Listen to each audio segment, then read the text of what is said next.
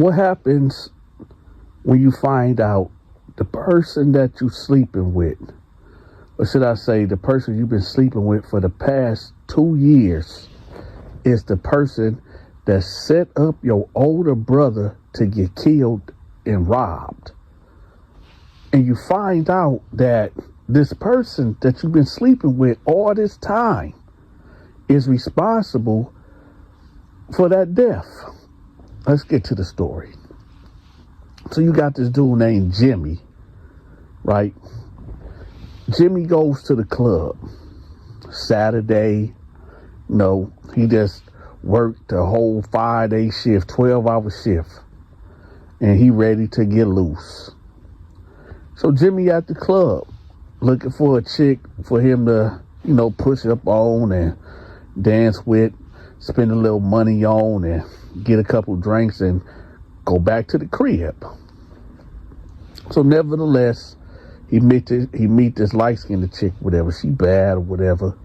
He walk up to her like, hey, what's up with you? And she like, you gonna buy me a drink? And he like, hell yeah, I'm gonna buy you a drink. So he like, what you want? She was like, you give me some hypnotic. He was like, I bet. So he tell the bartender like, yo, let me get, 2 days of hypnotic. I'm like, all right. So he like, what's your name? She tell him the name or whatever. And he like, listen, I'm going to be real with you. I ain't going to lie. You bad and I want you. Like, I really, really want you. And she like, what? And he like, yeah, you are bad. And I really, really, really want to, I want you. So she was like, well, what you going to do to me? And he was like, man, look, let's leave out of here. Forget me telling you what I'm going to do to you. Let me just show you. So she was like, I don't even know you like that. You going to think I'm a hoe. He was like, girl, trust me. The way I'm thinking, I don't give a fuck what you are, who you are, right? So nevertheless, she drink her drink or whatever, and they leave. They get in his car and they drive to his house, right? So when they get to his house, he go in, he let her in or whatever. She is sitting in the living room and she watching TV or whatever. So he comes from his room and, he put on a Jimmy hat. And for those that don't know what a Jimmy hat is, if you don't know what that is, then, hey, it is what it is. So he put his Jimmy hat on and they just get to it immediately, right? They do what they do. They take it to the bedroom. They end up going to sleep maybe an hour later. They both sleep. He gets up because her phone is blowing up, like really blowing up or whatever. So he's looking at the phone and it's a BD. Now, most people would think that's, stand for, baby daddy or something like that or whatever. So he paid no mind because he like, look, I just met this chick. I don't know her like that. This ain't my girl. Shoot, I just wanted to hit. I just met her at the club. So I ain't going to trip if a dude calling her phone. I ain't tripping off that, whatever. So he like, all right, whatever. So he ended up going to sleep again. He wake up, she gone. She ain't there. So he get up, he calling her name or whatever, she ain't answer. He go to the front door and he see that the door is unlocked. He like, damn, man, she couldn't even lock the door. All right, whatever. So he go start his day or whatever. And so he called her like, hey, man, what's up, big head? And she like, who is this? He was like, man, stop acting like you don't know who this is. She was like, no, who is this? And he told her, she was like, oh, my bad. What's up, man? What's going on? He was like, dang, you couldn't wake a nigga up and let me know that, you was leaving or whatever. She like, man, I had to go, man. I had something to do or whatever. And he was like, dang, you could have told me so I could lock the door up or something. And she was like, my bad, but I had to go. I didn't want to wake you up. You was looking like a baby after I done put that on you. So they start talking greasy to each other back and forth or whatever. So we gonna just fast forward maybe a week later. Now they are seeing each other day near every day and they messing around every day, right? So maybe after 2 weeks, they decide like, okay, we a thing. We a couple. We together now. So she ended up moving in with him, and everything is cool. Everything good. Now, at this point, he haven't met none of her people. He ain't met her mama, her daddy, her brothers, her sisters, cousins, best friends, nobody, right? It's just him and her. So one day he asked her, like, yo, who your people is, whatever. And she get the naming off people or whatever, and he like, oh, okay, I know that person. Oh, I know this person, blah, blah, blah, blah, blah. Now let me give y'all a little backstory. A year ago, his big brother got unalived, okay? It was an unsolved mystery. Don't nobody really know, people got their suspicions of who did it, but don't nobody really know. It's a cold case, when it comes to the cops. All leads led to a dead end or whatever, so it's a cold case or whatever. So, keep that in mind. So we're going to fast forward a couple months later, whatever.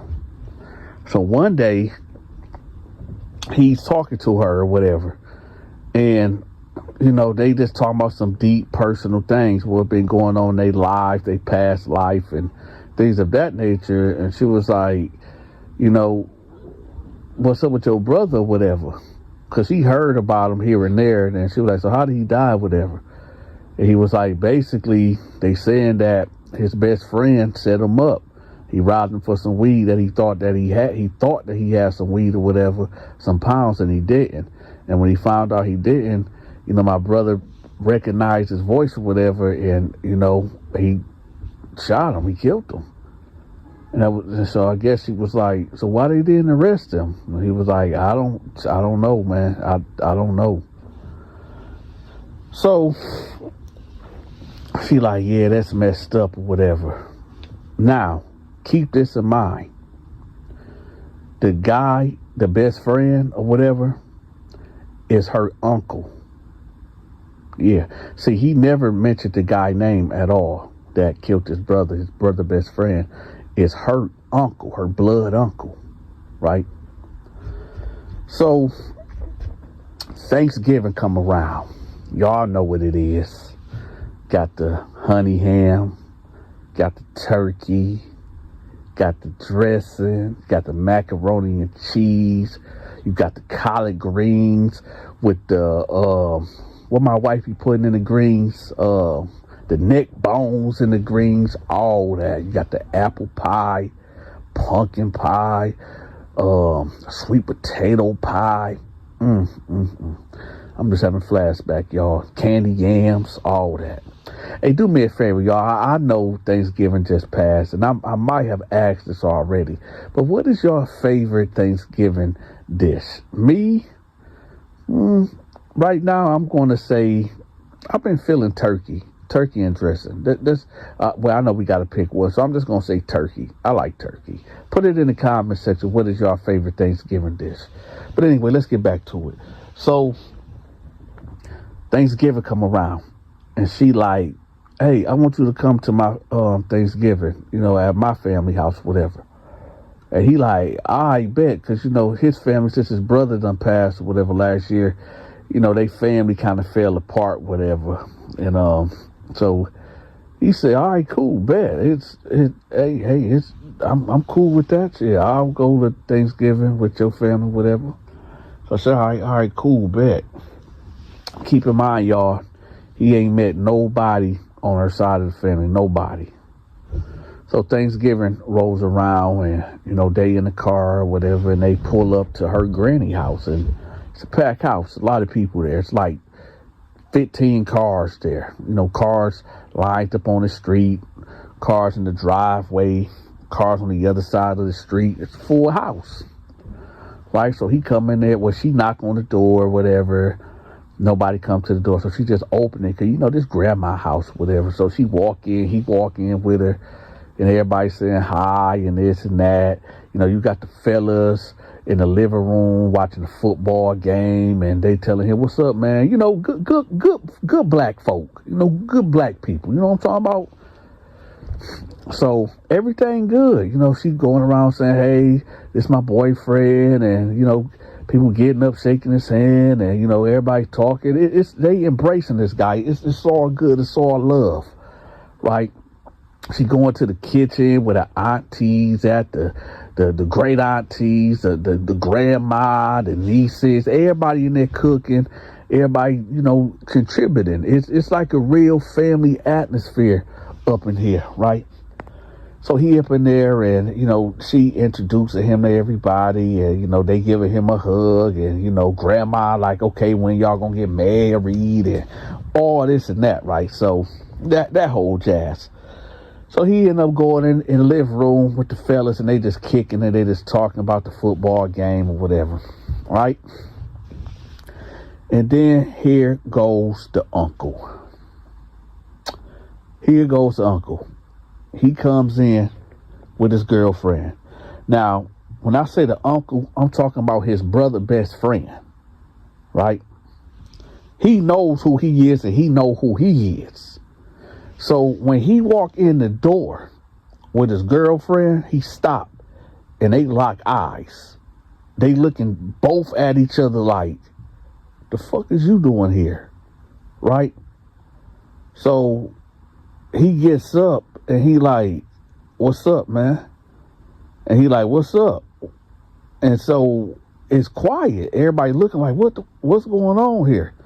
So he like, what the fuck you doing at my grandma's house? So then, you know, the other uncles and nephews and stuff like, oh, what's going on? Right? So the girl come in there because she hear the commotion, and some of the aunties, she like, what's going on? He was like, man, this the motherfucker that killed my brother, man. This the motherfucker that killed my brother. He was like, man, what, man? I ain't kill your motherfucking brother, man. I'm tired of you keep saying that shit, man. That was my dude, man. That was my guy. Right, so they arguing back and forth, and you know, everybody standing up, getting in between them. You got some of the cousins like, well, shit, man, if you swing, I'm swinging. And he like, what? So, hey, it's a whole ruckus. So grandma like, listen, man, you gonna have to go. You gonna have to go. Y'all gonna have to go. Y'all gotta go.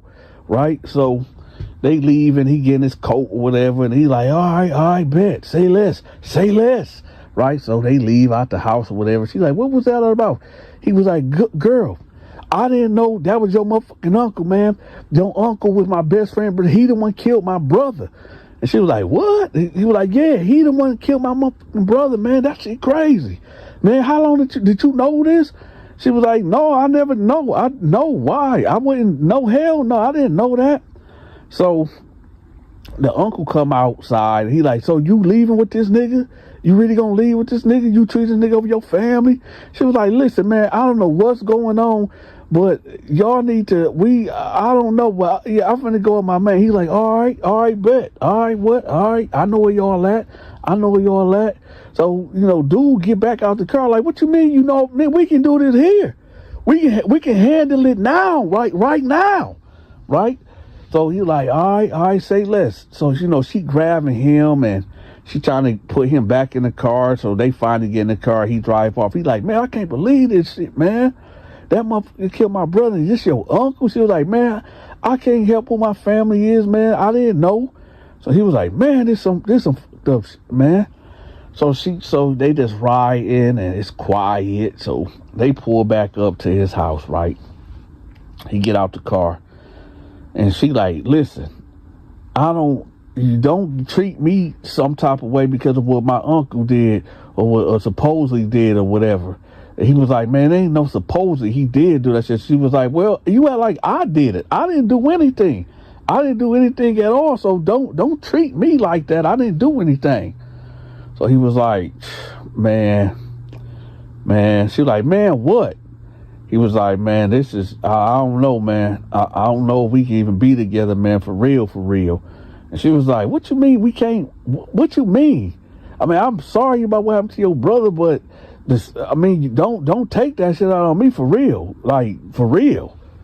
So he was like, man, all right, whatever, man. About,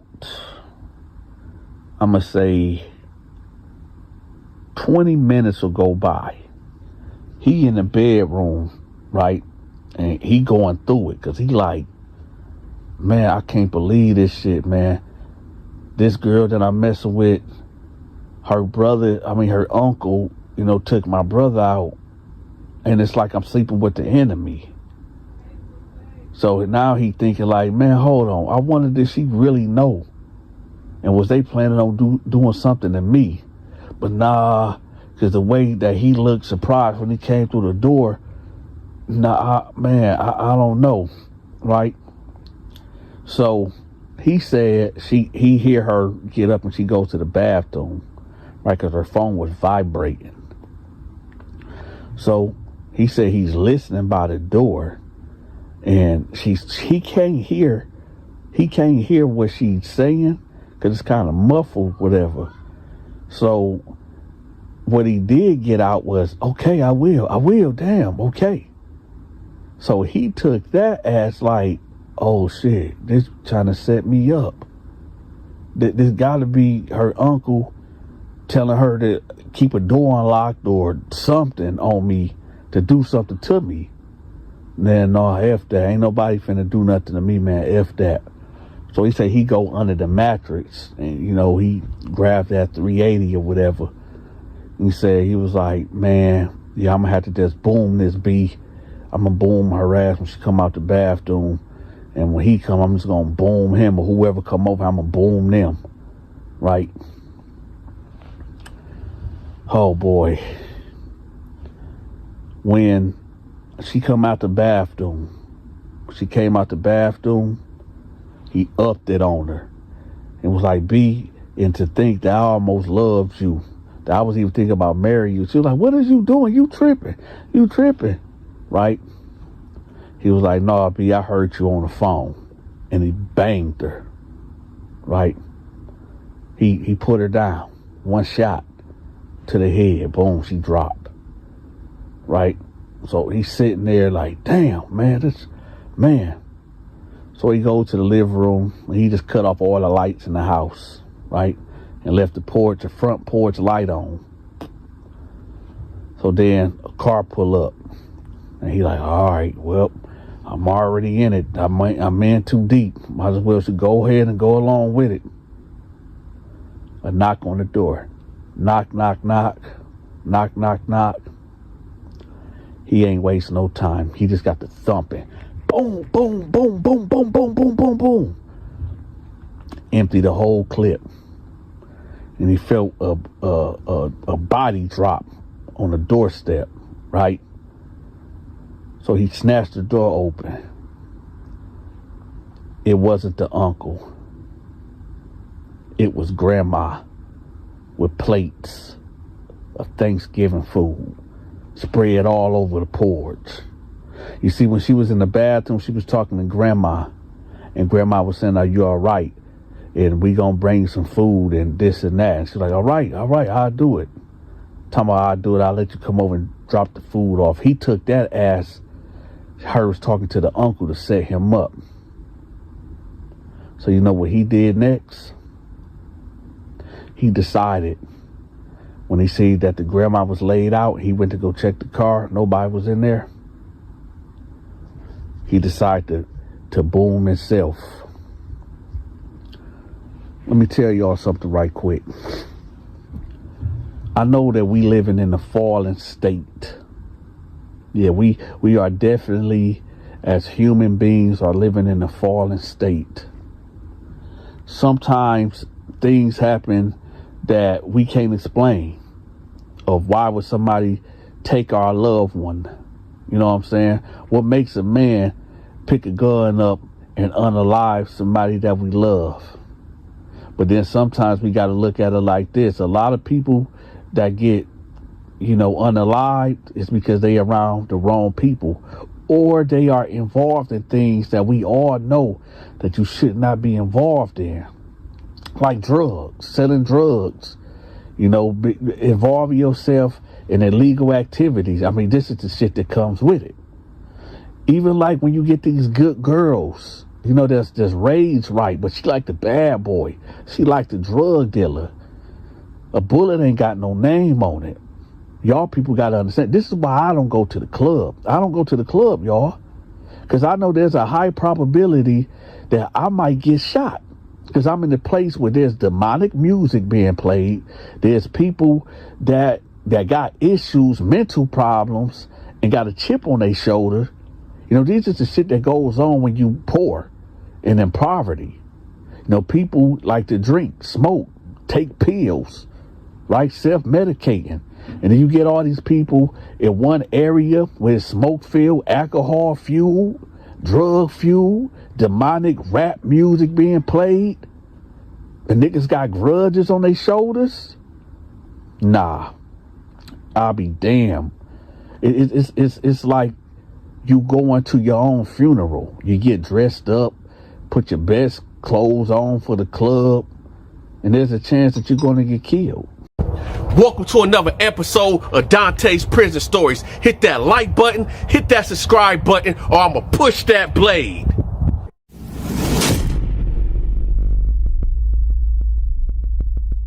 So one day, Freaky Freddy coming to the pod, right? And I never met this man. I never met him. I never knew who he was or nothing. So every Tuesday we get new inmates, right? So he comes in and he looked like a regular black dude. You know, it wasn't nothing special about him. So when he comes in, he actually comes in with 3 laundry bags, right? Now, in my head, either he got clothes in them or he got commissary. Nevertheless, you know, me and my crew was involved in certain things like offering protection for commissary. Or, how can I put it? If you got something that we want, where you can either give it to us or give it to us. Yeah. So anyway, I beamed in on Freaky Freddy. So he's over there at the control booth getting his cell assignment, right? He ends up getting put in my cell. Now, at this time, I didn't have no cellmate. So when I heard the guard say the cell name, I instantly get up and I go right to the cell, right? So I'm standing in the doorway. He was like, "Hey, what's up?" I said, "What's up, man?" He was like, "Can I come in?" I said, "What's your charges?" He was like, "Listen, man, I've been down for about 15 years already, man. Like, you don't need to do all that." I said, "You got bad charges?" He was like, "No, man, I ain't got bad charges, and I will tell on you if you." I said, whoa, hold on. What you mean? You a snitch or something?" He was like, "No, I just ain't got time for the games." Now, let me let y'all know. In Jackson, if somebody goes to the guards and tell them that you are asking for their paperwork, you can get thrown in a hole or you can get written up. And he knew this, right? So, yeah, you don't supposed to ask people for their paperwork, but at the same time, I'm asking for that paperwork. They don't have to show you it, but, hey, the guards can't be everywhere, right? So me knowing that he know what he talking about, I just go ahead and let him come in. So, you know, I gave him a regular spiel. You know, you got the top rack, whatever, whoop-de-woo, right? So he like, "Hey, I see you running a stove in here, man." I said, I'm the stove man in here. He was like, "Oh, okay, that's kind of funny because I run the stove too, where I just came from."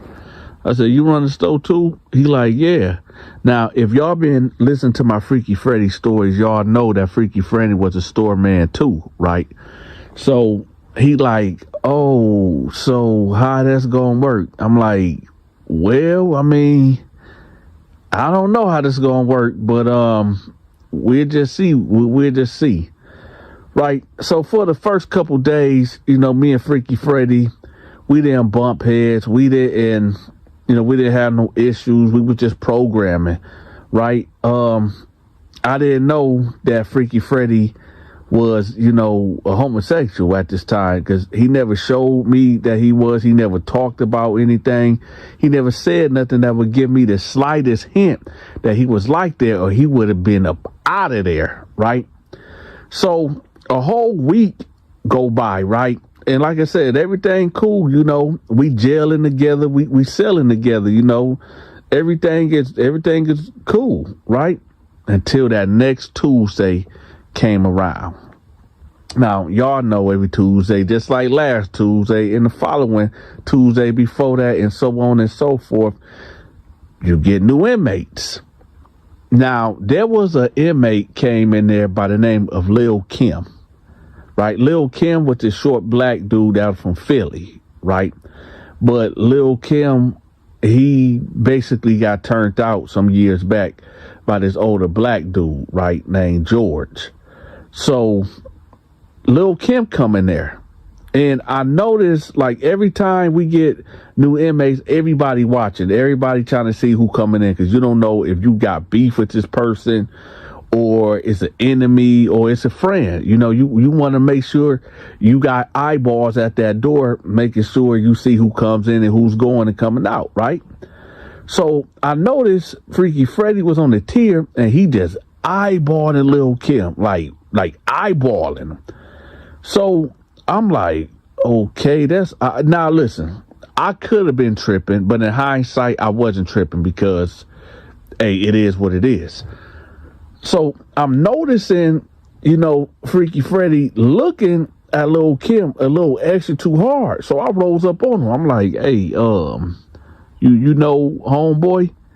He was like, oh yeah, that was my bunk mate. That was my cellie from the other dorm where I got transferred from. I said, that was your cellie?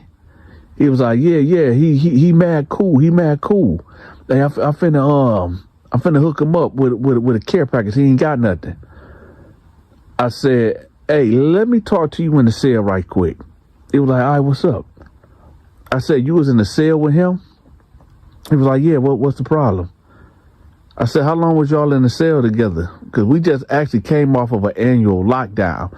And with the annual lockdowns, whoever you in the cell with, you have no choice but to be in there with that person. We was on this annual lockdown for 2 months, y'all. So if the only way you get out that cell, if you get out that cell on an annual lockdown, you go into the hole until it's over with. So I'm giving him the benefit of the doubt of this, saying, was y'all locked in because of the annual lockdown or what? He was like, no, man, we actually been in the cell together for a whole year. And so I said, y'all was in the cell together for a whole year? He was like, yeah, man, yeah, he cool, but yeah, I'm about to give him a care package. I said, hey, listen, you know, you've been in here for a week now, and you said you done got 15 years in, and I don't know where exactly you did your time at, but you know, how long you been here? He was like, man, I've been here for 5 years. I said, okay, so you know, without no shadow of a doubt, you know that you cannot sail up with no punk, right? And he was like, oh man, so you one of them type of guys too? I said, hey, listen, man, hey, I can't tell you how to program. I can't tell you how to live. But let me ask you a question. You ain't see nothing wrong with you being in the cell with Lil Kim for all that time? He was like, no, I didn't see nothing wrong. I don't understand what's your angle. I said, are you gay? And he just got quiet. And then he's got to look into the ground, and he was like, why would you say that? No, I'm not gay, man. I'm not gay. I said, are you interested in this person? Is you interested in Lil Kim or something? And I said, you know what? Forget it. Why didn't you get Lil Kim out your cell? Because you know how we program here in this prison. If you ain't like that, he ain't supposed to be in your cell. So he was like, hey, bro, listen, I'm not gay, but I'll tell you this. I indulge. I said, what? Come again? He said, yeah, I indulge, man. What's the problem? I said, hey, you got to get out the cell, homeboy. He was like, what you mean I got to get out? I said, you got to get out this. And I said, you know what? I don't ask twice. So he was like, well, what you mean you don't ask twice? I said, hold on. So I go to my locker and I grab my sock. And he like, what you doing? Then I go and put my lock in the sock. He was like, hey, man, you ain't got to do that. I said, listen, I don't ask twice at all. Get up out this cell. He was like, hey, man, dog, that you don't even got to come to that, man. You ain't got to be that way. I said, get out this motherfucking cell right now. So he was like, all right, man, all right, just chill. So then he walked out the cell. He goes down there and he's trying to get the attention of the guards, right? But they ain't having none of it. They trying to get these new inmates, cell assignments, right? So he like, hey, yeah, I really need to talk to one of y'all officers. And they like, listen, man, we ain't trying to hear nothing until we get these people in a cell. So he like, well, that's the thing. Before y'all do the cell assignment, do you think I can get out the room that I am? Because, me and my cellie having, some disagreements and I wanted to lead to something else. So he like, the guard like, hey, man, this ain't the Motel 6. This ain't Burger King, man. You can't have it your way, man. Nah, man, go back to your cell. So he was like, as a matter of fact, everybody locked down. Everybody locked down, right? So we like, what? Well, I'm not like what, but everybody else is out there doing what they doing. Like, man, what? They're like, man, lock it down. Everybody lock it down till we get these people in they cell. So, hey, Freaky Freddy, come on back up there. And I'm sitting on the desk right now. And he just standing at the cell door. We all locked in now. And he like, hey, listen, man, I already talked to them.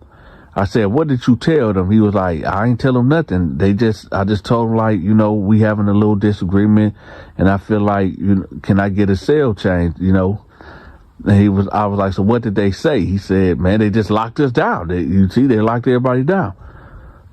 I said, listen, man, I don't know you. And you don't know me.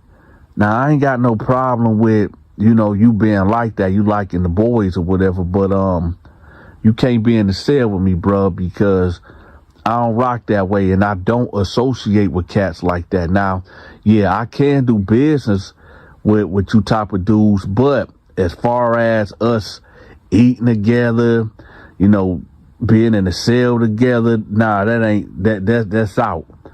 He was like, well, I mean, I don't, okay, I guess. I'm like, all right, man. So the guard come to the door. He like, hey, is it a problem up here? And, Freaky Freddy was like, no, it ain't no problem. But, me and this guy, I've been locked up for 15 years. And, me and this guy I can just tell we not going to get along. And the guard was like, well, what's the problem? You got to tell me something. He was like, well, it ain't really a problem. It's just, I'm older, he's younger, and, I can just see us, having an altercation or some type of confrontation up in here. So the guy was like, you know what? There is a cell that's open, but, you won't be, I'll move you there tomorrow. Or I'll move you tomorrow. So he walks off. So Freaky Freddy like, is that good? Is that cool? I said, yeah, man, that's cool. It's all good. You'll be going tomorrow, so it ain't no thing, right? So then we all come off a lockdown, right? They pop the doors, everybody go back out, right? So Freaky Freddy instantly leaves out, and I see him at the control booth, right? So he's over there talking to the guard, like, yo, what cell I'm going into? And they like, well, it's two cells is open right now. It's the one with Lil Kim, and it's a single cell.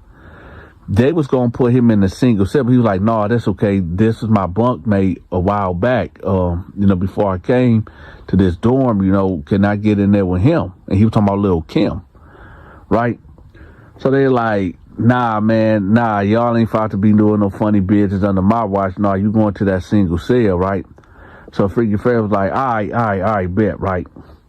So about 5 minutes later, I get a knock at the door. Knock. I'm like, what's up? It's Lil Kim. I said, what's up, man? He was like, hey, your name Donta, right? I said, yeah, what's up? He like, you the store man, right? I said, yeah. He was like, oh, wait, listen, I don't really got that much. And then Freaky Freddy just come out of nowhere like, hey, what's up, man? Where you been at, man? And they get to talking. And now at this time, Freaky Freddy is in the cell and Lil Kim is right outside the cell. And they just talking. They just catching up. He's like, man, no, I got you, man. No, everything on me. You ain't got to borrow nothing. So Lil Kim kind of stepped in the cell. I said, oh, whoa, hold up. I said, hey, man, y'all gonna have to roll up out of here. Or, he got to get up out of here. He got to stand up outside the cell, man. Ain't no way he finna be up in here. That's out, right? Lil Kim step out and Freaky Freddy like, hey, man, listen, man, I'm about to be going tomorrow, man. You ain't got to be doing all that, man. Why you act like you just so homophobic or something, man? Like, you act like what's your deal? I said, what? He was like, yeah, man, I don't like that, man. What's your deal, man? This was wrong with you. You young dudes, y'all just hate what y'all don't understand. I said, hey, man, listen, I ain't trying to hear nothing you saying right now. Matter of fact, I swear. So then I get up, right? At this time, I'm going back to the lock in the sock, right? I said, hey, man, check this out. You not sleeping in this motherfucking cell. You gonna have to go today or I'ma kill you. He said, what you say? I said, hey, Nick. I said, you not sleeping in this cell. Either you gonna get up and you gonna leave out this cell right now, or I'ma kill you. Freaky Freddy was like, all right, bet. Yep, that's all I need to hear. That's all I need to hear, right? I'm like, hey, if you gonna do something, then do it. I don't want to hear all that sly talking, all that slick talk, right? He like, hey, man, listen, I'm finna just go ahead and roll up right now. I'm finna pack it up right now. I said, all right, bet, you do that then. About 5 minutes later, here come the guards. Donta, what's up? Pack it up. For what? Pack it up. You know what you did. I said, what did I do? You ain't finna be out around here threatening people, especially because how they lifestyle is. I said, what you mean? Like, what are you talking about? So you didn't just threaten this man because of his sexuality? I said, no, I didn't threaten this. I said, no, man, he was in a cell. I said, never mind, forget it. Just forget it. They like, so it's going to be a problem or what? I said, no, man, it ain't going to be no problem, man. So I go back to the cell. So the guard like, hey, listen, we just going to go ahead and move him. You already been in here for the last 6 months. We just going to go ahead and move him. We just going to just leave it alone. But I promise to God, Donta, if you touch this man or you touch Lil Kim, you going to the hole for a year. I promise you that. I promise you going to the hole for a year. I said, man, I ain't even think about that dude, man. All right, man, whatever. So then Freaky Freddy come in there. He started packing all his stuff up, right? And then he walk out and he leave. That was my introduction to Freaky Freddy, y'all. That was my introduction to him. From that day on, me and him always had issues. Always. In hindsight, I ain't even gonna say that because that'll be wrong. That'll be wrong. But anyway, hey, y'all let me know in the comment section if y'all feeling this puppet thing. If you feeling this puppet thing and you want to see more stories of me telling these stories in this puppet way, y'all make sure y'all subscribe to the new channel that's going to be pinned at the top of the comment section. And with that, y'all. Oh, one last thing, y'all. If y'all haven't became a member yet, make sure y'all become a member. I'm going to put Donta's members link at the top of the comment section too, because I'm finna be dropping my skits and my movies on there really soon. So only people that can watch it is the people that's going to be members. All right. So y'all make sure y'all, if y'all have not became a member of the Donta Show Network channel, make sure you become a member. And with that, y'all, I'm out. If you want to continue to show your support for the Donta Show Network, make sure you send your weekly donation to our Cash App, our PayPal, and our Zelle. It is highly appreciated. Until next time, take care.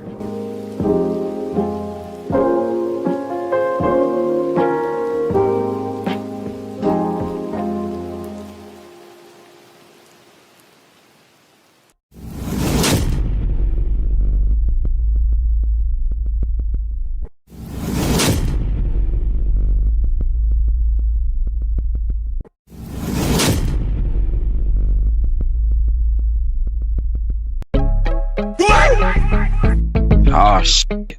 Here we go again.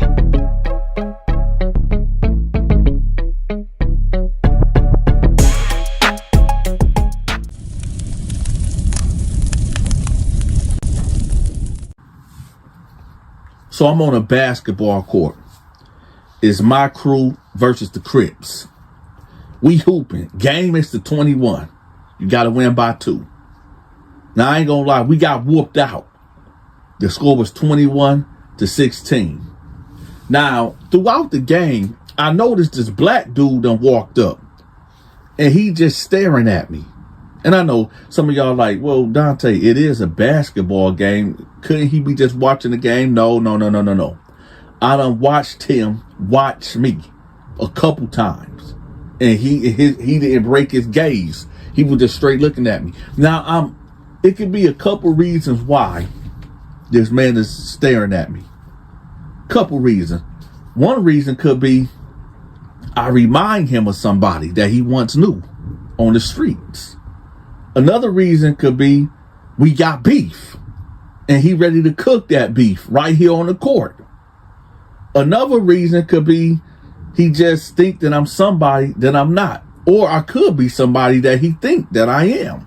Who knows? So after the game, I bounce up on him, right? I said, what's up, man? Do I know you? He was like, your name Donta, right? I said, yeah, what's happening? He was like, oh, man, I'm Brooks. I said, do I supposed to know you? Do that supposed to mean anything to me? He was like, no, man. Word is that, cats come holler at you if they need protection. I'm like, oh, okay, what's up? This business. He said, no, it ain't business. I just don't want you getting in my motherfucking business. I said, what? He was like, I don't want you getting into my motherfucking business. So I'm like, well, what's happening then? He was like, listen, this white boy that I've been catering to and pushing up on, and I feel like he gonna come to you, and I'm just letting you know what's gonna be a real motherfucking problem in here if you intervene in what I got going on. I said, hey man, check this out. I don't turn down nothing. I don't know what you got going on, and I don't know what white boy you talking about, but if he do come to me because he needs some protection or whatever, he gonna get it if he got that money. He was like, all right, we'll see. And he walked off, right? So then my homeboy, J Rock, pulled up on me, right? Yeah, and yes, y'all, this is the same J Rock. Now, this is before J Rock got exposed for, doing the unthinkable with one of them punks, right? So anyway, he like, hey, what's up, man? What? I said, man, this fool done came up talking about I be getting in his business, and I protect this white boy that might seek me out, and it's gonna be a motherfucking problem. He like, oh man, what's up? We can go handle that right now. I said, nah, hold on, man, chill, fall back. He was like, no, man, hell no. I said, no, just chill. I got this, right? So y'all know my routine. After I work up a sweat, I got to go hit the shower, right? I got to hit the shower. I can't be just walking around all funky and sweaty, right? So I go to my cell, right? And the doors pop. Boom! I forgot, y'all, it's Tuesday. I should have known that it was Tuesday because today was spaghetti and meatball day in prison. Now, before we go on, I need to ask y'all a question, okay? It's a real quick question for the audience. Do y'all eat sugar? That's right. Do y'all put sugar in y'all spaghetti? Let me know in the comment section. Me, that's a no-go for me. But I noticed a lot of people like putting sugar in their spaghetti. Let me know in the comment section. And like I said, for me, that's a no-go. That's out. I'm not going for that. Okay? So anyway, let's get back to the story. So I go to my cell. Boom. I hear the door pop. Bang! Tuesday. The new inmates coming in. Now, Donta ain't got no celly at all. So I know one of these cats coming up in here. So I'm like, damn, let me just wait a minute. Let me see who's finna come up in here, right? So I'm watching like a hawk over the tier. 2 white boys and 3 black dudes come in, right? And one of the black dudes that come in is the dude Brooks. Dude that just pressed me, and I'm gonna call it a press, because it was damn near a hard press. He pressed me, right? And yeah, I could have did something to him right then and there, but no, I got too much going on. Too much going on. And I'm not a real emotional person that lose my cool like that, right? But there you go. So I'm like, oh, this motherfucker up in here. So I'm watching him, right? The first white dude get his cell, boom. Second white dude get his cell, bam. The 2 other black dudes get their cell. And nobody's coming my way. So I'm like, motherfucker. So now the depth point up that way where I'm at, and he started walking. I said, ain't that a bitch? So he come up there, right? And I'm standing right there in front of the cell. He was like, oh, what's up, Donta? I said, what's up, man? He was like, oh, I guess we cellies. I said, yeah, I guess so. So he was like, damn, you ain't gonna let me come in the house? So he go in, right? I said, hey, listen, man, check this out. We got to get some straightening. Because that you pulled early. He said, man, listen, let me tell you what's going on right quick, bro. Let me just tell you what's going on. He like, look, that white boy that I was telling you about, when he first got in here, he ain't have nothing. Nothing at all. And I've been looking out for him for about 2-3 months. And I've been feeding him. I've been putting clothes on his back. I've been getting him drugs. I've been taking care of this dude. And look, I'm going to be real with you. I wanted some things from him and he couldn't provide it. And I'm like, okay. He like, but bunk all that, man. You know, rumor has it that he was going to try to come to you to get his debt cleared and get up under your protection instead of, you know, paying me. So I just felt like, you know, if he would have did that, you would be directly messing with my money. And I couldn't have that. I mean, you know how it is up in here. I said, okay. I see what's going on. But I said, but at the end of the day, man, you ain't have to come so strong like that. It was like, yeah, but man, you know how it is up here. I said, yeah, I know. So I said, well, look, how long you been down, man? He was like, shit, man, I've been in this motherfucker about 12 years, man. I said, 12? He was like, yeah. I said, all right, so I don't got to tell you, you know, how to program, right? It was like, man, listen, D, I ain't got time for no nonsense, man. You do you, I'm going to do me. I know how to keep the cell clean. Man, I know what's going on, man. I said, all right, man. So I go down there, I go get in the shower, right? So usually when I get in the shower and I'm in there by myself, y'all, I just be in my thoughts. One of the thoughts be like, man, what the fuck am I doing here? How the fuck did I get here? Right? Another thought go in my head is like, I don't know if I'm going to make it. I don't know if I'm going to make it because little things can turn into big things, right? And it's like danger lurks around every corner. You could be I could be in the shower right now hearing my thoughts. And the motherfucker can run up in here with a 12-inch blade and try to hit me in the neck with it for something I done did to him a couple months ago or a year or two ago. Or it could be somebody that just want to, you know, do something to somebody to go to a max level where it's 23-1, or just locked down every day because they scared or they running from something and they need to go into maximum custody, right? And they might just pick you out of the whole bunch and try to do you in. Or it could be a motherfucker just brewing something in the microwave, right? Something hot and sticky. It come throw that shit on me. These are the things that I think about constantly while in prison, in the shower when I'm by myself. So nevertheless, cut the water off, I dry off, put my shirt on, put my drawers on, put my pants on, put my shirt on, and I bounce out. I still got my shower shoes on though. So I go back up to the cell. A code get called. Lock down. Everybody lock down. So I'm already here. So I get up in the cell. He like, what happened? What happened? I'm like, shit, I don't know. Right? You got dudes piling in, coming on up in the unit, right? Everybody getting locked down. I'm like, I'm on the bar. Like, hey, what's happening? What happened? Like, man, hey, some fool got stabbed in the kitchen, man. Some nigga got stabbed in the kitchen. I'm like, oh, who was it? They're like, man, some white dude, two white dudes was fighting and somebody got aired out, man. We don't think he gonna make it. So I'm like, oh, okay. Now, that's typical. Shit like this happen like every other day. I don't think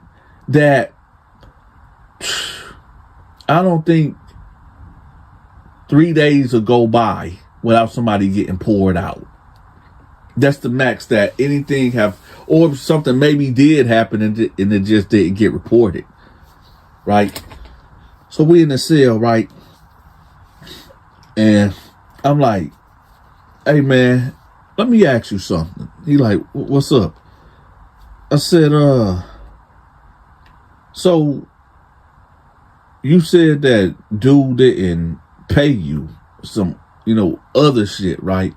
He said, yeah. I said, what exactly do you mean he didn't pay you some others that you wanted? So he was like,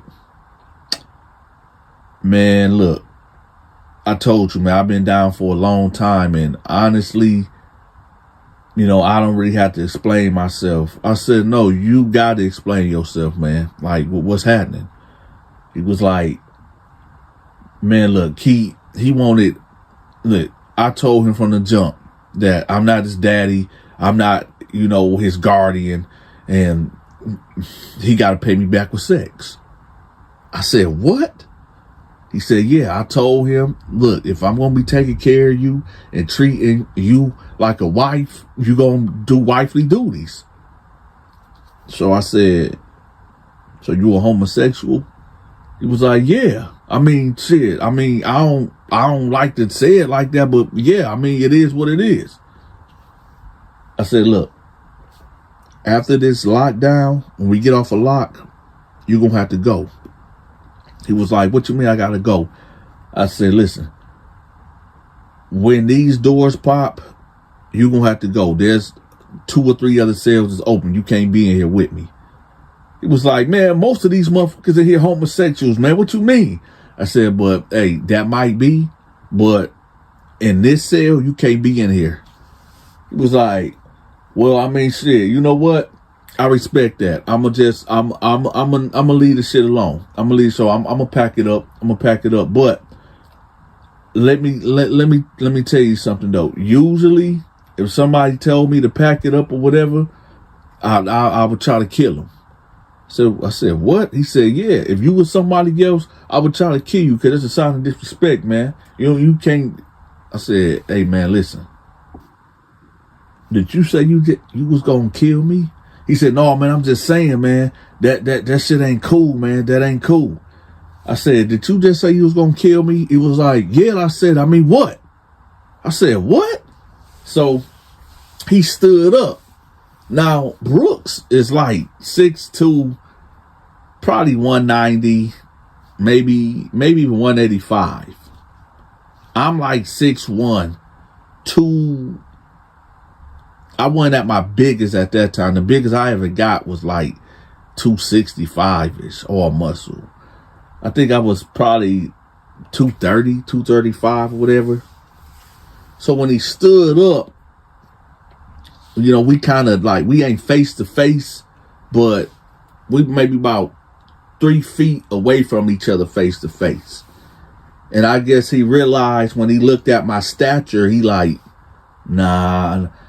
So he put his hands up. He like, you know what? You got it. As soon as this lock is over, you got it, man. You got it. I said, yeah, all right. So I jumped up on the top bunk, right? And I laid down. So he like, hey, Donta, look, man, I know we got off the wrong foot, but Man, listen, I don't want no problems with you, bro. I'm just sitting here doing my time, bro. I don't want no issues with you, man. I'm good. I'm good if you good. I said, we straight, man. So it was like, hey, Dante, let me ask you a question, man. How do you feel about tricking? I said, tricking? He's like, yeah, like tricking. I'm like, well, shit, I mean, you talking about out there in the streets, right? He like, yeah, man, yeah. I said, well, I mean, I don't feel no way about it. If you ask me, have I ever tricked before? No, not really. And he was like, well, you want to know why I got locked up? I said, why? He was like, well, shoot, man. All right, so you ever heard of this website called POF? I said, yeah, I heard of that. He was like, well, it's called Plenty of Fish, and basically it's the dating website or whatever, right? I said, yeah, I know all about it. It was like, well, what I used to do when I first got onto it, I was, contacting women or whatever and, trying to go on dates. But the women that would accept me or whatever, they was like fat white girls and, fat black ugly girls. And so what I started doing is, I wasn't turning it down like, sex or whatever, but what I would do, I had sex with them, and then I rob them when they go to sleep, or if they leave me in the house alone, I just rob them. I said, oh, okay. It was like, well, one of these times where I did this, I met this Latino chick or whatever, and she told me like her husband was getting out of prison, but they not together or whatever. And this before I got locked up. You know what I'm saying? And, I'm thinking like, okay, your husband getting out, what they got to do with me? And she was like, basically, he getting out any day now. And he might just pop up at the house or whatever. So he said, like, when she told him that, he didn't know that it was going to be today. This was going to be the day that he got out and came over here. So he said, nevertheless, he screwed the chick or whatever. They in the bed, sleep. It's a knock at the door. Knock. He like, hey, somebody at the door or whatever. So she got up, went out there, came back in the room fast, like, hey, that's my husband. And he like, man, I thought you said he was in prison. She was like, he was, but I didn't know he was getting out today. He was like, man, this crazy. Like, you just told me about this, and he out today. Man, all right. So she was like, well, you gonna have to leave out the window. And he was like, man, I'm 50-something years old, man. I'm not about to go out no damn window. No, I'm finna go out this front door. So she was like, no, don't do it. So he was like, man, forget all that. So he said he opened the front door. And the husband, I ain't gonna say that, but the husband was like 5'5", 5'6", or whatever, a little short Mexican dude, but he had a little weight on him, some muscles on him a little bit, because I guess he just got out the joint. So he like, who was you? And Mr. Brooks was like, shoot, who was you? He was like, man, this my wife's house. This my wife's house. And he was like, well, I mean, that ain't got nothing to do with me. And he said he tried to walk past him, like Mr. Brooks said he tried to leave out the house, but dude put his arm up like, hold on, man, wait, what are you doing coming out of my wife's house? So he said, like, don't put your hands on me. So he said they got to arguing back and forth, and Mr. Brooks telling him, like, man, go ask your B. Don't question me. The Mexican dude like, man, who are you and this and that? So the wife finally came from the back. She in her robe, and the husband like, man, who the fuck is this, man? Who is this guy? So she was like, I told you I got friends and all this and that. So I guess whatever he heard or whatever when she said I got friends or whatever, he seen his wife coming out in the robe. He put two and two together and he fired on Mr. Brooks, right? He punched him.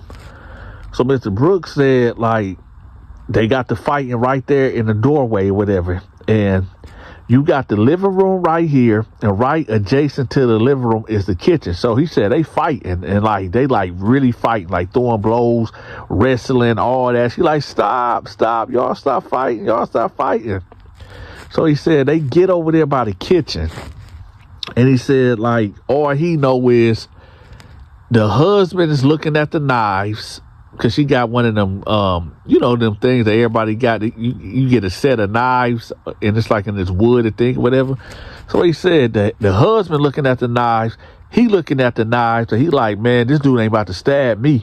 And I guess the husband thinking the same thing. So they both trying to get to the knives, right?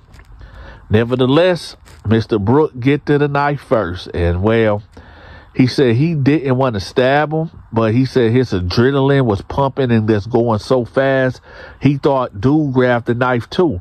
And he said when they hit the floor, he just started stabbing him. So he said, like, dude was like, no, don't hurt me no more. Stop. Please, don't hurt me no more. Don't hurt me no more. Right? So Mr. Brooks said he got up and he was like, man, look what the fuck you made me do. Look what the fuck you made me do. He said it to the wife or whatever. And she was like, just leave, whatever. So he said he threw the knife down, just took off running, jumped in his car and left. He said, well, now I'm here. I'm here now. I said, damn, that's wild, man. He like, yeah, I know. So I said, so what got you, messing with these dudes in here? He was like, man, Dante, look. I'm pushing 70-something years old, man. I'm not getting out of here, man. They gave me 25 to life. But by the time I get out of here, if I get out, I'm going to be 100 years old. So everything that is outside in the free world, in the real world, man, no, this is my life now. That I let that shit go out in the real world, man, because this is life now for me. So, like, and again, I gotta respect you as a man that you don't want me in here, but at the same time, this is my life, dog.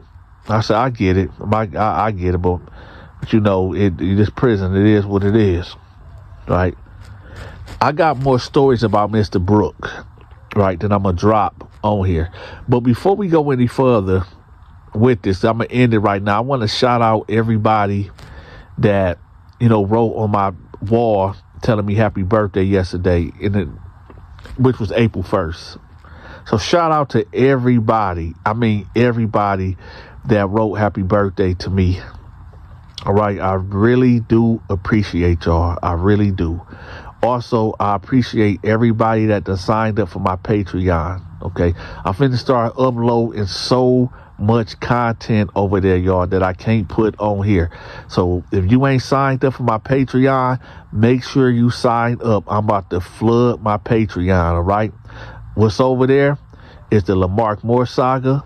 What's over there is the prison stories that I can't tell on this channel.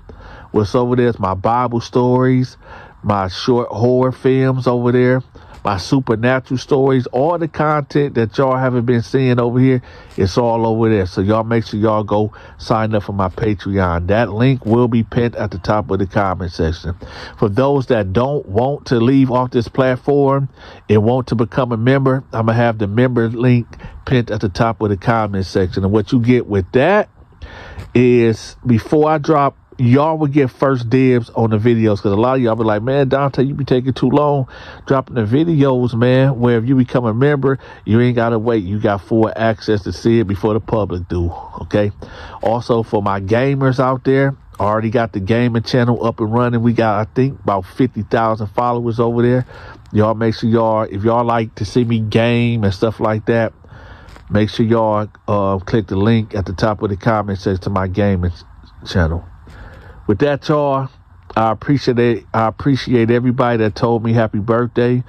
I need to shout out a couple of people that actually sent me birthday money. Give me 1 second, y'all. All right, y'all. Shout out to Angelique. Shout out to Dennis. Shout out to Derek. Shout out to Jamal. And shout out to Jasmine. I appreciate all of y'all for sending that birthday money. Thank y'all. Thank you. Thank you. And with that, y'all, I'm out.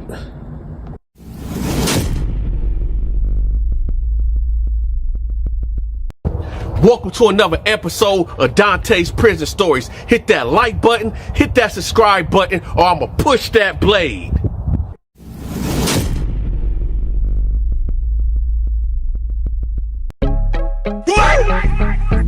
Ah, shit. Here we go again.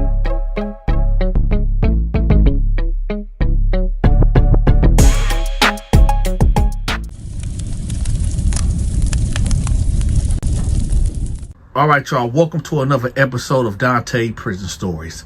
Today's story is about this dude named Dion that busted a nut in the chicken batter and served it to the East Wing Crips. Now, before we get on with this story, y'all got to do three things for me. There's three, okay? Number one, hit that like button just in case you forgot. Number two, in the comment section, we do something what I call the question of the day, okay? The question of the day is this: who will win the fight, the Leprechaun or Chucky?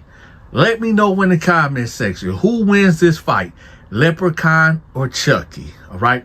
And the third thing, y'all, is that I made a Patreon where I tell my supernatural stories, my Bible stories, my short horror films that I do, and Lamarck Moore Saga is over there, and other content that I can't put on YouTube. So if y'all interested in all that other content, make sure y'all click the link to my Patreon, and my gaming channel is at the top of the comment section too. I play Fortnite right now, and I play Modern Warfare Warzone. So check it out. Now let's get back to the story.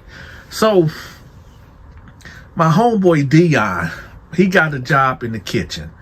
I knew Dion from Flint, Michigan. We went to Holmes Middle School. Shout out to Flint, Michigan. Shout out to Holmes Middle School. So I knew him back then. Now, Dion was a cool dude. He wasn't no gangster, no thug or nothing. He was just a cool, good dude, right? Now, time will go on where I will move to Atlanta. So from the age of 14 to 16, I was in Atlanta. So a lot of guys that I knew in Flint, it was a 2-year gap that I haven't seen them. And Dion was one of these guys that I haven't seen in 2 years because I was in Atlanta, right? In this 2-year gap, he ended up, unfortunately, killing his dad in a dice game. So with that, they end up giving him life without the possibility of parole as a teenager. Now, here's the thing, y'all.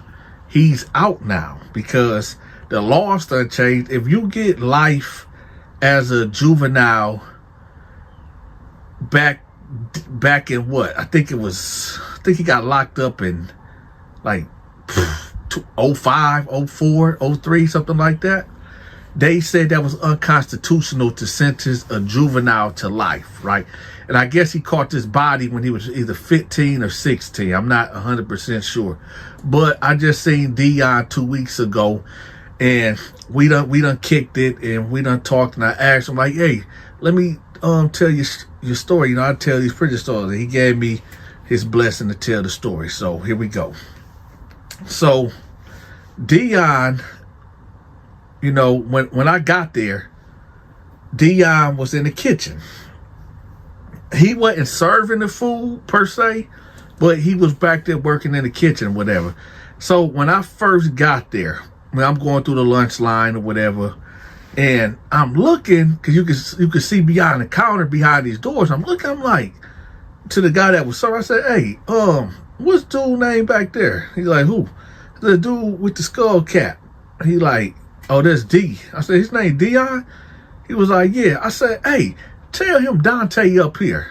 He was like, oh, okay, hold on. Now you got dudes in the back, and I'm like, hey, man, fall back, man, hurry up, man. What are y'all doing up there? And I'm like, man, y'all pipe down, chill, right?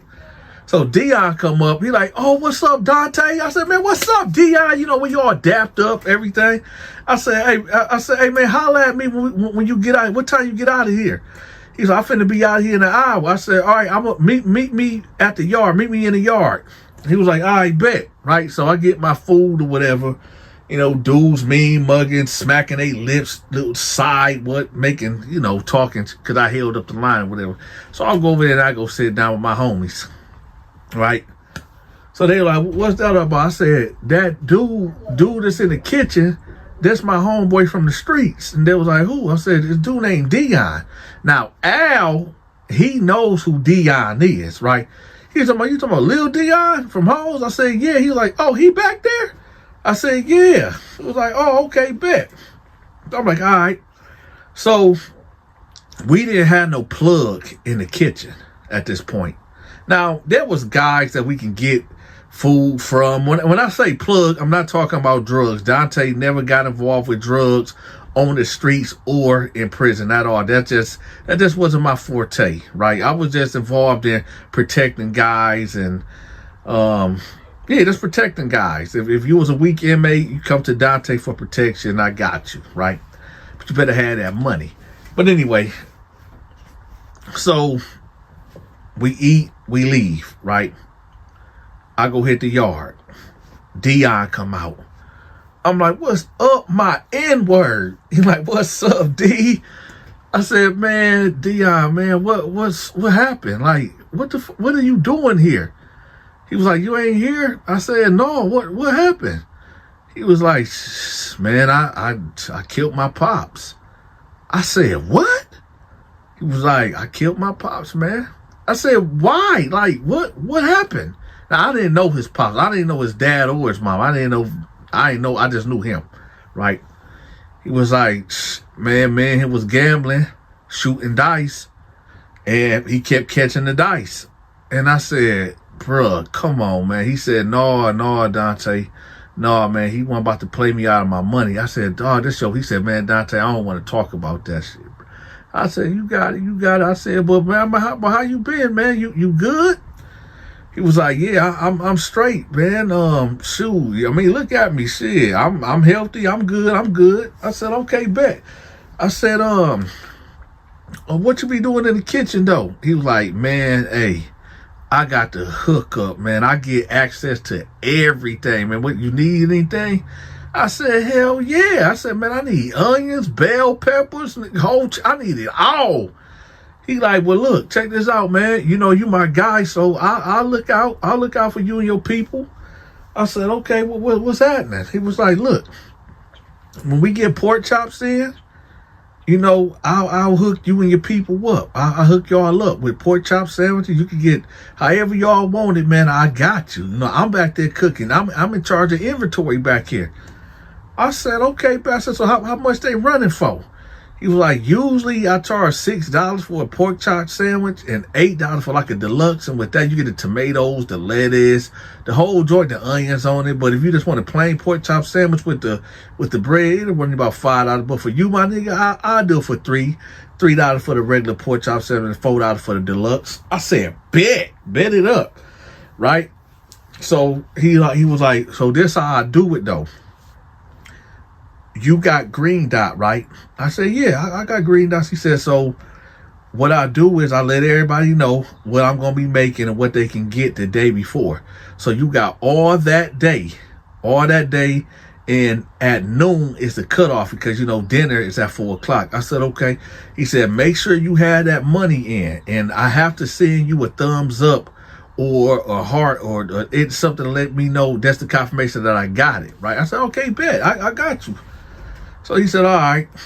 So I said, well, I'm going to holler at you later then. Like, all right. So he walked off. Now, Dion was not affiliated with no gangs or no organization. He was a neutron just like me, right? So I see he went over there with the Crips, right? And I guess he letting them know, like, okay, I got these pork chops coming in or whatever. You know, y'all get y'all money together and blah, blah, blah. He leave there. He go to the Bloods, the same spiel. Go over there to the white boys, same spiel. Go to the Muslims, same spiel. He over there, you know, getting it together. Let everybody know, like, hey, this was happening tomorrow. I got y'all.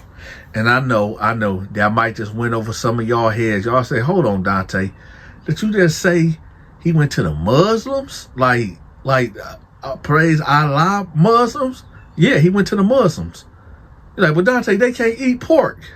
I never said that they was getting the pork. It was other things that he was selling, like turkey sandwiches and stuff too. He just let me know, because pork chops was like a high commodity in prison, because we rarely get it. We get it like twice a month or whatever. But he was just letting the Muslims know that he was getting, the turkey sandwiches on deck or whatever. So I see him going around. He talking to everybody. He leave the yard. All right, Dante, I'll holler. I said, all right, D. Right? So I go to my crew. I'm like, listen, y'all. Dion said that he can get us the pork chop sandwich, and we can get the deluxe with the lettuce, with the onion, with the tomato.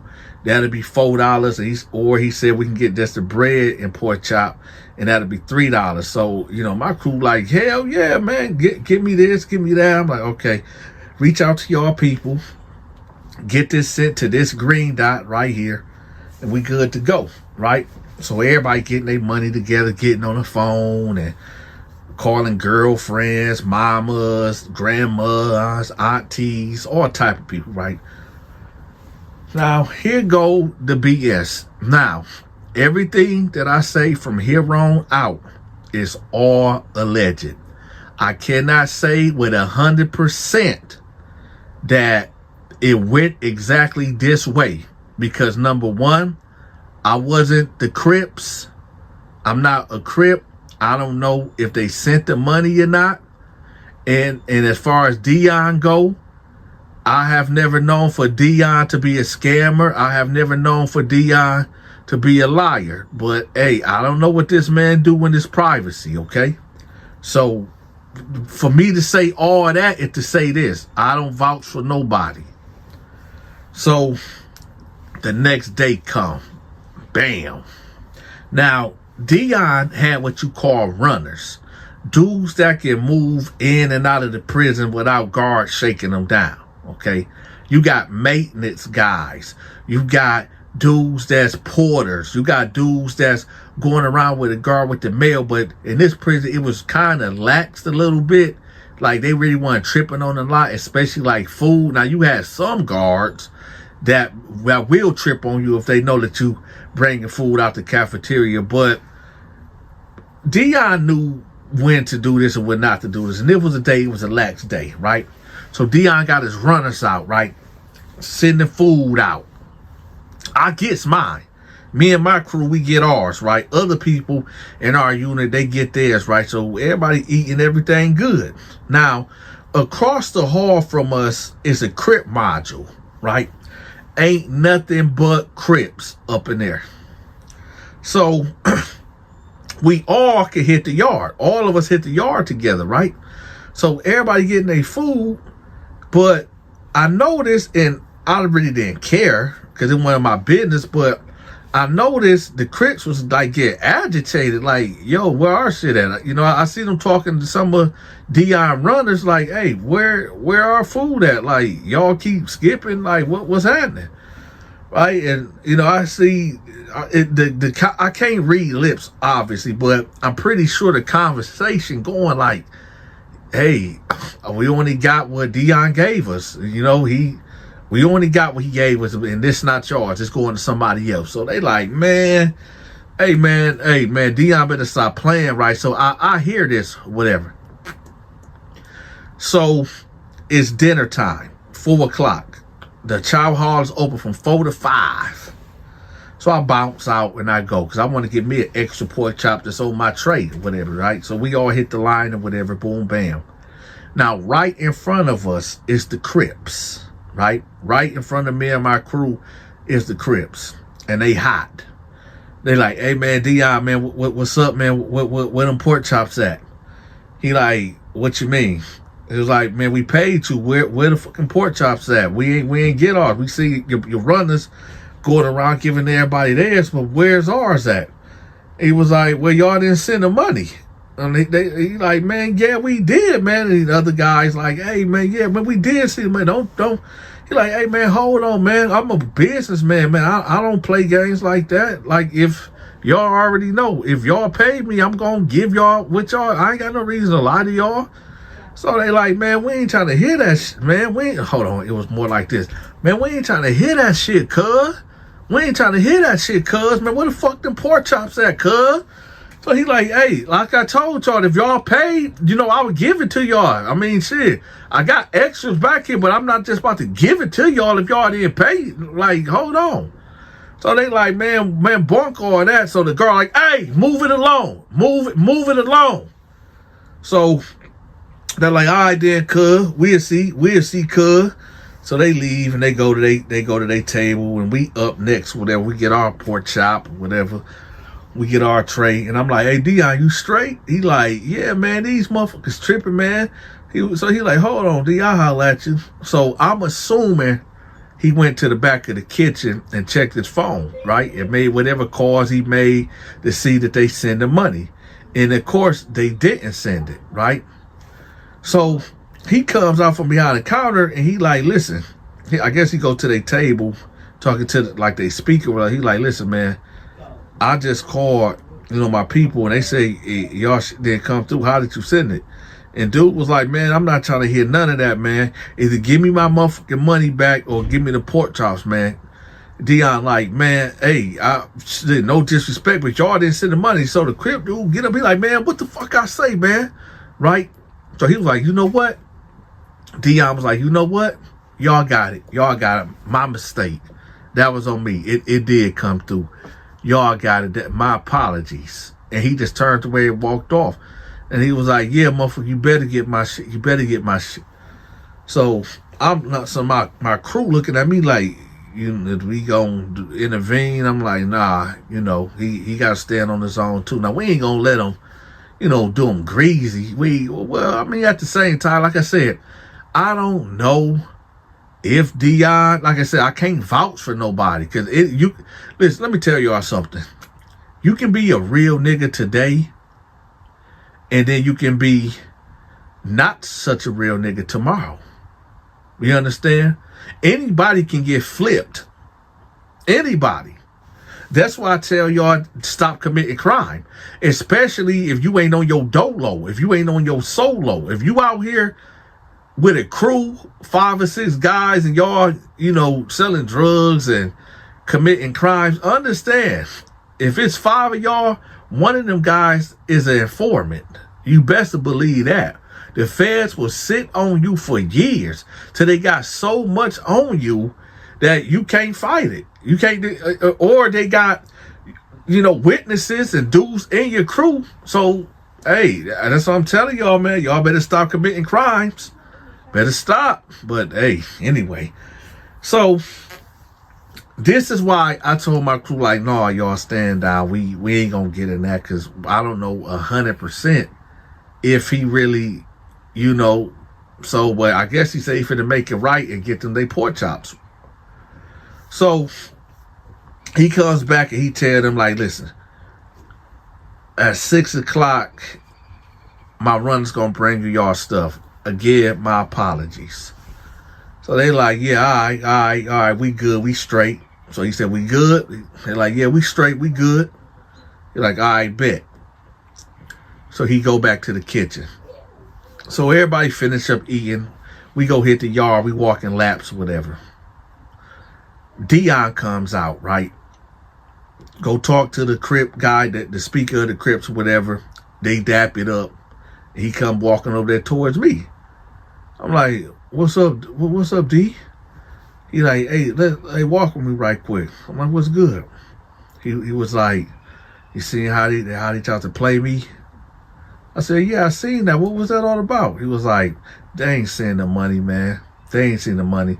But even if they did, and if it's just processing, I don't do business like that, man. I don't play nobody. If you pay me, I'm gonna give you. Like, why would I mess up what I got going on? I said, yeah, I see.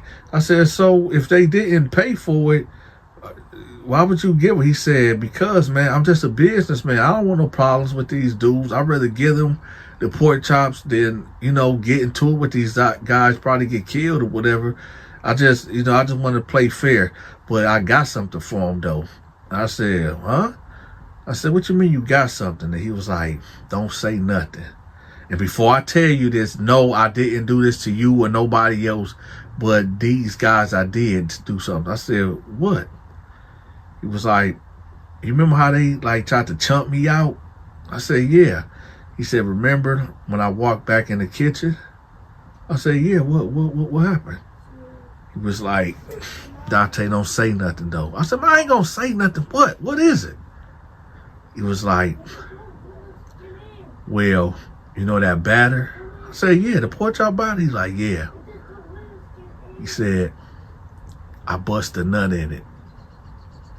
I said, you lying. He was like, yeah, I bust a nut in it. So it is what it is.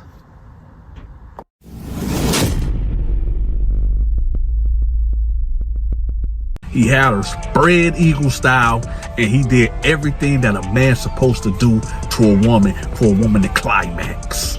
So something strongly told her, look at my purse. Her keys is missing, and her car keys is missing. So she instantly go to the door, and she see that her car is not in the driveway. He what? Yeah, he was with a prostitute yesterday. He got caught with some crack, and he crashed a car. He's being violated, so they sending him back to prison. What's up, y'all? I haven't did no car video in a very long time, but since it's a perfect day outside, I'm giving y'all this car video. But before we get into this story, I got a gripe with y'all, with the audience. I got a grievance with y'all. And y'all want to know what my grievance is? My grievance is this. For you cats out there that be talking about, oh, Dante always trying to make titles with gay titles. Let me tell y'all something. Just because y'all mind is so freaked out and freaky, and I'm not talking about everybody. I'm talking about a few of y'all, just a few. But since a couple of y'all minds are so freaked out like Freaky Freddy, when I say laying pipe to somebody, that does not necessarily mean that I'm talking about somebody violating somebody. You know what I mean?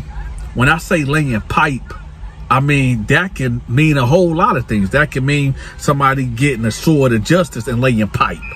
That could mean somebody getting a bam bam and running up on somebody and laying pipe.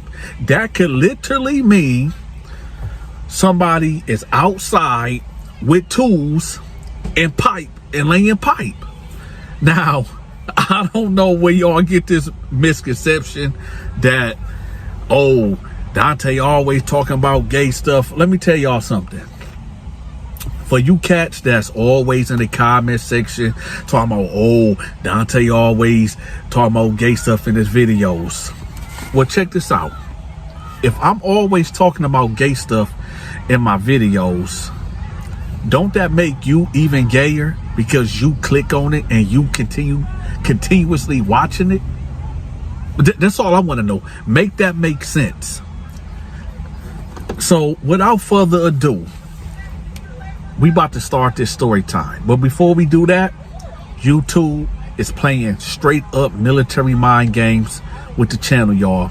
So I need for y'all to do me a favor and hit the like button and share the video at minimum. That's the least that you can do, okay? Also, I got 3 other channels, okay? I'm gonna have them pinned in the comment section so y'all can subscribe to them channels and check out my other content, all right? Let's get to it. So a couple months ago, I told y'all the story about this dude that when he ended up meeting this chick. So basically, well, let's start from the beginning. So this dude's sister ended up hooking him up with this chick, right, with her friend. And basically, he had like 5 or 6 years left in prison.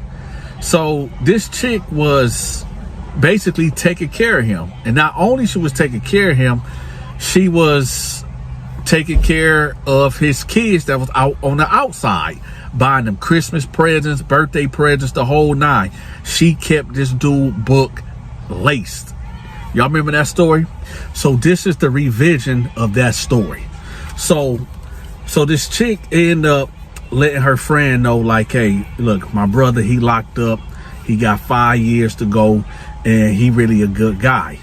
So the chick like, so, well, what did he get locked up for? Oh, he got locked up for credit card fraud.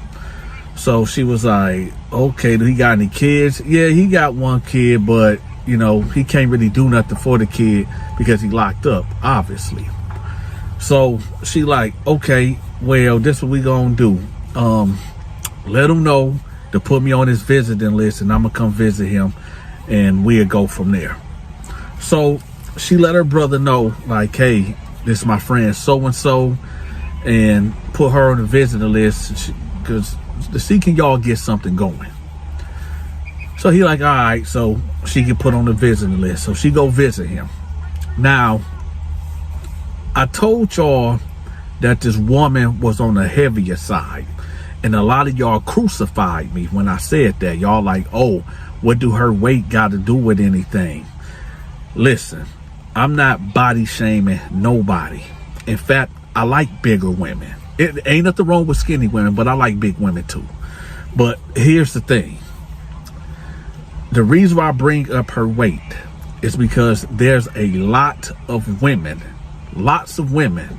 There's skinny women too, but there are a lot of women, bigger women, that be basically bidding with these jailhouse dudes because a lot of these women be having low self-esteem.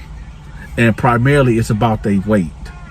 And this is just one of them women. Now, I know skinny women do this too. I know. But there's a lot of bigger women that have self-esteem issues with their weight. And they let these prison dudes tell them all these sweet nothings. And they get them all their money and all their time just for the guy to get out and he play them like this guy did in this story. So anyway, so over the years, you know, this woman is putting money on his books every week. This woman is taking care of his kids that's out in the free world. What she's doing for the kids, she buying school supplies. Every time it's new school year, she buying school shoes, school clothes. She putting money on this dude books every week. She holding it down, right? Now we're going to fast forward to the juicy part. So he tells her like, hey, baby, it's almost that time. Now she been holding him down for 5 years. And now it's that time for him to get out. So he tells her like, look, baby, pick me up this Friday at 1 o'clock. This Friday at 1 o'clock. I can't wait to see you. Cool, right? So this woman, Friday hits, right? She put on her makeup, put on her lipstick, spray some good perfume on, right? Baby girl got it going on. So she get in her car and she drive hours. And when I say hours, I mean hours to go pick him up, right? So when she get there, she waiting, she's still waiting. He's nowhere to be found. Next thing you know, she sees some inmates come out. So she get out the car and she see a deputy. She say, hey, is so-and-so on the list? Is he getting released? So he like, hold on, let me check. I'll be right back. So he go back in the building. About 10 minutes to go by, he comes back out. He say, nah, so-and-so got out last week. And she like, are you sure? He like, yeah, I'm positive. Homeboy got out last week at 1 o'clock. So she like, could you double check that?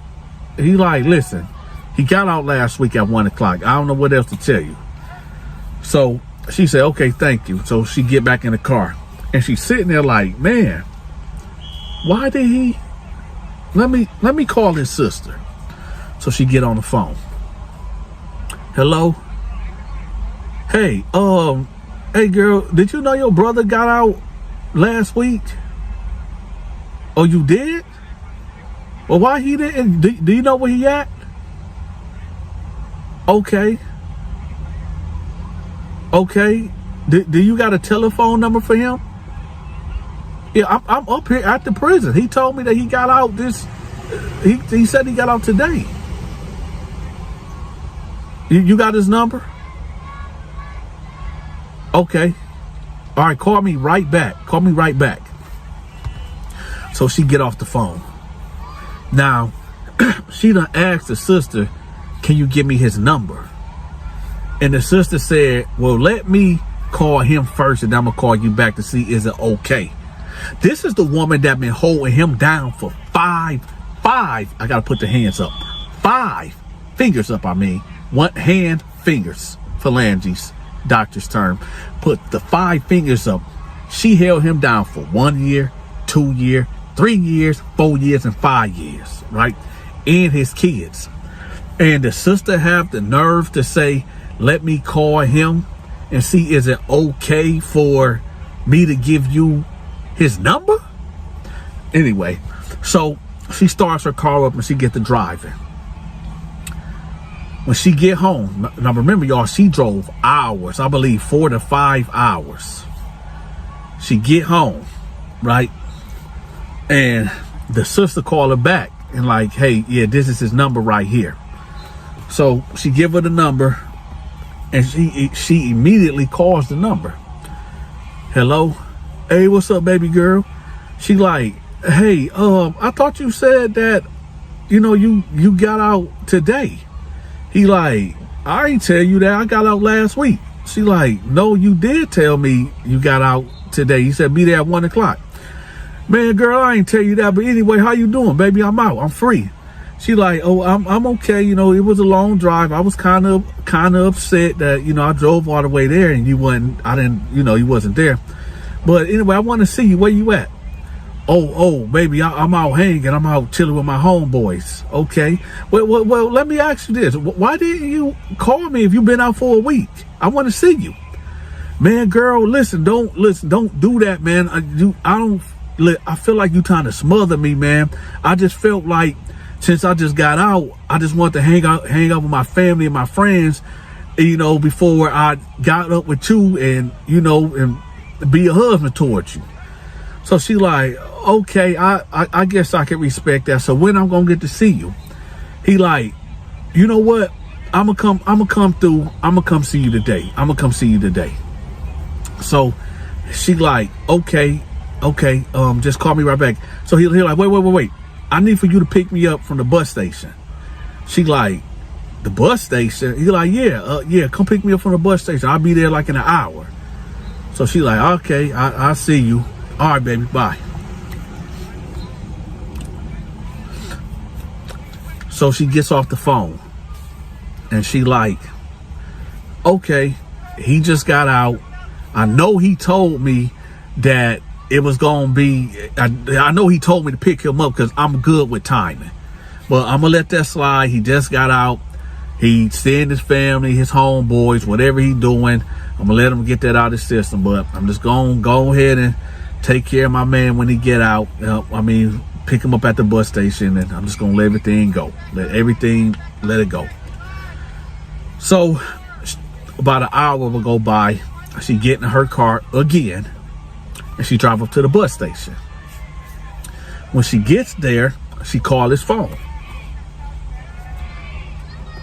She calling. No answer. She calling again. Absolutely no answer. She called again. No, where's this dude at? So she hang up the phone and she go walking through the bus terminal. And she looking for her man. Now she done seen him many times, so she know what he looked like. But she done walk from point A to point B in this bus terminal. And she looking for this guy. She stay up there for a whole hour watching buses come in and watching buses come out. So she get back on the phone and he's just not answering. So she like, okay, you know what, whatever. So she get back in her car and she goes home. The next day, he called her. Yo, baby, where you at? Hold on, let me get the phone. The next day, he calls her. Yo, baby, where you at? I'm at home. Oh, why you sound like that? You told me to pick you up at the bus station, and you wasn't there at the bus station. Oh, I told you to pick up for the bus station? Yeah, you told me to pick you up and you wasn't there. Oh, my bad, man, my bad. I got caught up with something. You couldn't answer the phone. You couldn't pick up the phone and tell me that. Had me wasting my gas. Hey, listen, baby, listen. I just got out of prison. I'm going through stuff right now, but you know, I'm sorry, but where you at right now? Where you at? I'm at my house. Shoot me the address. I'll be over there. All right, here's my address. All right, baby. I'm on my way right now. All right. So she get off the phone and she's sitting there. About an hour will go by. Knock, knock, knock. Knock, knock, knock. She get a knock on the door, right? Now, when she get a knock on the door, she like, who is it? It's him. So she opened the door for him. So she opened the door and he come in like, what's up, baby? She like, no, don't what's up, baby, me. He like, man, come on, girl, chill out, man. It's been 5 years. She was like, you played me. He was like, man, baby, I just got out of prison. I told you I had to go see my people, man. She was like, okay, whatever. So he get the kissing on. She like, man, stop. He like, stop what? She like, man, stop. No. He like, come on, baby. It been 5 years. Come on. So she was like, I guess so. So they end up going to her bedroom. Now, due to YouTube laws and regulations, I cannot tell y'all what happened. But this is what I can tell y'all. He had her spread eagle style, and he did everything that a man's supposed to do to a woman for a woman to climax, right? Y'all hit that like button. Anyway, so they end up doing what they do for about 40 minutes, right? She end up going to sleep. So what he decides to do, he goes into her purse. Now her purse is in the living room, right? On the table. So he goes to her purse and he take her keys out and he take her debit card, right? And he leaves. Now she wakes up a couple hours later and she like, man, I think I'm in love with this guy. Because when I say he put it on her, he put it on her. He put it on her, right? Now, this is when I say drop a heavy pipe. He dropped a heavy pipe on her. Pause. Shout out to Real Kens TV. He invented the word pause. So, he dropped a heavy pipe on her. And she just laying there. And she finally gets up and she called his name. And there's no answer. So she get up and she walking through the house like, yo, so-and-so, where you at? He's nowhere to be found. So something strongly told her, look at my purse.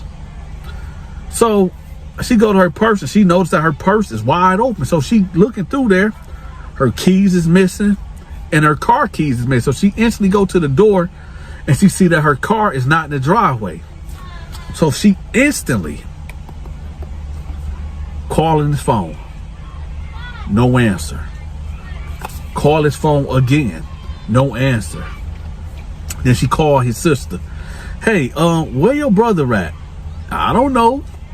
Well, he took my debit card and he took my car keys. He took my car. Oh, well, let me see. Can I find him? Okay, call me back, girl. All right. Hang up. 2 minutes later, her phone rings. And it's him. Hey, where you at? Oh, I went to the store to go grab something. Yeah, but you took my debit card and you took my car without asking. Oh, I mean, we're in a relationship, so I just figured what's yours is mine, what's mine is yours. Oh, okay. Well, don't spend too much on my card, okay? Because I don't really got that much money in there. I got some bills to pay. Okay, girl, I got you. I'll be home. All right. Do you want anything from the store? No, I don't want nothing. All right, I'll be there soon. All right. She hangs up the phone. Right. Hold on, y'all. That's a lot of kids over here by my truck. Hold on. All right, y'all. We back. So she's sitting there, and we just gonna say it's 5 o'clock in the afternoon. So 5 o'clock roll around. He ain't pull up. 6 o'clock roll around. No show. 7 o'clock, 8, 9, 10, 11. 11:30 comes. She get on the phone. She calling his number. No answer at all. So she like, man, I'm so tired of this dude. I am so tired of this dude. This dude think I'm a dang fool. So she called the sister. She like, hey, have you talked to your brother? No, I ain't talked to him yet. Okay, because he supposed to be here like 5 hours ago when he went to the store. He ain't been back. So she like, okay, well, if I talk to him, I'll tell him you called. All right, thanks. All right. She hangs up. 11, midnight, 1 o'clock in the morning. She and him going to bed. The next day, she wake up and baby girl got to go to work. It's 8 o'clock in the morning. She get up, she go to the door. Her car still ain't out there. She said, you know what? Yeah, this ain't gonna work. This ain't gonna work. So then she get on the phone. She called her friend. Hey, you know your brother at? Girl, I gotta tell you something. This is her friend, which is the brother sister. Girl, I gotta tell you something. What is it? Okay, my brother is going back to prison. For what? What did he do? Well, yesterday he ended up crashing your car and he ended up getting caught with a prostitute and he violated his parole. So there it is. She like, what? He what? Yeah, he was with a prostitute yesterday. He got caught with some crack and he crashed the car. He's being violated, so they sending him back to prison. Oh my God. Oh my God. Okay, thank you. Let me tell y'all something. And again, like I said earlier, when I give y'all advice, I think y'all should listen because I came from that. I done seen dudes in prison be on them jail phones that's telling these women a lot of sweet nothing, giving them all this jail talk, all these promises just to do them bad when they get out. Now, I'm not going to say all dudes is like that because all dudes ain't, but the mass majority are. So let this serve as a warning to you women out there. And like I said in the beginning, this ain't no shot, no body shaming with bigger women, because I know skinny women get manipulated and have low self-esteem too. But for the mass majority of the women that I have came in contact with, most of them was on the heavier side and dudes was playing them left and right. It is what it is. Shout out to the skinny women. Shout out to the big women. If you need your business, products, or your social media channels promoted, make sure you shoot me a text at this number. My channel get over 5 million views per month. So that's a lot of eyes on your promotion. If you forgot to hit that like button, make sure you smash the like button. And if you haven't subscribed yet, make sure you subscribe to the channel. Be sure to get your Military Mind Games merch. The link will be pinned in the comment section. And last but not least, make sure y'all help me fight this war on poverty.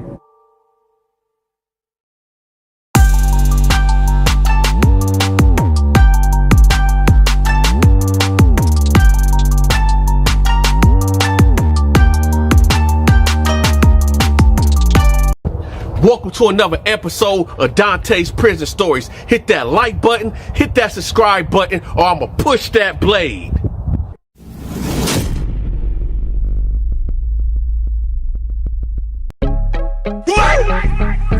Ah, shit. Here we go again.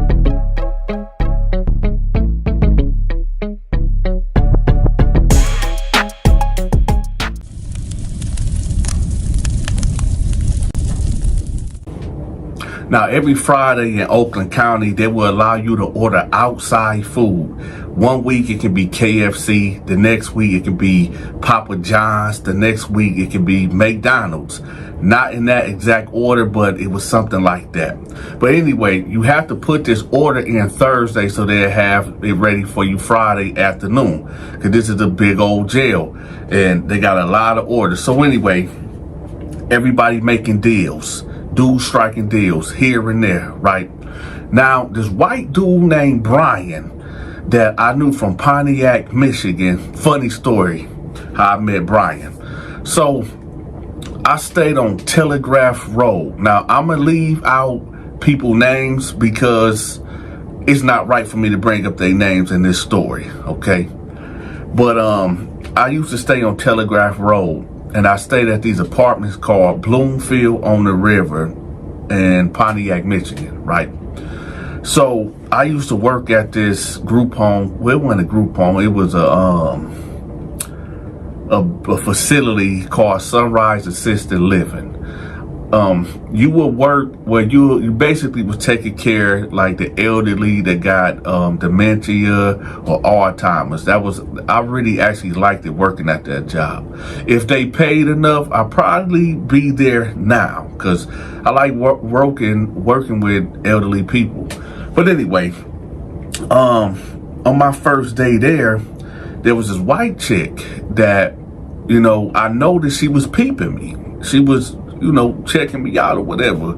Now, back in them days, I wasn't attracted to white women for some reason. I don't know what the reason was. Maybe it was because the interactions that I had with white chicks back in Georgia that didn't turn out so well.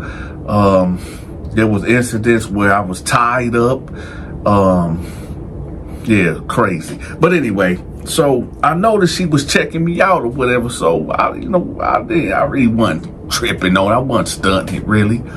So the days would go on, and one day we in a broom closet, right? And now this broom closet ain't that big. Only one person can really get up in here. So I'm in there getting some cleaning supplies because I'm about to go clean this bathroom, this resident bathroom or whatever. So I'm in there, she opened the door and she like get in front of me. Now, keep in mind, this chick is short. She like, at that time, I was maybe 6 foot, maybe 6'1". And this chick was, I want to say maybe 5'4", 5'5"-ish. And she only weighed maybe a good 120, 125, right? So she a little thing compared to me. So when she opened the door, she comes in, right? And she's like right here up on me, like she's doing on purpose. Like, and she had a little cute bubble butt or whatever, but she put it up on me. And I said, oh, hold on, man, right? She was like, oh, you don't like this? I know you be looking at me. I'm like, girl, chill, right? Because on the real, I just got out the joint. And I'm thinking to myself, like, man, I hope this chick ain't trying to set me up. I'm real suspicious, but nah, she ain't trying to set me up. So, you know, the sword of justice went boom, right? And she was like, that's all you? I said, hell yeah, what else you think it is? So she was like, oh, okay. So she bent over again and she grabbed some Clorox bleach and she walked out, right?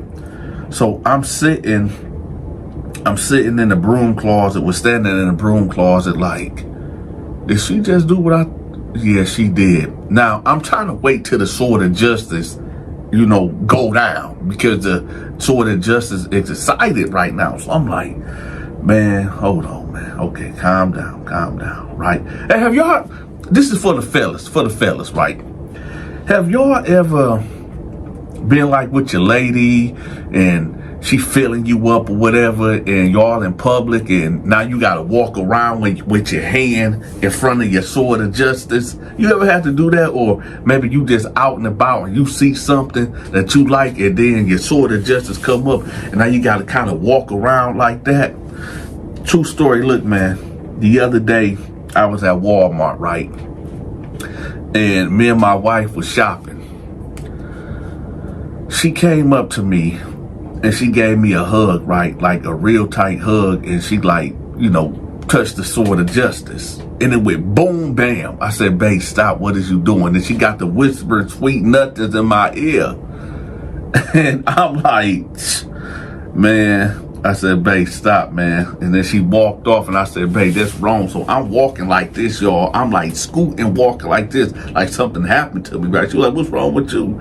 I said, man, the Pikachu is peeking, right?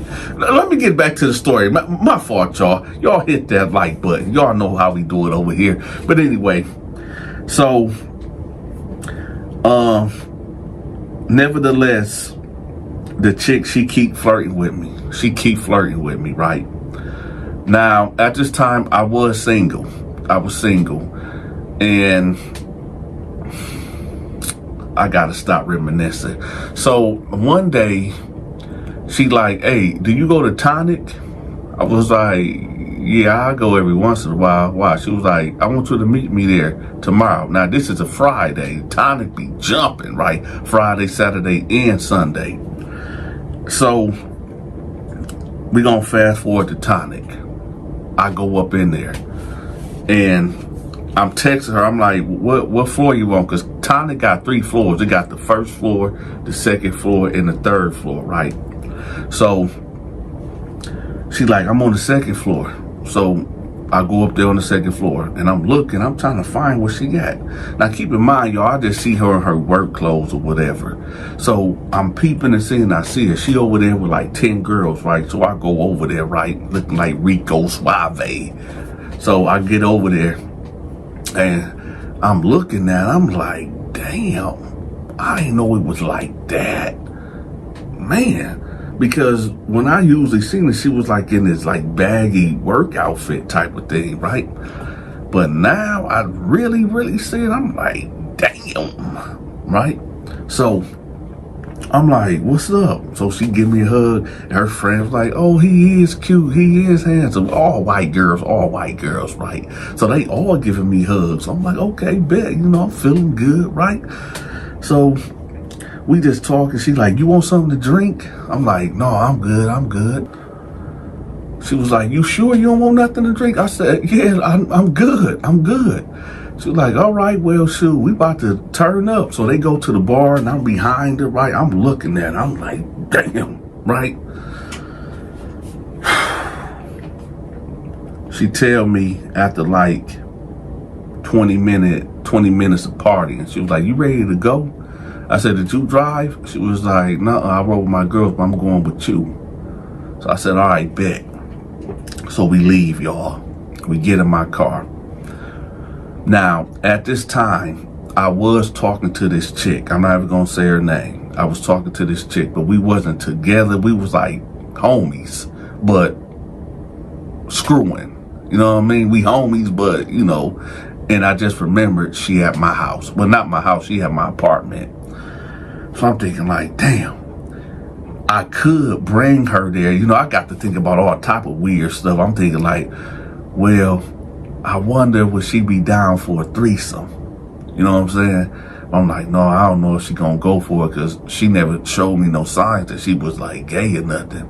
Or I mean, not gay, but like she go both ways or whatever. So I'm like, no, she might not go for it. This chick might not go for it either. But I'm like, all right.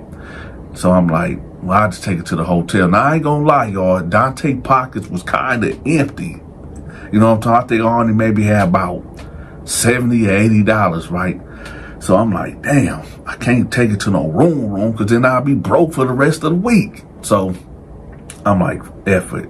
Now, at my apartment complex, there's like this, a pond, a big old pond. I can't call it a river or a lake and that. It's like a big old pond or whatever. And there's a deck, like a wooden deck that goes out into the pond or whatever.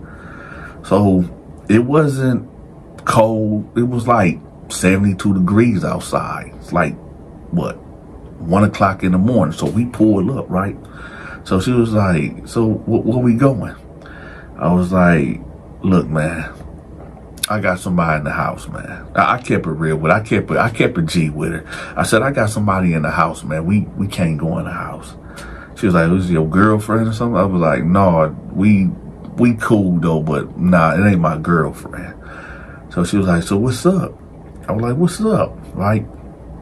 I'm gonna be real with y'all. Due to YouTube regulations and, policies and laws, I can't go into great detail what I did, but I will tell y'all this.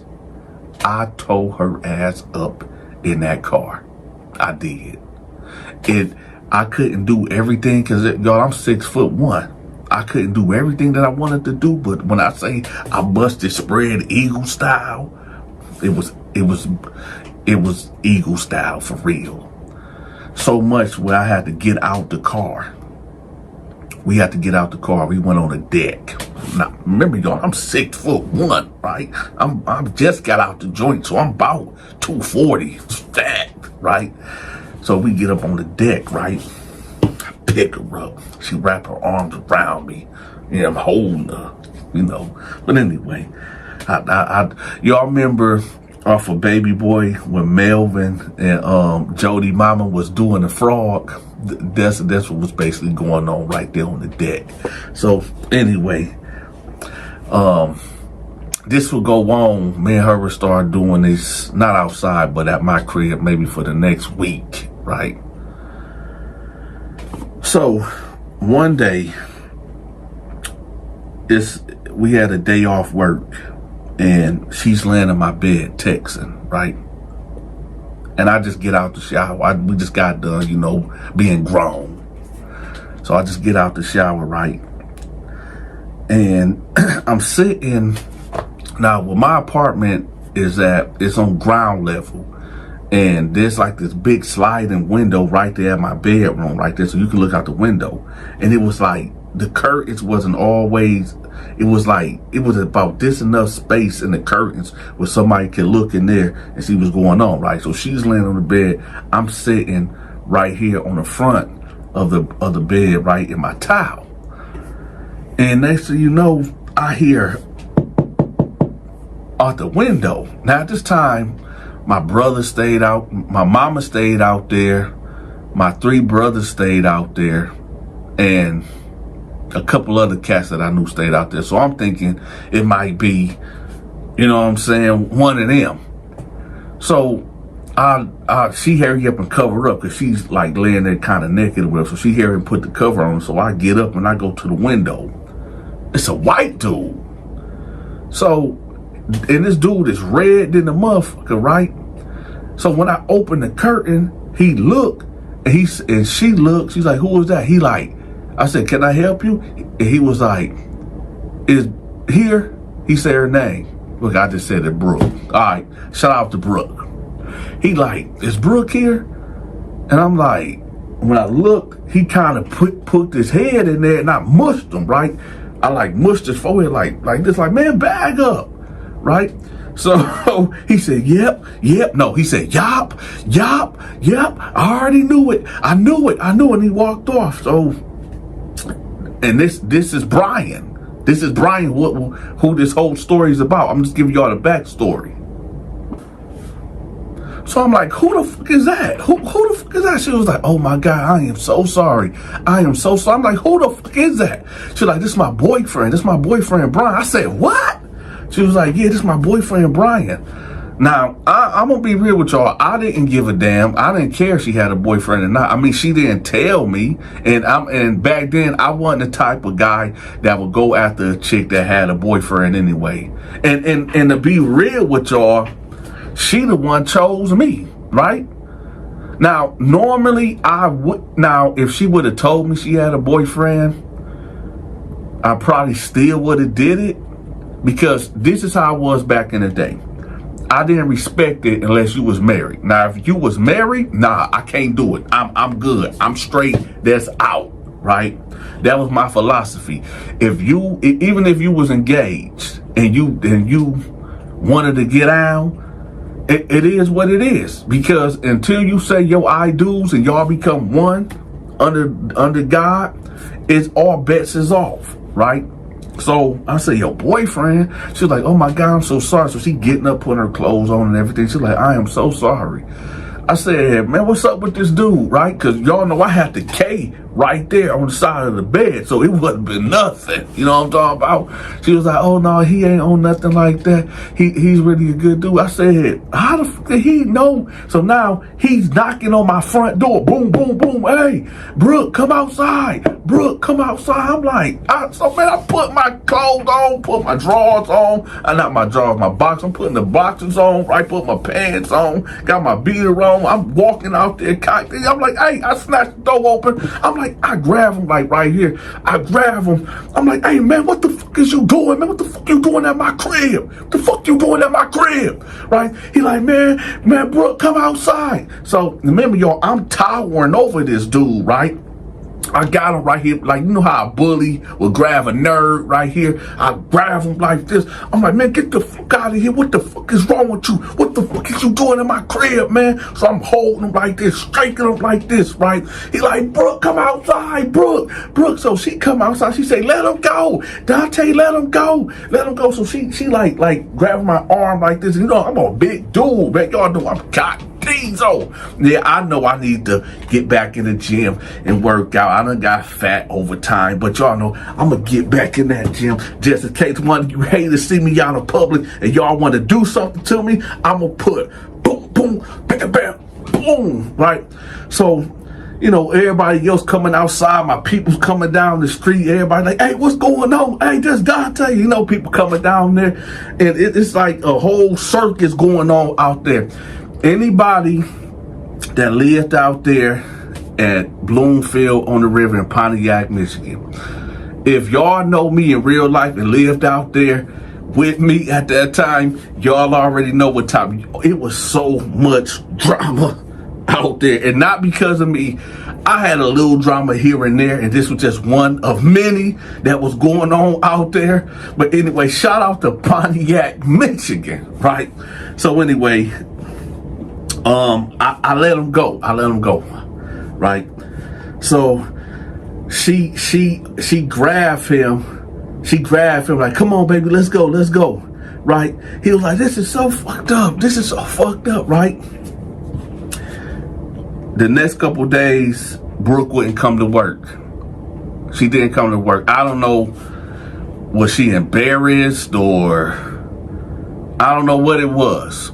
But she didn't come to work. And then when she did come to work, she didn't really say nothing to me. She kind of avoided me. Till like the third day, I kind of cornered her. I said, what's up, Brooke? She was like, oh my God, I was just so embarrassed. I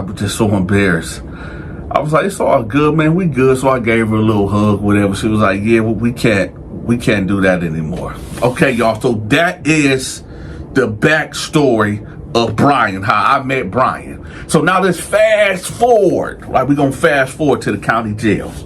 So now, like I told y'all, every Friday, you can order outside food, okay? So Thursday, you got to get your slip in. So Mr. Brooks, like I told y'all, he was a construction worker. I didn't tell y'all that. Well, Mr. Brooks was a construction worker. He just couldn't leave that bottle alone. He kept drinking that bottle, right?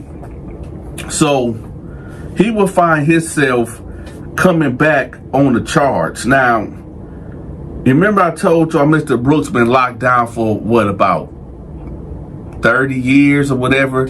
But if you stab somebody or you do something real crazy in prison, you can go back to court. You can get charged in the real world for that. It's a street charge, right?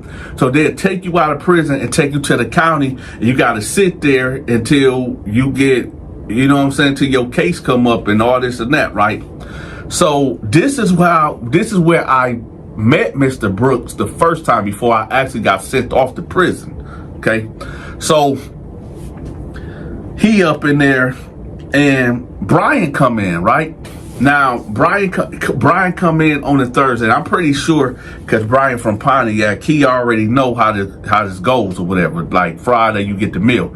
So as soon as he come in, I'm looking, I'm like, man, that dude look familiar, whatever. Right?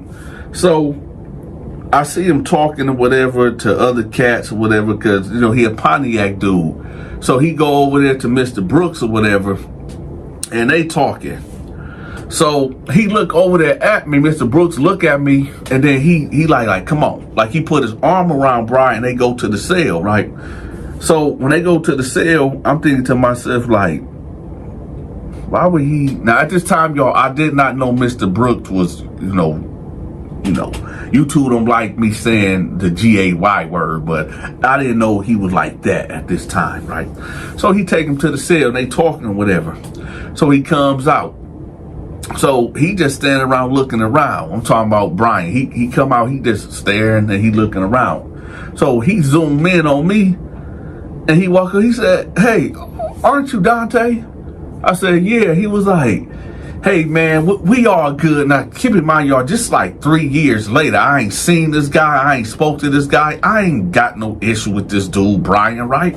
So he like, "Hey man, we're good, man. We're good, man. It's like to see you. It's good to see you, man. You're healthy. You look good. You look strong. It's all good, man." And I'm trying to figure out, like, where I know this dude from. I said, "Do I know you?" He like, "Man, I'm Brian.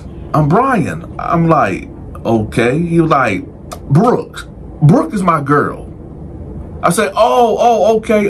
I said, all right, yeah, what's up, man? Yeah, everything good.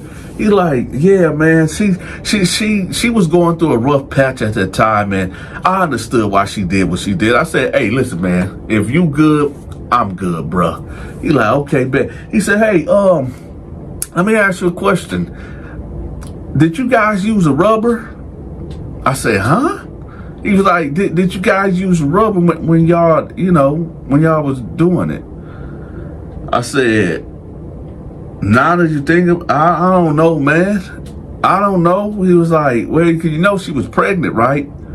I was like, "Pregnant?" He was like, "Yeah, she was pregnant, but she moved to West Virginia." And I was like, "Oh, okay." Now, I'm going to be real with y'all. I done told my wife this before, too. I said, as long as no kid pop up that is under the age of 12, we good, okay? We good. So I'm like, "For real?" He was like, yeah, she moved to Virginia, and I ain't heard from her since, but she was pregnant though. I said, "Oh, okay." Now I'm saying that to say this, y'all. I'm not saying that kid is mine, because I know what y'all think. Y'all like, "Oh, come on, Donta, you got another kid out there." No. It could be his. It could be somebody else. I mean, as fast as she gave me that thing, so it could be somebody else out there too. So don't be trying to put that all on me, y'all. Anyway. So I'm like, "Oh, okay, I bet. Well, I'll holler at you later." So I went over there under the stairs, and I'm pulling up on the push-up on the stairs or whatever, and I'm pulling up, right? I'm pulling up, getting my swole on, right? So the dep coming in like, "All right, y'all, where them slips at? Get y'all slips in, or it's gonna be too late. Y'all ain't gonna get nothing tomorrow. Get them slips in," right? So I hurry up, get off the staircase, run upstairs, go in there, go grab my slip, give it to the dep, right? Boom, bam. All right, we just gonna fast forward to the part that y'all been waiting on. So now the trustee come in there with the 2 deps, and they got all these pizzas from Papa John, right? I ordered me a supreme pizza with some garlic wings, extra done, right? So I got my box, I got my wings, I got my Pepsi, right? So I bounce upstairs, put it upstairs, right? Other cats, they getting their stuff, blah, blah, blah, blah, blah, right?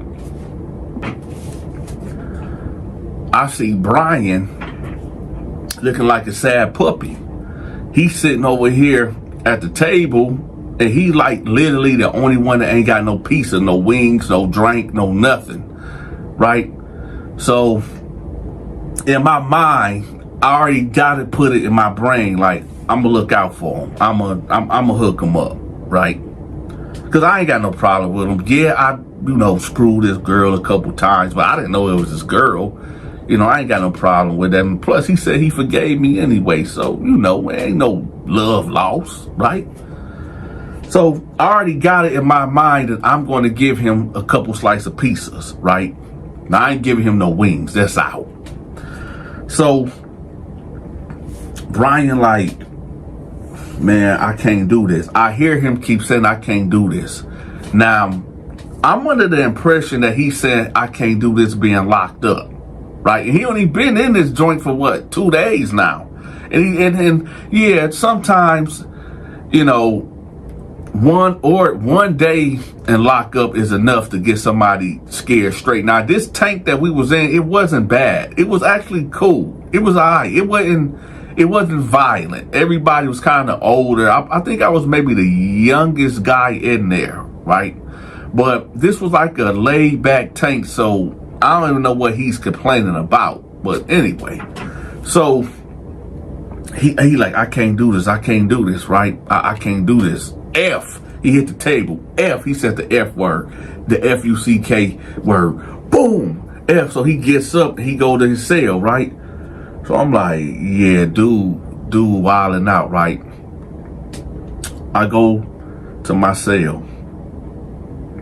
I bust the box open and get the wings. I'm eating them, right? Drinking the Pepsi. Mr. Brooks' cell is 3 cells to my left, right? 3 cells to my left. So I hear him talking like Mr. Brooks is talking over the tier, right? He like, Brian, man, come on up, man, come eat, right? So I'm like, oh, okay, so I ain't gotta look out for him. So I guess Brian come up the stairs and then he walked past my cell, right? And he goes to Mr. Brooks' cell, right?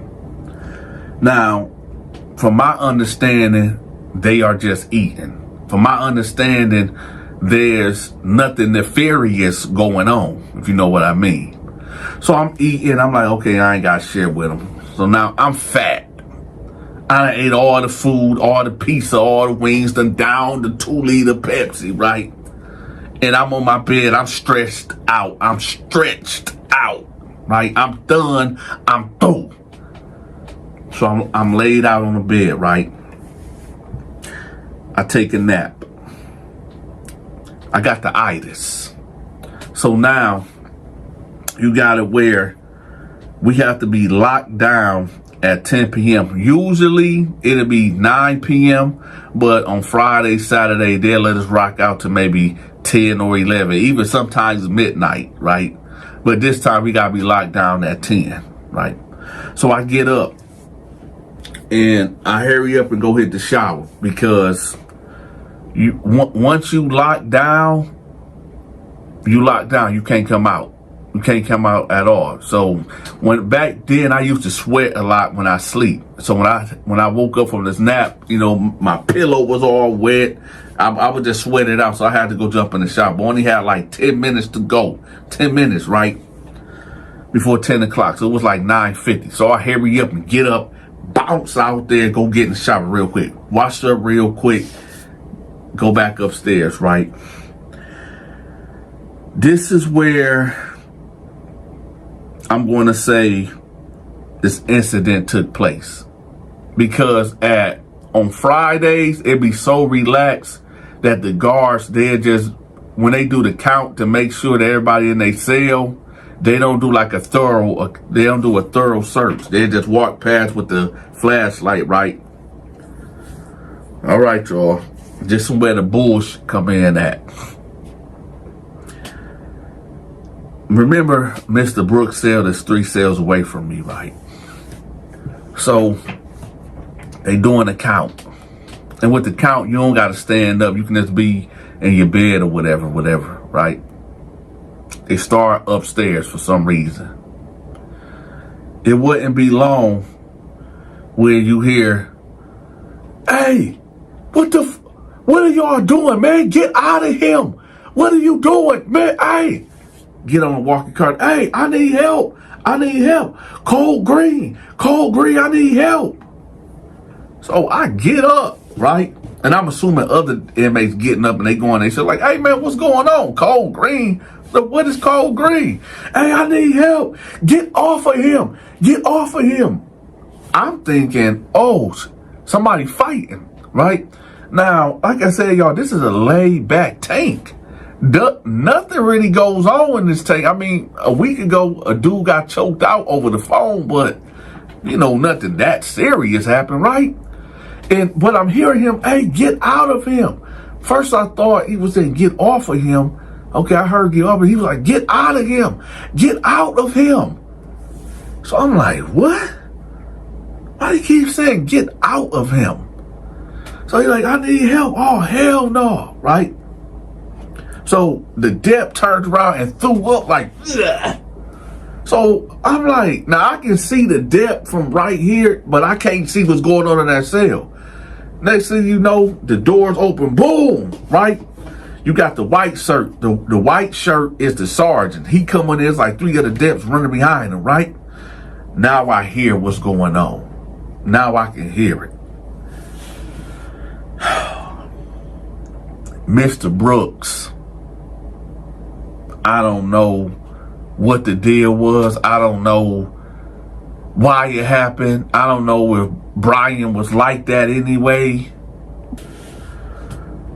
I don't know, was it forced? I don't know, was it consensual? But this is what I heard from Mr. Brooks. Oh, hell no. I'm going to get mine. No, I'm going to get mine. I'm going to get mine. Right? No. I'm going to get mine. I don't know exactly what happened in that cell. I know it was sexual in nature. If you need your business, products, or your social media channels promoted, make sure you shoot me a text at this number.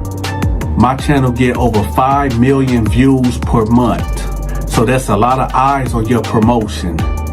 If you forgot to hit that like button, make sure you smash the like button. And if you haven't subscribed yet, make sure you subscribe to the channel. Be sure to get your Military Mind Games merch. The link will be pinned in the comment section. And last but not least, make sure y'all help me fight this war on poverty.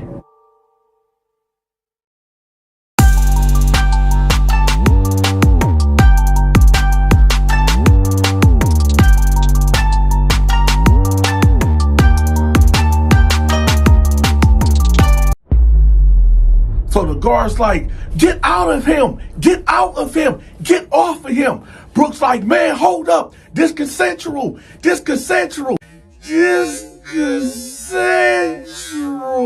They like, man, get off of him.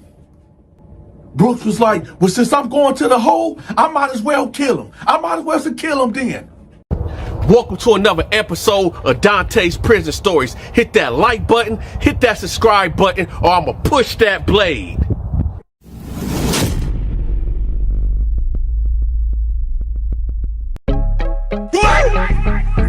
Oh, shit. Here we go again.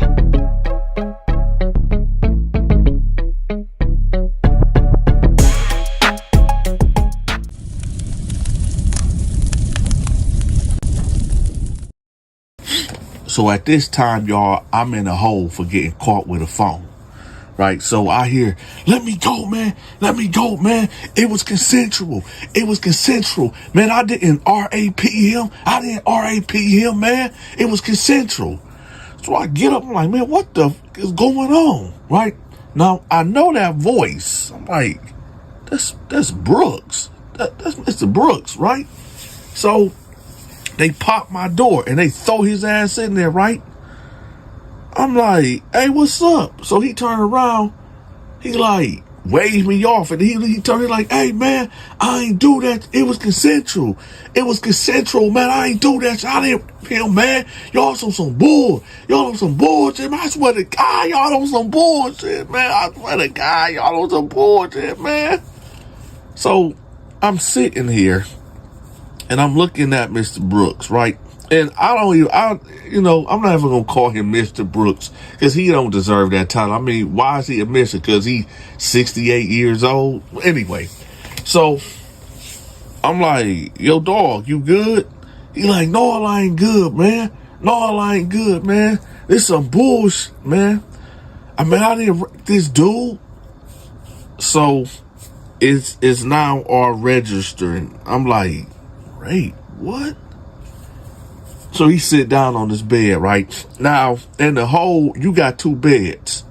You got a bed on the left side, and you got a bed on the right side. You got the toilet all the way in the back, and that's it. That's all y'all got. Y'all ain't got no desk. Y'all ain't got no locker, nothing, right? So he just plopped down on his bed.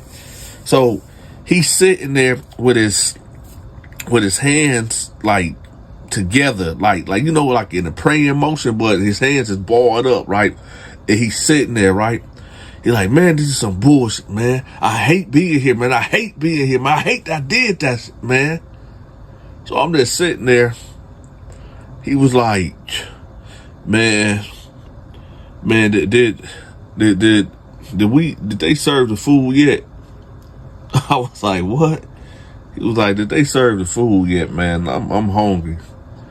I was like, nah, but you ain't got nothing good to look forward to. It was like, what you mean? They still giving that food loaf bullshit? I said, yep. It was like, man, it's some bull. He was like, well, I might as well to tell you, man, we go ahead and get out the way. So they accused me of graping my homeboy. I said, did you do it? He was like, hell no, man, that was consensual. It was consensual. So in my head, I'm thinking like, oh man, so they gonna put this, you know, homosexual in my cell, right? And the graper accuser at that. So I'm like, man. He like, now hold on, young buck. Let me explain. Let me explain something to you. It was consensual, man. I said, listen, on the real, I don't even want to know. You ain't got to explain nothing to me. You back here, they put you in here. It is what it is. Just know I don't play them type of games, right? He was like, man, listen, man, I'm just, man, I hate being here, man. I just hate being here. So I said, all right, man. So he lay down and he goes to sleep. So I'm sitting there looking at him like, this dude was just up, causing all this hell, raising all this hell, talking about he ain't do it, it was consensual. And then he just falls asleep. I'm like, I guess being 68 years old take a lot out of you when you yelling, hollering, and screaming, right? So I'm sitting there and I'm thinking to myself, like, what did this dude do to get sent to prison? What did he do? So I'm like, you know what? I'm gonna ask him. I'm gonna ask him when he get up. I mean, we ain't got nothing but time anyway. Now, I know. For those that been watching me for years, y'all gonna say, Donta, what's going on? I thought one of your number one rules was that you cannot be in the cell with a punk. You cannot be in the cell with a punk. Well, when you back in the hole, you really ain't got no choice. You can't go nowhere. The hole is the last stop. Now, if I was upstairs and they try to put a punk in my cell, of course I can punk. One or two or three things happen. Either they will not let the punk come in my cell and I'm good, or they'll put the punk in my cell anyway, and if I do something to the punk, then I can go to the hole. Or I just sail up with the punk and life goes on, which that ain't happening. That's out. But back here in the hole, you ain't got no option. I mean, you can beat them up or whatever, but I mean, you don't want to spend no more time back there than you need to spend already. You know? So it's like, what do I do? Now, in Mr. Brooks' situation, he's not a punk. I mean, he's a punk for messing with a homosexual, for messing with a punk, but he's not, you know, like Gay Nelson. He ain't like Peaches. He ain't like Lil Kim. You know what I'm saying? I guess he the man of a punk. So either way, I can't do nothing about it, right? But I am going to ask him, what did he do to get in prison? Because I don't give a damn what he just did upstairs to get put down here, right? So about 3 hours go by, and he sit up. He was like, man, you know how long I've been out? It was like about 2-3 hours. It was like, oh, okay. All right. I said, hey, Brooks, let me holler at you right quick. He like, what's up? I said, what did you do to get here, man? He was like, man, I didn't grape that dude. I said, no, I'm not talking about what you did to get in here with me right now. Like, what did you do to get sent to prison, man? It was like, man, Man, I've been in here for 40 something years, man. 40 fucking years, man. I'm gonna tell you what I did. I'm gonna tell you. So I was married young when I was 22 years old. I got married when I was 22 years old. The woman that I married, she was a good woman. I ain't gonna lie, she was a good woman. We had a couple kids together, 2 kids to be exact.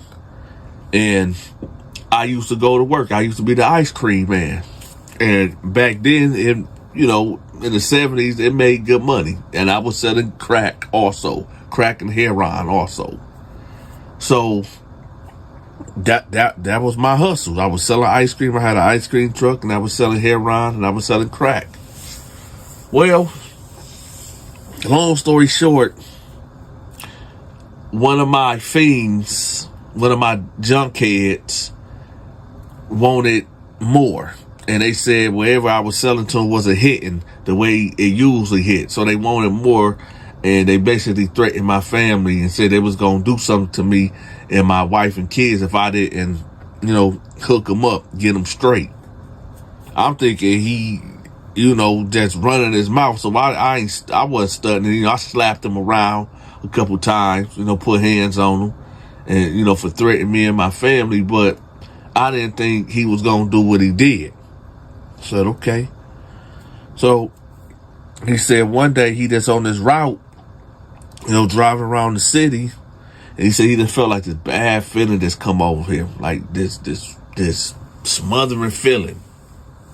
So I'm like, okay. He said when he was at a stop, this car pulled up. It was his neighbor. His car pulled up, speeding.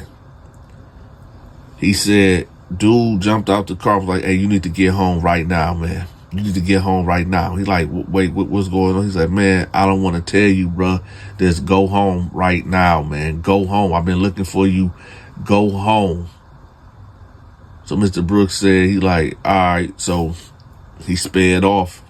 When he pulled up at his crib, when he got on the street, it was police everywhere. Ambulance, right? So he couldn't really get down the street, so he said he jumped out the truck, right? He jumped out the truck. And it's about to get real crazy, y'all. Because what y'all think I'm about to say, it did happen, but it's something else that's about to happen too. That's going to be really messed up. So Mr. Brooks said he go take off down the street towards his house, right? Police out front.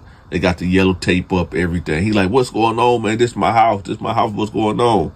They're like, who are you? I'm such and such, man. I'm Brooks, man. That's my wife and kids in there, man. Is my wife and kids in there? I live here. Detective's like, we got to talk to you over here, man.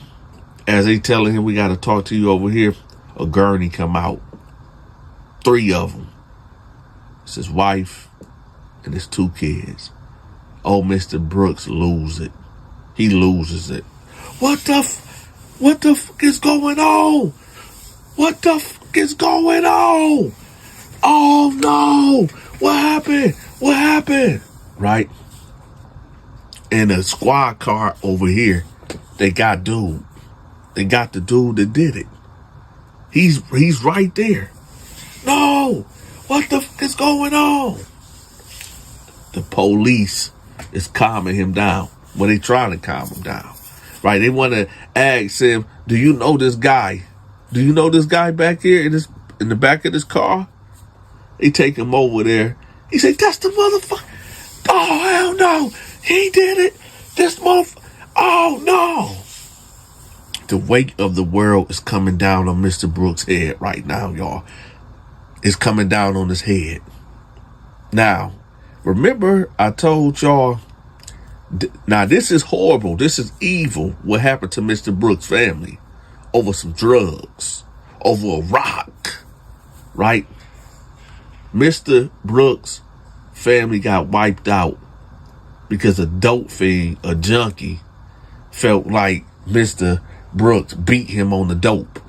A little $20 rock that took 3 lives, right? $20 rock.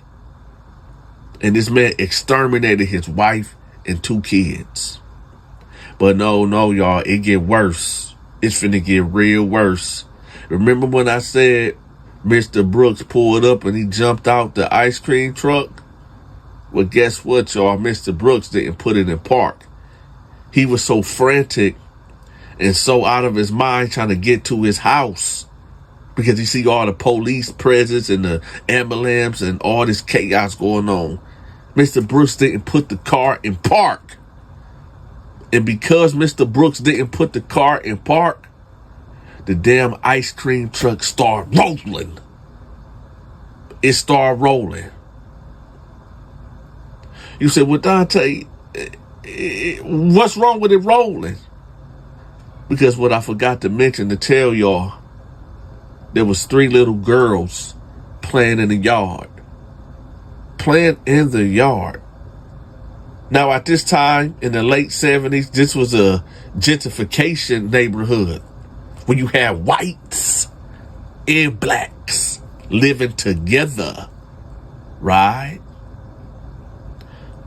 2 white girls, 1 black girl, living the Martin Luther King dream. One day, a black boy and a black boy and a white boy playing together. Right? Ain't that Martin Luther King dream? Well, that dream came to pass. You got these 2 white girls and this black girl in the yard, and they playing. I don't know if they playing Barbie dolls. I don't know if they playing marbles. I don't know what they playing. But whatever they playing, it got abruptly disrupted when this big old ice cream truck come plowing into them. Now, I don't really want to get graphic, but I got to, so I can paint the scene, so I can paint the picture for y'all. And I'm really talking to you alcoholics out there that be drinking and driving. Because I know a couple cats that took people's lives because they was drinking and driving and only got manslaughter by vehicular manslaughter and only got 4 years. Oh, I got some stories for y'all, but that's for later. Don't worry, I'm going to get y'all that story later. I got y'all. Don't worry about that. So the ice cream truck come plowing into them, right? We gonna say white girl number 1, and these kids, they like 8 years old, 7 years old, 8 years old. So we're gonna say white girl number 1. She get ran over, pent under one of the wheels. Her little fragile body couldn't handle that pressure. DOA. And if y'all don't know what that means, dead on arrival. The other little white girl, oh, she lived, but she's an amputee now. Her arm was so severely tore up, they had to cut it off. And then the little precious black girl. All of the kids was precious. The 2 little white girls, they was precious too. But now you got the little precious black girl, the youngest of them. I'm just going to say this. When they got to her, she was still living, but she was screaming and hollering. All the men was coming together trying to get this damn ice cream truck off this girl. But the sad thing about it, you got dudes pushing this way, pushing that way. And when they lifted it up, I guess the little girl moved, shifted the wrong way, and then the tire came down on her face. Closed casket. I'm gonna leave it at that. Now all along, Brooks is here down the street. It's chaos that's going on right now. Pure pandemonium chaos. You got Brooks over here banging on the window. Why did you do this? Why did you do this?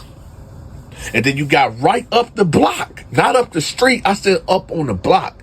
See, a street is long. A block is a block. Right up the block. You got 3 fatalities. Well, 2 fatalities. Because one of the little white girls, precious white girls, only lost her arm. But you got all that chaos going on up the street. Get him out of here. Get this guy out of here. Right? Family members pulling up. His wife family members pulling up. His family members pulling up. For the ones that's already out there, People trying to see what's going on. It's going crazy. It's going down. Right? Everybody emotions is high. Rightfully so. Some people on his wife's side is trying to get at Mr. Brooks. Because they like, it's your fault. This is your fault. And he know it. Right? Police getting involved, getting in the middle of things. Now, you got the mothers and fathers of these 3 children up the street that just got ran down by the ice cream truck that wasn't in park. They outside screaming, hollering. People like, wait, what's going on up there? Did somebody get killed up there too? It's pandemonium and mayhem, y'all. Before we go on with this, do me a favor, y'all. It don't cost you nothing to hit that like button. My videos is getting suppressed. I need for y'all to handle y'all business. I need for y'all to hit the like button, hype the video if you can, and share the video. And before we go on, one more time, we got to do the question of the day before I continue this story. The question of the day is this.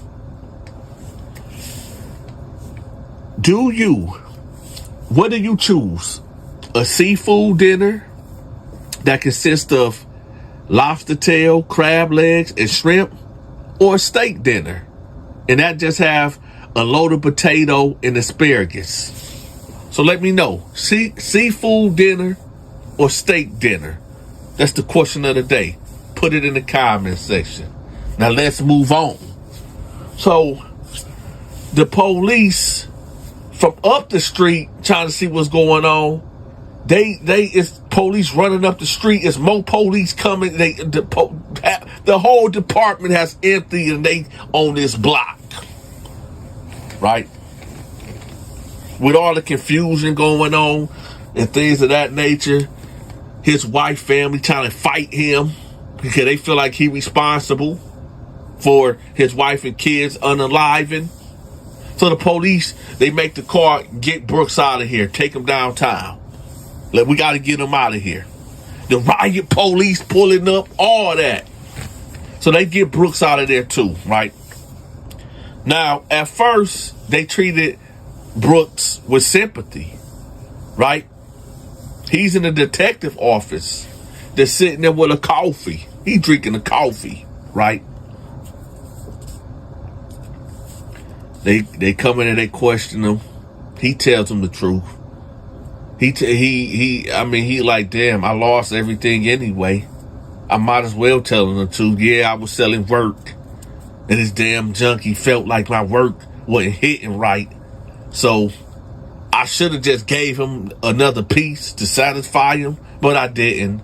And he said he was going to do this to my family. So this is what happened. So they're like, okay. All right. I bet. So they leave him in there for about a good hour. So he get up and he go knock on the door like, boom, boom. He like, hey, did y'all forget about me? 2 minutes go by. 2 detectives walk in. You need to sit down. What's going on? What's going on, man? Listen, you being charged with murder. What? You been charged with murder. You been charged with vehicular homicide. You causing great bodily harm, great bodily injury. He's like, I didn't do this to my family. I didn't do this. What the fuck? I mean, y'all charging me, man? He did that, man. Like, nah. Listen, when you got out that ice cream truck, you drove your ice cream truck today, right? Yeah. It was up the street. Well, guess what? When you hopped out that ice cream truck, it kept going.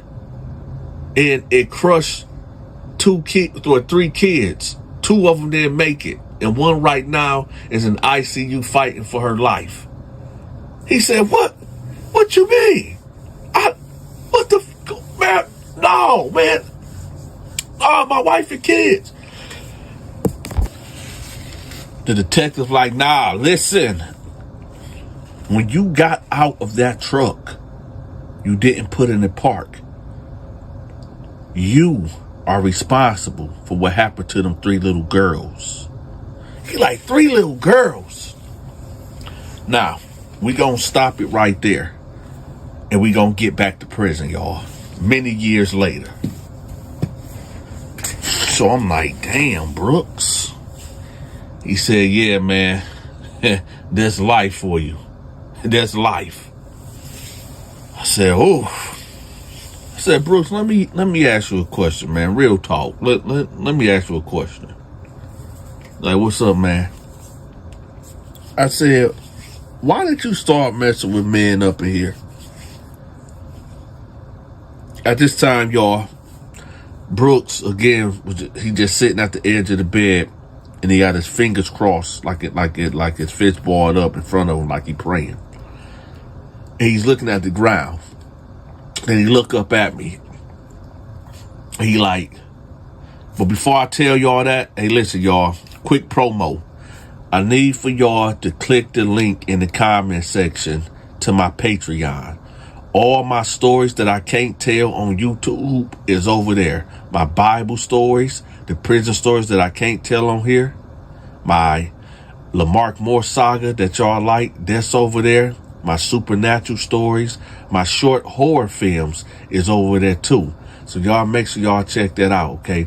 Now, if y'all don't want to watch my short horror films over there, I'm going to leave the link to my short horror films in the comment section on YouTube. I made a channel.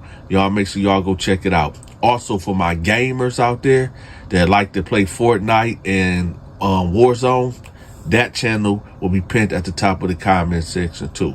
All right, but make sure y'all check out my Patreon. Let's get back to it. So I'm like, yo, Brooks, why did you start messing with men? He was like, let me tell you something, man. When you get life without parole, I mean life, how much time you got left? I said, I don't really know.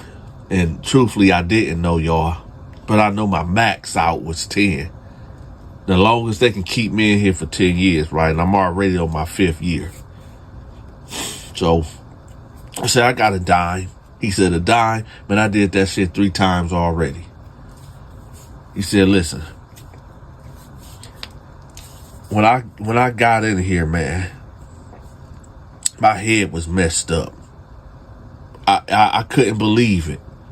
I couldn't believe that I just lost my family. And I'm responsible for 2 little girls getting ran over and another girl getting her arm cut off, all in the same day. Man, I gotta be real, y'all. I'm gonna tell you I have to tell y'all what he said. He said, man, these crackers done gave me life without parole, man. The crackers done gave me life without parole. So when you ask me why I start messing with dudes, guys up in here, man, that's the least of your concern of why I'm doing that. It's a lot of shit I done did up in here.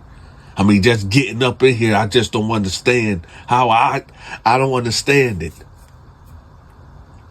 But I'm here. So you want to know why I did it? Because I was never getting out. I'm a human being. I have needs. And yeah, I wasn't gay when I'm not gay. I'm just a man. And I'm thinking in my head, no, you are gay. But he like, it just happened, man. I didn't come in here like that. Shit, I just really started doing this 20 years ago. He said that like 20 years ago, like a couple months ago. He said, man, I've been doing this for about 20 years, man. And, you know, it's just life. I mean, this is my life now. You going home, Donta, you got to out date. You got a date to get out. I don't. When you leave here, I'm going to still be here or I'm going to be dead. So, you know, to answer your question, it's just a part of my life, part of my program. I said, all right, you got it. He said, now what you do to get up in here?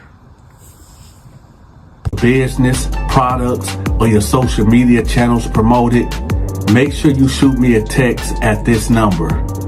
My channel get over 5 million views per month, so that's a lot of eyes on your promotion.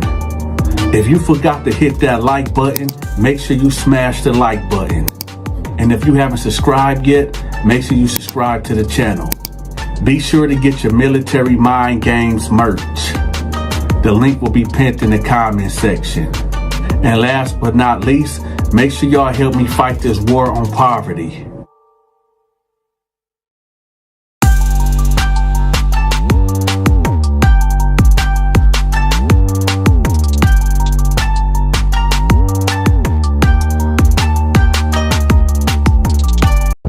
Welcome to another episode of Dante's Prison Stories. Hit that like button, hit that subscribe button, or I'm gonna push that blade.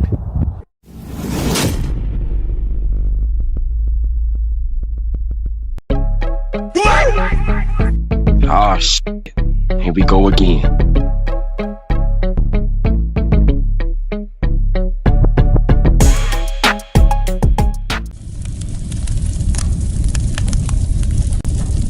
This prison story took place in 89, maybe even 90, but I think it was in 89. So anyway, every Monday after Chowtown, Dante would host a Bible study in his cell. Normally it'd be maybe 6 or 7 guys in there, and we'd just be doing Bible study. So one day, I'm in the middle of talking about Noah's Ark and, the flood or whatever, and I get a knock at the cell door. And I look, I'm like, what's up? Who is that? And it was Big Ox. Now, I told y'all stories about Big Ox before. This story was before I found out that, he liked boys or whatever. So I'm like, what's up? Can I help you? He like, your name Dante? I said, yeah, what's up? He was like, can I talk to you for a minute? I'm like, I'm kind of in the middle of something. What's up? You need something? See, at this time, y'all, I ran a store also. So it wasn't not out of the normal that somebody would come knocking on the cell to get some commissary from me or whatever. So I'm like, all right. So I step out the cell. I'm like, what's up, man? He was like, do you know who I am? I said, I seen you around the compound, but what's up? He like, hey, I need your help. I need your guidance. I said, you need my guidance? What is this about? He was like, man, I want to tell you something, but I don't really know how to say it. But do you think I can come to your Bible study and just listen? I said, yeah, man. Hey, God is open for everybody, man. Yeah, come on. So he was like, okay. So he come in the cell, right? And dude's looking at him. See, for those that don't know who Big Ox is, let me give y'all a rundown who Big Ox is. Big Ox is like a gentle giant, right? Big Ox was like 6'8", 6'9", maybe 350, 360, like muscle and fat combined, right? That's a big dude. And he was normally quiet. He kept to himself. He didn't really keep up any drama or anything like that. I got a story about Big Ox and Lil Kim already, but y'all can check that out. I'll have that link pinned at the top of the comment section for those that haven't seen that video. And that's why I said for those that do know about Big Ox, this was before the Lil Kim incident, right? Like months before. So anyway, Big Ox come in there, he sit down, right? And I had my homeboy Al get him a Bible. So normally I'm doing all the reading. I read a passage and then I explain it, right? But this time I asked like, hey, do anybody want to read? And if you don't understand it, I can clarify it for you. And everybody looked at Big Ox. And he was like, no, yo, I'm good. I'm just here to listen. Right. So the homeboy Darrell was like, hey, I think you should go ahead. You should read something. You should read something, man. It's your first time here. Go ahead and read. So Big Ox was like, nah, I'm not I don't feel comfortable reading right now. So we all looking at each other like, what? So then Al was like, yo, it's cool, man. We all brothers in here, man. Go ahead and go read the verse, man. What's up? So Big Ox was like, you know what, y'all? Yeah, I'm going to head out. So Big Ox put the Bible down and he walked out. So I'm like, that's strange. So I get up and I'm like, yo, Ox, what's wrong, man? He was like, man, no, man, I didn't feel comfortable in there, man. I said, well, why? What's going on? He was like, man, I can't read. I said, what? He was like, yeah, I can't read, man. I said, you can't read? He was like, no, I can't read, man. That's why I left. I said, look, I'm going to tell them to chill out and, because this Bible study is not to pressure nobody into anything, so I'm going to go holler at them and tell them to chill. He was like, no, that's cool. I'm good, man. I appreciate you, though. And he walked off. So I go back to the cell, and they're like, what happened? I said, listen, y'all, Big Ox can't read. And they're like, what? Big Ox can't read? I said, no, he can't read. And, y'all offended him. So they was like, man, this nigga almost 40-something years old, and he can't read. I said, hey, man, you never know people struggle when they walk in life, man. They was like, yeah, you right. So we finished the Bible study, right? Now that I think about it in hindsight, I do kind of feel bad because maybe I could have stopped, Big Ox from doing what I'm about to tell y'all what he did later on, right? So, nevertheless, in prison, people gossip. People, if they hear something, they keep it in their back. They have it tucked in their back pocket to use on you later, right? Even something simple as knowing how to read, right? So, nevertheless, later on that night, right, I get a knock at the cell door, and guess who it is? It's Big Ox. I'm like, what's up? What's up, Ox? What's going on? He was like, hey, Donta, man, I know you're a man of the Bible, man, but is you going around telling people I can't read or something? I said, huh? He was like, yeah, man, I somebody told me that, you was going around telling people I can't read. I was like, Big Ox, man, I ain't tell nobody you can't read, man. He was like, well, how do they know that? I said, oh, shoot. Look, so earlier, you remember when you came to the cell when you left out and, they was asking what happened. I said, yo, Big Ox can't read, but I wasn't saying it in a way that, to make fun of you or anything. He was like, yeah, but, people making fun of me now and, they throwing little jokes here and there, and I don't want no problems or no trouble, but it seemed like you causing me problems and issues. So I'm like, well, listen, we can rectify the situation. Like, I apologize, but what else do you want me to say? So he was like, hey, man, just keep my name out your fucking mouth. And he walked off. Now, at this time, y'all, I was laying down on the bed, right? And so I sat up. I said, hold on. Did this motherfucker just try to try me? Did he just say, keep my name out your motherfucking mouth and walk off like I'm a hoe or something? So I sat there for a minute and I got to thinking about it. I said, you know what? See, I got to put a pause in the story right quick. In prison, you don't supposed to let nothing ride. You don't supposed to give no passes on anybody that try to try you or punk you or talk crazy to you. But I was in a dilemma at this point. And I'm going to be real. I'm going to keep it a G with y'all. I'm going to keep it a buck with y'all. Shout out to Philly. I'm going to keep it a bean with y'all, right? I couldn't beat Big Ox. I couldn't beat him. Me and Big Ox fighting one-on-one, I wasn't going to be able to beat that man. Unless I could get behind him, pause, and choke him out, put him to sleep or get a lucky hit off the jaw and knock him out or something like that. But more than likely, nah. So I'm adding all these things up in my head like, okay, so Big Ox basically said something to me crazy. So this is my options. Either go check him and whatever happens, happen, or just leave it alone. Cause I mean, nobody heard him. Nobody seen anything. Nobody can go back like, oh, Donta just got punked out by Big Ox and he ain't say nothing. Big Ox cussed at Donta. He ain't say anything. But that wasn't the case because nobody was around. Nobody heard what Big Ox said. So now I'm sitting there and I'm like, you know what? I don't know if I can let this go because it's on my mind. Quick story about me right quick, y'all. Y'all gonna like this. So back when I was in the second grade, I went to Wilkins Elementary in Flint, Michigan, right? One of the first elementaries I ever went to in Flint, Michigan. I stayed on this street called Russell Street in Piercehood, right there off of ML King.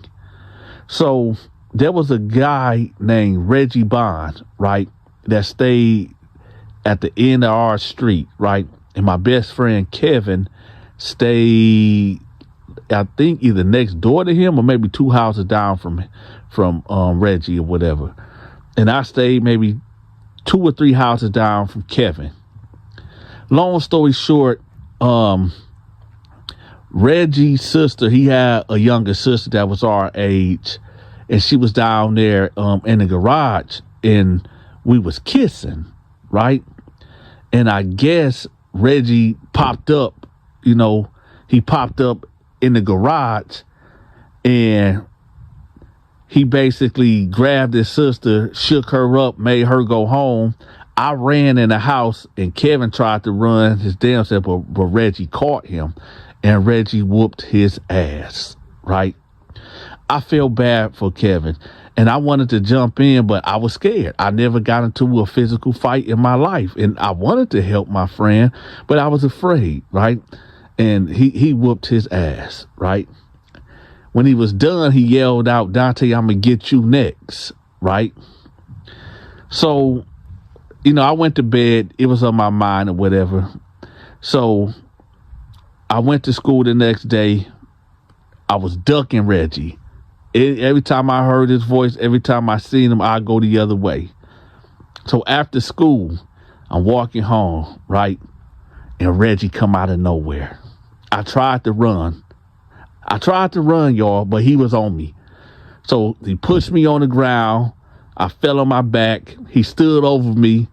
And I remember this fight so well. I can't even say it was a fight because I didn't even fight back. I remember this ass whooping so well.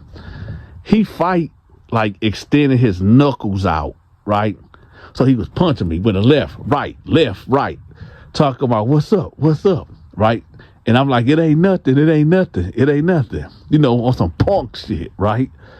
So he done beat me up, scruffed me up a little bit, and then he kicked me and he walked off, right? So then I get up and dust myself off and I get to walking home. Now, as I'm walking home, all I'm thinking to myself is, why didn't I fight back? Why? I don't know. Maybe I could have won. Maybe I would have lost. But it just didn't sit right in my spirit. It didn't sit right in my soul, right? I couldn't sleep. So I told myself, you know what? Tomorrow at school, when I see him, it's up, it's on, right? So I go to school. Nevertheless, this is homeroom time. Homeroom is before first hour. So I see Reggie sitting on a desk, right, talking to this girl. And I walked right up to Reggie and he looked at me like, what you gonna do? And I fired on him. Bow! Right? Reggie jumped off the desk and whooped my ass. He whooped my ass. I give him that. Reggie Bond whooped my ass. Right? But I was fighting back. I tried to fight back. He was older, he was faster, he was stronger. But that right there unlocked something inside of me. And that's why I said, shout out to Reggie Bond because he unlocked something in me that dictated the rest of my life from that day on. It worked in my favor a lot. And then it didn't work in my favor a lot also because I'm the type of person that it's hard for me to let something go. You know, if I gotta sleep on it and be dealing with it and dwelling on it, I want immediate justification, immediate justice, right? I want to get it handled right then and there. I don't like to be, sleeping on, right? If it ain't real, I can let it go. But if it's real, I need to take care of it right then, right now. So nevertheless, that was my lesson in life right there, that I just, really don't let a lot of shit go. I check it and I address it. Now let's get back to the story. The reason why I brought that up is because of what Big Ox said to me, right? He said, keep my name out your motherfucking mouth, right? Even though nobody heard him say it, I heard it. So I'm sitting there on the bed and I'm like, you know what? I'm gonna let it go. Because when you put the scales of justice out and you put the weight, I got more to lose. Big Ox could just go dumb on me and beat the fuck out of me, right? Knock me out, probably even kill me, right? So I'm like, okay, nobody heard it. It ain't really a big deal. I understand why he said what he said, because, people saying shit about him that he can't read or whatever. So I said, you know what? I'm going to hold that down. I'm going to eat that, right? So nevertheless, nothing happened that night. We all got locked down and nothing happened. So you got to get up at 5 o'clock in the morning. Well, you don't have to be out your bed, but they need to see your head.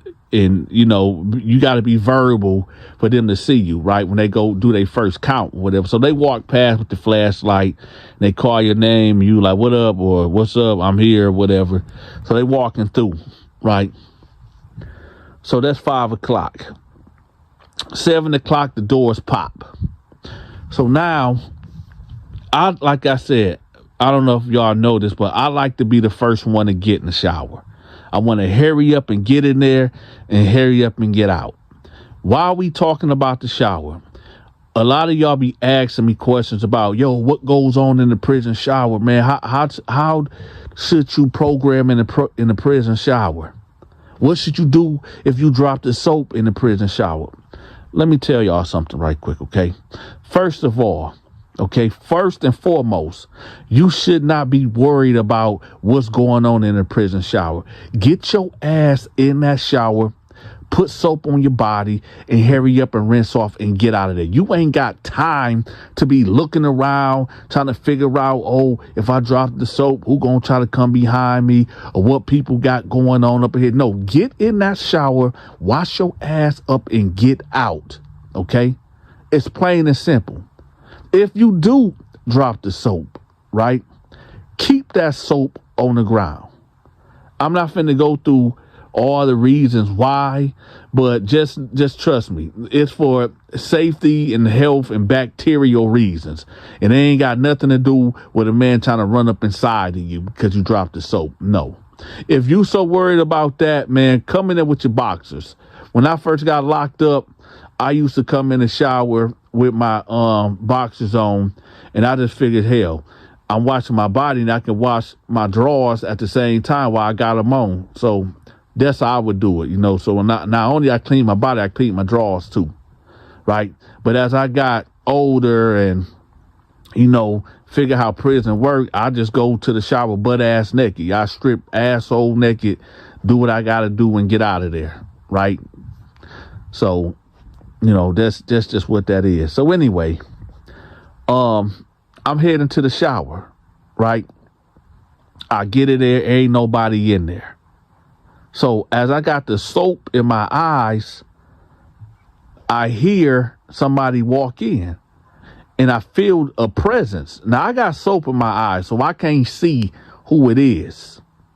So Big Ox walk in, right?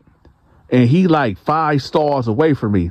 Now, this prison shower is like, it's an open shower where you got 5 shower heads on this side, on the left side. You got 5 shower heads on the right side, right? He comes in and he's like 4 stars away from me. I'm like in the second one and he like in the 4th one, right? So I'm hurry up getting the soap on my eyes because I don't know who the fuck this is and what's going on. So then he like, hey, Dante, man, I apologize about yesterday. So I'm like, who that? Because I'm still getting the soap on my eye, right? And like I said, I never really heard Big Ox talk like that, y'all. So I'm trying to put a voice to the face or whatever. So I'm like, who that? Who was that?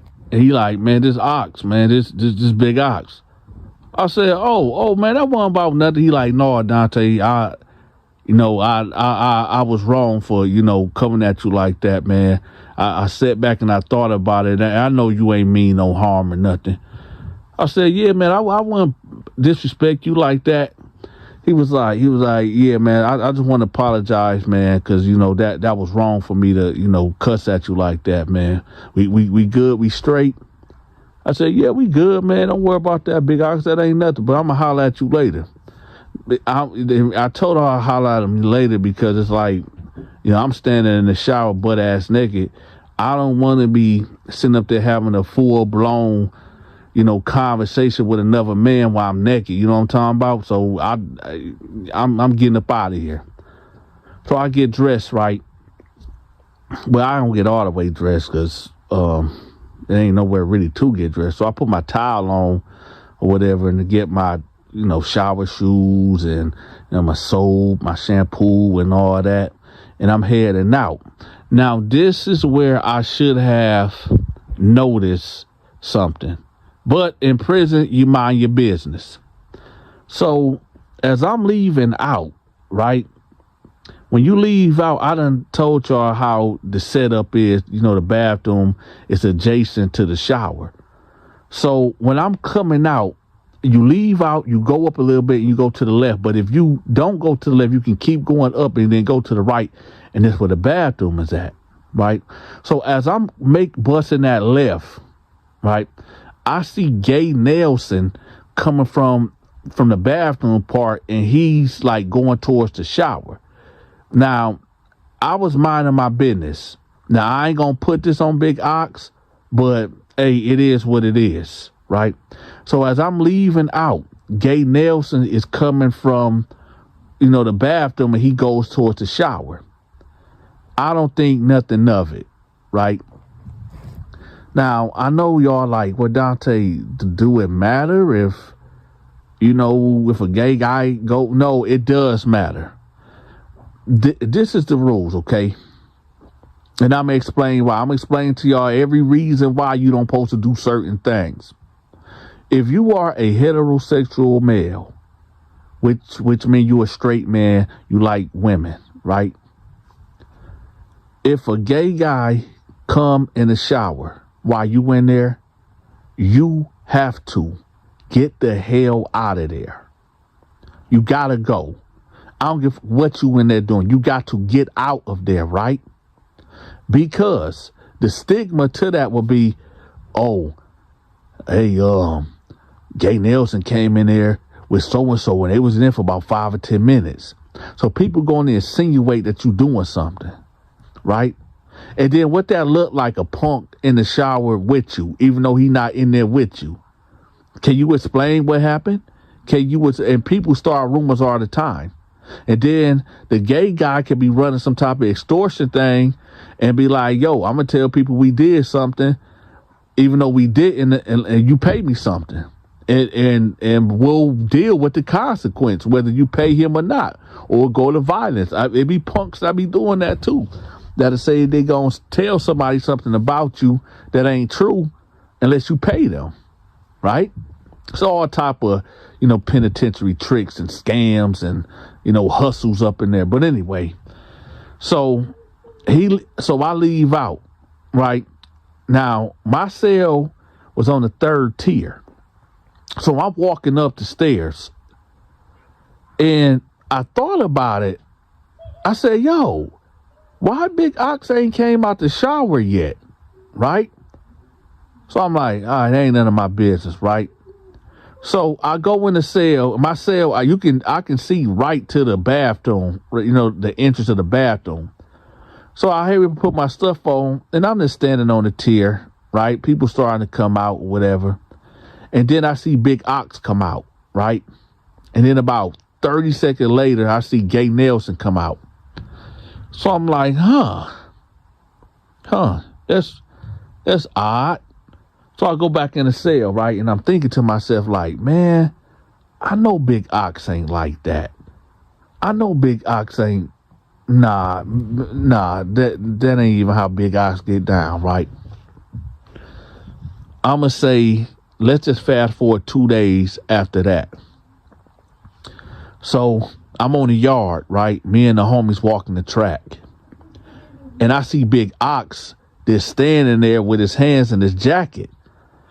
And I'm like, and he's looking my way. And I'm like, man, what the fuck Big Ox looking at? So as we walk in the track and we get close to Big Ox, he take his hand out and he like, hey, Dante, can I holler at you right quick? Let me holler at you. And the way he said it, he was like a sense of urgency. So I'm like, y'all hold up right quick. So I go over there. I'm like, what's up? He like, hey, look, bro, you going around telling people that I fuck Nelson? I said, what? He says, you going around telling people that I fuck Nelson? I said, man, what are you talking about? He was like, man, listen, it's people coming up to me talking about this. I said, hey, man, look, I ain't said nothing about you and Nelson. What is you talking about? Well, I mean, that's what people say. I said, listen, man, if you ain't hear it come out my mouth, man, go on with that bullshit. And I just walked off, right? So he was like, all right, man, say less then, say less. I said, all right, well, say less then, right? So he was like, hey, man, hold on. Let me holler at you right quick. I said, man, what's up, man? He like, so you ain't say nothing about us? I said, about what? Who was us? He was like, look, you the only one that was leaving out the shower, man. And when Nelson came in there. So I'm just saying, people saying it was, I said, what people? Tell me, who told you that? He was like, well, ain't nobody really tell me that. I'm just, you was the only one there. I said, so nobody came to you and told you that? I said, Dante said that he seen you and Nelson doing something. He was like, no, I was just checking around. I said, so did somebody come to you or not? He was like, man, listen, Nelson basically trying to shake me down. He talking about if I don't give him some, some ramen noodles and some other shit that he was going to tell people that we fucked around in the shower. And the only person that was there that can verify is you. So that's why I'm saying, like, did he come to you and say anything? I said, no, man, I don't know. No, man. So he was like, oh, okay, bet. All right, say less. So I go back over there with the homies and they're like, what was that all about? I said, listen, man, Big Ox and Gay Nelson got some shit going on, man, and I don't know. They trying to bring me in the middle of it. So they're like, what are they talking about? I said, man, I don't know. Gay Nelson trying to shake him down or some shit, man. I don't know, man. We gonna end the story right there, right? Because this story can go on and on. The point of telling y'all this story right here is to let y'all know that if you end up in prison, man, be careful what come out your mouth. Be careful with the company that you keep, because it's like birds of a feather flock together. And if you around homosexual activity or whatever, or dudes that rock that way, people gonna look at you and judge you off of what they do, right? Nevertheless, stay crime free. Crime does not pay. The social media channels promoted. Make sure you shoot me a text at this number. My channel get over 5 million views per month. So that's a lot of eyes on your promotion. If you forgot to hit that like button, make sure you smash the like button. And if you haven't subscribed yet, make sure you subscribe to the channel. Be sure to get your Military Mind Games merch. The link will be pinned in the comment section. And last but not least, make sure y'all help me fight this war on poverty.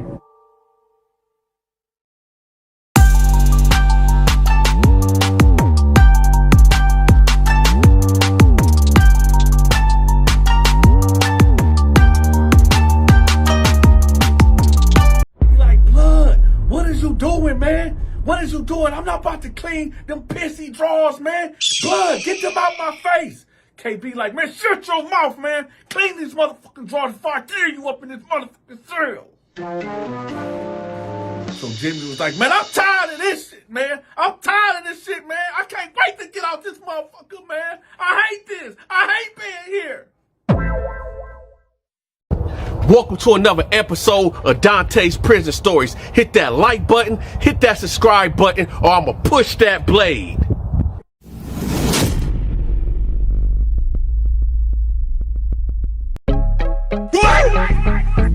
Ah, shit. Here we go again.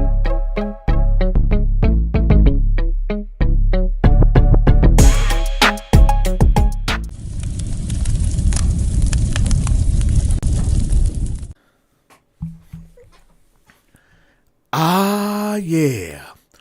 The good old story about clean my drawers or I'ma bust your head to the white meat in this cell. Now, this story is about a prison bully by the name of KB. Ah, Now, for shit. those that Here have we go been again. watching me for the last 3 to 4 years, y'all know exactly who KB is. But for those that don't know who KB is, I'm going to leave the link to all my KB stories pinned at the top of the comment section, along with my Patreon, where I got my horror short films on there, the Lamarck Moore saga, the prison stories that I can't put on YouTube, my Bible stories, my supernatural stories, all that is over there at my Patreon. It's free to sign up, so go check it out, y'all.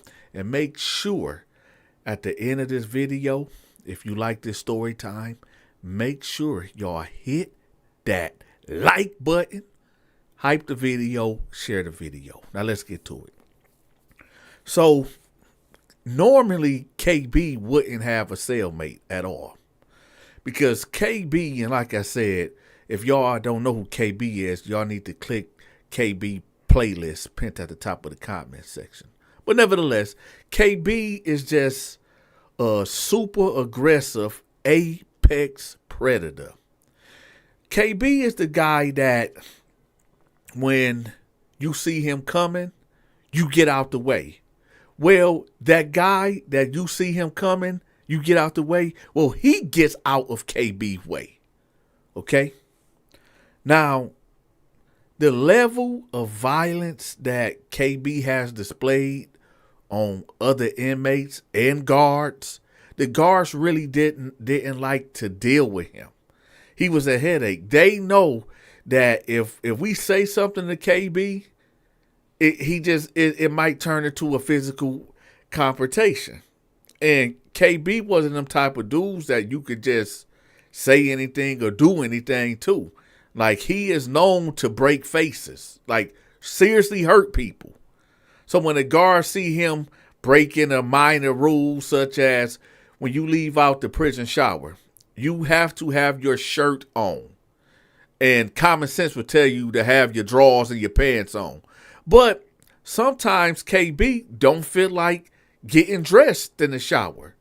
Sometimes KB feel like, well, shit, I don't want to be my clothes to be damp or wet, so I'm going to walk out the shower and in my towel and walk to my cell, and I dare a guard to say anything about it. So this is how KB was programming. And like I said, y'all, it might not seem like he's such an awful guy, but y'all really need to click that playlist at the top of the comment section to get the full scope of exactly who KB is. But anyway, so KB is laying on his bed, right? And every cell in our unit is filled to the capacity. In fact, they bought these things in that you call a boat. Y'all remember back in the day? Well, not even back in the day. Well, yeah, because I don't really see them no more. But them little blue swimming pools that you can get for like $20 at Walmart. Y'all know what I'm talking about. Well, those are what we would call boats. And they bought these in because there was like no room in this prison at all. So they would turn a 2-man cell into a 3-man cell, right? So KB was the only person that didn't even have a cellmate at all. So the captain came through one day and he just walking around, checking on everything. He doing like a little light inspection or whatever, seeing how the inmates is programming or whatever. So when he get to KB cell, keep in mind he done looked in everybody's cell. So okay, you got 2 guys in the bunk bed, and you got a boat on the floor for a 3rd man. So when he get to KB cell, KB ain't got no bunkie. Ain't nobody in there but him. So the captain, holler at the sergeant, and he like, hey, what's going on here? Why don't this inmate got a, where his bunkie at? Because we all on lockdown right now, so he can clearly see ain't nobody in there. So, captain, like, is his bunkie on a visit, or like what's going on? He was like, let me talk to you over here, Cap. This is the sergeant talking. He like, hey man, look, you just got here 2 weeks ago. This guy right here, he can't keep a cellie. And he like, okay, well, what you mean he can't keep a cellie? He like, man, this dude, read his disciplinary record, man. Look in his file, man. He was like, man, I ain't got time to be looking at this dude file. What's up with him? He was like, man, this dude just violent. Like, he need to be in a level 5 max. So the captain was like, hey man, hold on, man. Dude, who run this motherfucking jail? It damn sure ain't the inmates. So you mean to tell me y'all letting this inmate dictate who go? No, man, bunk that. Hey, get up now. At this time, y'all, the captain is in front of KB cell, and he's yelling in between the bars. Hey man, get up. Get the fuck up, man. So KB lift up, and he like, who the fuck you talking to? The captain was like, I'm talking to you, inmate. What's this I'm hearing about? You can't have no damn cellie like you running something up here. KB was like, man, kick back with all that bullshit, man. I'm trying to take a nap, man. Get on with that bullshit, man. So the captain was like, hey, inmate, I don't know who the fuck you think you are, but you don't run shit here. You don't run a damn thing here.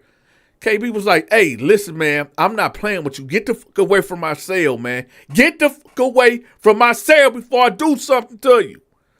So Cap like, oh, so you threatening me, inmate? You threatening me?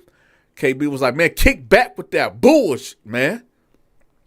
So Cap like, all right, say less. I'll be back. So KB lay back down. I don't know, was it KB pride, or I don't know that he felt like bring him, because he done did shit to guards plenty of times. So this ain't going to be nothing but a walk in the park to him. So the captain come back deep with the goon squad. Now, for those that don't know who the goon squad is, the goon squad is known by other names. The goon squad, the turtle squad, the blockheads, the turtle squad. Yeah. So these are the guys that put on these knuckle gloves. They put on riot masks. They put on the knee pads. They got these steel toe boots on. Sometimes they come in there with riot shields, and the riot shields be having like electrified devices on them to tase you when they bump against you. They come in there, and when they come in there to show out and handle business. But KB done dealt with these cats many, many times, right? So the captain rolled back up to KB cell. And he like, inmate, get up, cuff up. He like, get the fuck away from my... So KB sees all the riot dudes out there. It's about 10 of them, right? So he like, man, what the fuck is y'all doing, man? What the fuck is going on, man? I'm trying to take a motherfucking nap.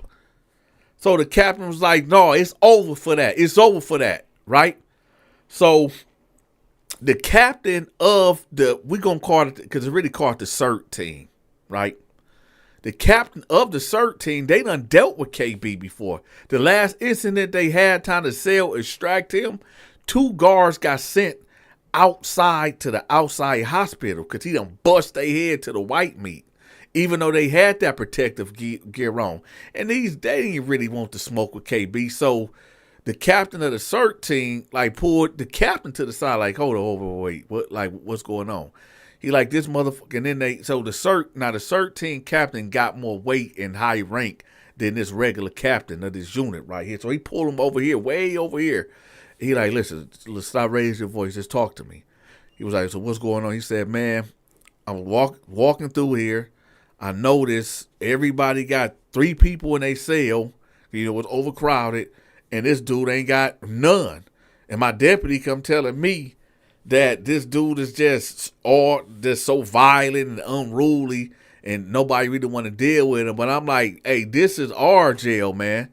That he don't run a motherfucking thing up here. So that's when I came and got you so we can teach this dude a lesson and take his ass to the hole. So the captain of the CERT team like, whoa, hold on. Right now, we got a lot going on. We about to go on this annual lockdown. We trying to keep the numbers low back in the hole. So, I'ma handle this, all right? So the captain like, what you mean you gonna handle it? He like, I'm gonna handle it. We ain't gonna cell extract him. We gonna keep him in there, but we will get him a bunkie. He'll get a cellmate. So the captain was like, all right, man. All right. You got it. So he walks off, right? So the CERT team captain, the head of the goon squad, he go to KB cell. And he like, hey, listen, KB. Well, his real name is Keith Bell. He said, hey, listen, Keith, listen. We got to put somebody in the cell. We got to. So KB sit up. He like, okay, why the fuck you telling me that for? I mean, I ain't stopping y'all for putting no motherfucking body up in here. I mean, to do y'all motherfucking job. So the captain was like, listen, you ain't got to do all that, man. I'm just letting you know. He was like, don't let me know a motherfucking thing, man. Go do your job, man. If you put a motherfucker in there, I don't care about that. I don't care. Just leave me the fuck alone, man. I'm going to sleep, man. Leave me the fuck alone, man, or it's going to be a real motherfucking problem. So the CERT team guy, the guys, they done dealt with this dude. Two of their co-workers done got sent to the hospital with life-threatening injuries dealing with this dude. So they looking like, man, because if this was anybody else, y'all, our asses would be getting locked up and thrown and whooped out, butt naked, maced, all that, and thrown in a hole. But, hey, it is what it is. Before we go on, y'all, real quick, we got to do the question of the day. This for my anime people out there. What characters will win this fight? The Street Fighter characters or the Mortal Kombat characters? I'm not going to tell y'all what I'm going to pick. I'm going to put it, my answer in the comment section. But y'all let me know, Street Fighter characters or Mortal Kombat characters, who will win that fight? Put it in the comment section. All right, let's keep going. So now, KB like, look, man, I'm starting to get a motherfucking headache and I'm getting irritated. Do what y'all gonna do, man, but I'm going back to fucking sleep. So he turned around, he turned his back on him and he lay down. So the CERT team captain, he leave, and his goon squad, they leave with him. They go talk to whoever they go talk to. An hour later, this black dude come in there. Now, I know this black dude. This black dude is named Jimmy Baker from Detroit, Michigan. I knew Jimmy Baker. He worked at the liquor store off of 7 Mile in Gratiot, right across the street from Osborne High School, right? I know him because, I ain't going to say that because that ain't right. Let's just say Jimmy was a thief. Okay, when I say a thief, I mean Jimmy was a thief. Jimmy the type of dude, right? When you invite him to a family gathering, you really don't want him to come because you know he gonna steal something. But he the type that when when you go to like the family gathering, everybody take their coats off and put it like on the living room couch. No, y'all got to take y'all coats off and put them in a locked room. And Jimmy better not be caught on this side of the house. Either stay outside, Jimmy, or you could be in the common areas, but you have no reason to be on the other side of the house. If you got to go to the bathroom, Jimmy, use it outside. If you got to pee, just go behind the garage or something like that and take a piss. But you can't touch Jimmy. Jimmy is a kleptomania. And he will steal. He don't care who he steal from. Actually, what got Jimmy locked up, so Jimmy was down on his luck. Go figures. And he moved in with his granddaddy. Now, Jimmy didn't have no car. He literally, when they say you don't got a pot to piss in and a window to throw it out, that's Jimmy. Like, for real. So Jimmy ended up moving in with his grandfather, right? His granddaddy about 82, 83, right? He's a retired supervisor or plant manager, one of them from GM, right? So he got bread and he got a crazy pension. I think he get about $7,000 to $8,000 every month from his pension, right? So Jimmy comes to stay with him. And not only he helped Jimmy get on his feet, he purchased Jimmy a car. Now, it wasn't no up-to-date car. It was like a 2001 Impala, right? About 2001, 2002 Impala. Now, Jimmy ain't got his license, right? But he tell Granddad, I got my license. I'm trying to do better in life. So Granddad like, okay, cool. Now, keep in mind, y'all, Granddad like to go fishing. He's retired, man. He earned that right to go fishing. But Granddad always keep about $2,000 or $3,000 in his car. Now, I know some of y'all gonna say, well, that's Granddaddy's fault. He should have never had all that money in his car. But that's Granddaddy right. That's his right to have his money wherever he wanted to be, right? So thieving ass Jimmy decides to go into Granddaddy's car and steal 3 bands. $3,000, right? So not only Granddad get him a roof over his head, not only Granddaddy buy him straight out cash a 2000 or 2001, 2002 Chevy Impala, right? And Jimmy have the nerves to go steal these $3,000 from Granddaddy, right, out of his car. How do we know? Because he confessed to his mother. Because his mama called him like, Jimmy, did you steal your granddaddy money? He like, no, ma, I ain't steal no money. She like, Jimmy, come on, man.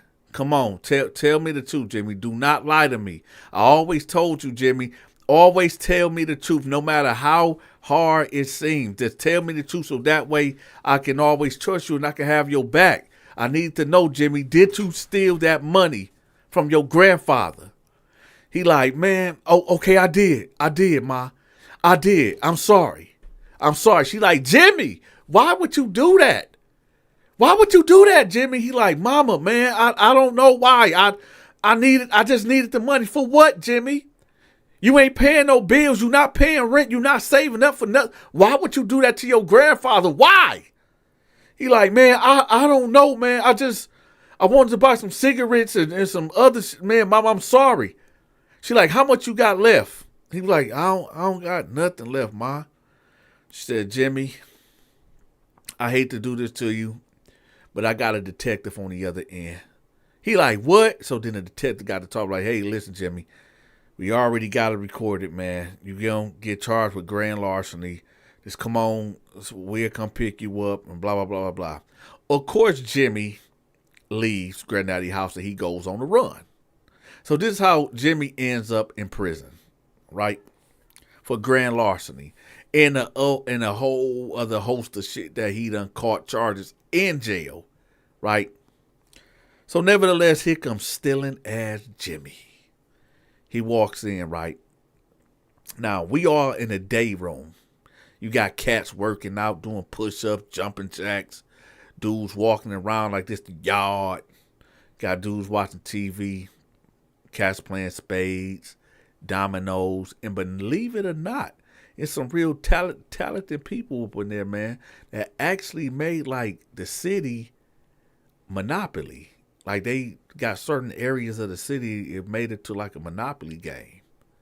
Yeah. So anyway, Jimmy come through and I see him. I'm like, what up, Jimmy? He like, oh, hey, what's up, Donta? What's up, man? He come over there and give me dap. And I know y'all probably like, man, what you doing being homies? Jimmy ain't my homie. He just a familiar face. I know the dude. I mean, he ain't never stole from me. Not to say that he wouldn't steal from me, but I mean, I know the nigga. I'm like, what up, Jimmy? He like, hey, what up, Donta? He come over there and give me dap. Like, hey, what's up? He says, none, man. They just transferred me, dog. I'm like, oh, okay, bet. All right, I'll holler at you. He's like, hey, man, save me a spot, man. I said, I got you, because we over here playing dominoes, y'all. So I'm looking, and I'm looking what cell he going to, because I know he ain't going to my cell, and I'm thinking to myself, like, damn, ain't nobody got no room but KB. And sure enough, he goes into KB cell, right? Everything that I'm about to say to y'all from here on out is alleged. Jimmy, I know you home. I know you free. If anybody listening from Jimmy's family to my show, everything I'm saying is alleged. Matter of fact, what I'm saying is just for entertainment purposes only. Okay? Only Jimmy, KB, and I know, and a couple other cats know what really happened. And again, this is all alleged. So, he goes in there, right? I don't hear nothing. Matter of fact, I don't hear nothing for the next 10 minutes. Which is kind of odd because you are usually, when KB get a new cellie, he usually putting down on him. What's putting down? Letting this inmate know, like, hey, this is how it's going to be. This is how it's going down up in here. Right? So that's not happening. It's quiet. So I'm like, okay. But it's quiet because KB is actually asleep. So Jimmy in there putting his stuff up or whatever, right? Due to the sake of time, we're going to have to make it part 2. Y'all stay tuned. But in the meantime, make sure y'all click on the KB playlist so y'all know exactly who KB is. Until next time, take care. The social media channels promoted. Make sure you shoot me a text at this number. My channel get over 5 million views per month. So that's a lot of eyes on your promotion. If you forgot to hit that like button, make sure you smash the like button. And if you haven't subscribed yet, make sure you subscribe to the channel. Be sure to get your Military Mind Games merch. The link will be pinned in the comment section. And last but not least, make sure y'all help me fight this war on poverty.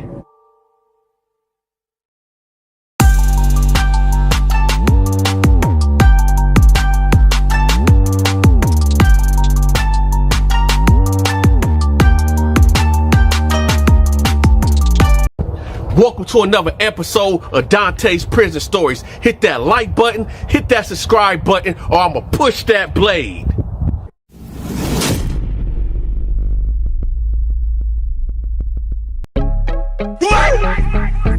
Ah, shit. Here we go again.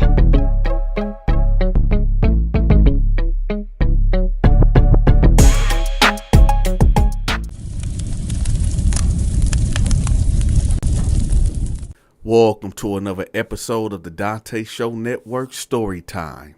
Today's episode is about when they put a punk in my cell and all the drama that happened afterwards.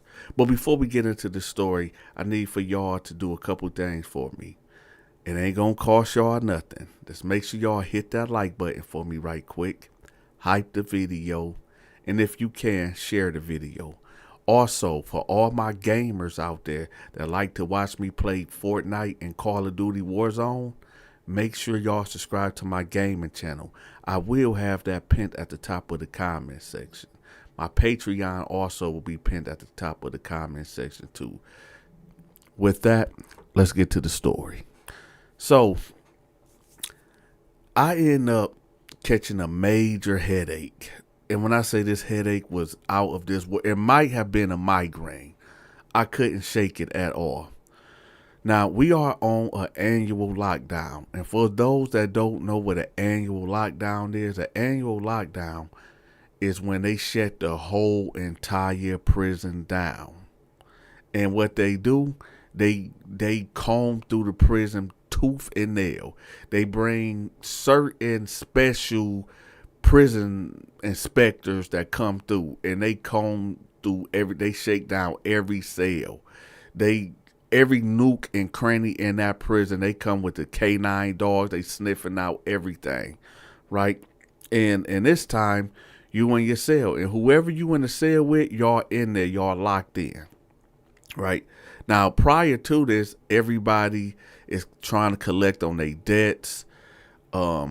People, if you got an addiction to something, you trying to get that because you don't know how long we gonna be. The last annual lockdown we was on, I believe we was locked down for 3 months, 3 whole months, and it was hell, y'all. So nobody likes these annual lockdowns at all. So anyway, I got this major headache or migraine. I don't know what it is, right? This thing done brought me to tears, brought me to my knees, right? Now, the only thing I can do is just wet my towel up, put it across my head, and bury my face in the pillow, man. I was so sensitive to light and all that, man. And I was going through it. I was like a big baby, right? Nevertheless, I get up on the bars. Man, CO, man, hey, man. I need something, man. I need a Tylenol. I need some migraine med. I need something. Come on, man. I need something. Right?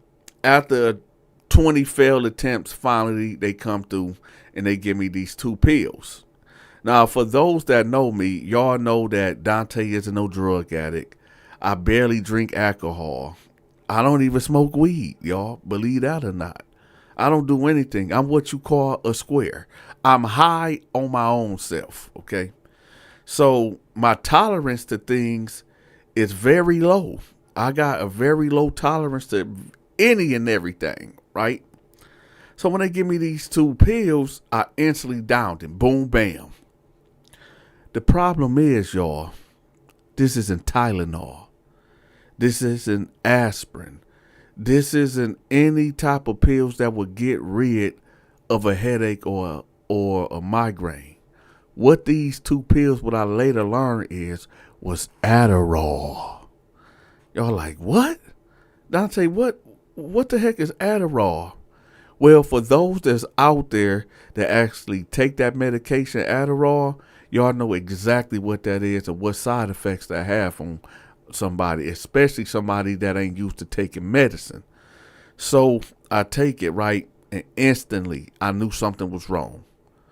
Now, yes, it did mask the pain of the headache or the migraine. It did after like 5 minutes. But then I noticed something that was really odd. I got lightheaded. I got a little dizzy. And before I know it, I was knocked the fuck out. I was out cold. I wasn't even, all I remember is I was laying on my bed halfway on, halfway off the bed, right? I don't know how long I was out. I don't know nothing. All I remember was this. I seen a figure come in the cell, right? And normally I'm on my P's and Q's. I'm always aware of everything and anything, right? But I couldn't move. It was like, y'all know when they say what is that called? It's when you sleep paralysis. It was like that. It's like I had sleep paralysis. And I see this guy come in there in the cell. Now, I'm like, am I tripping? Because the guy that came in the cell, he had his shirt like tied in a knot, like at the bottom. And I'm like so out of it. I'm like, what the right, but I'm in and out of conscious. So I just go back to sleep, right? Now I'm coming to, because I'm smelling something, and it smelled good. Somebody in here making a cook up. Now keep in mind, y'all, I don't have no cellmate to my recollection at all. But there's somebody standing to the right side of me making a cook up.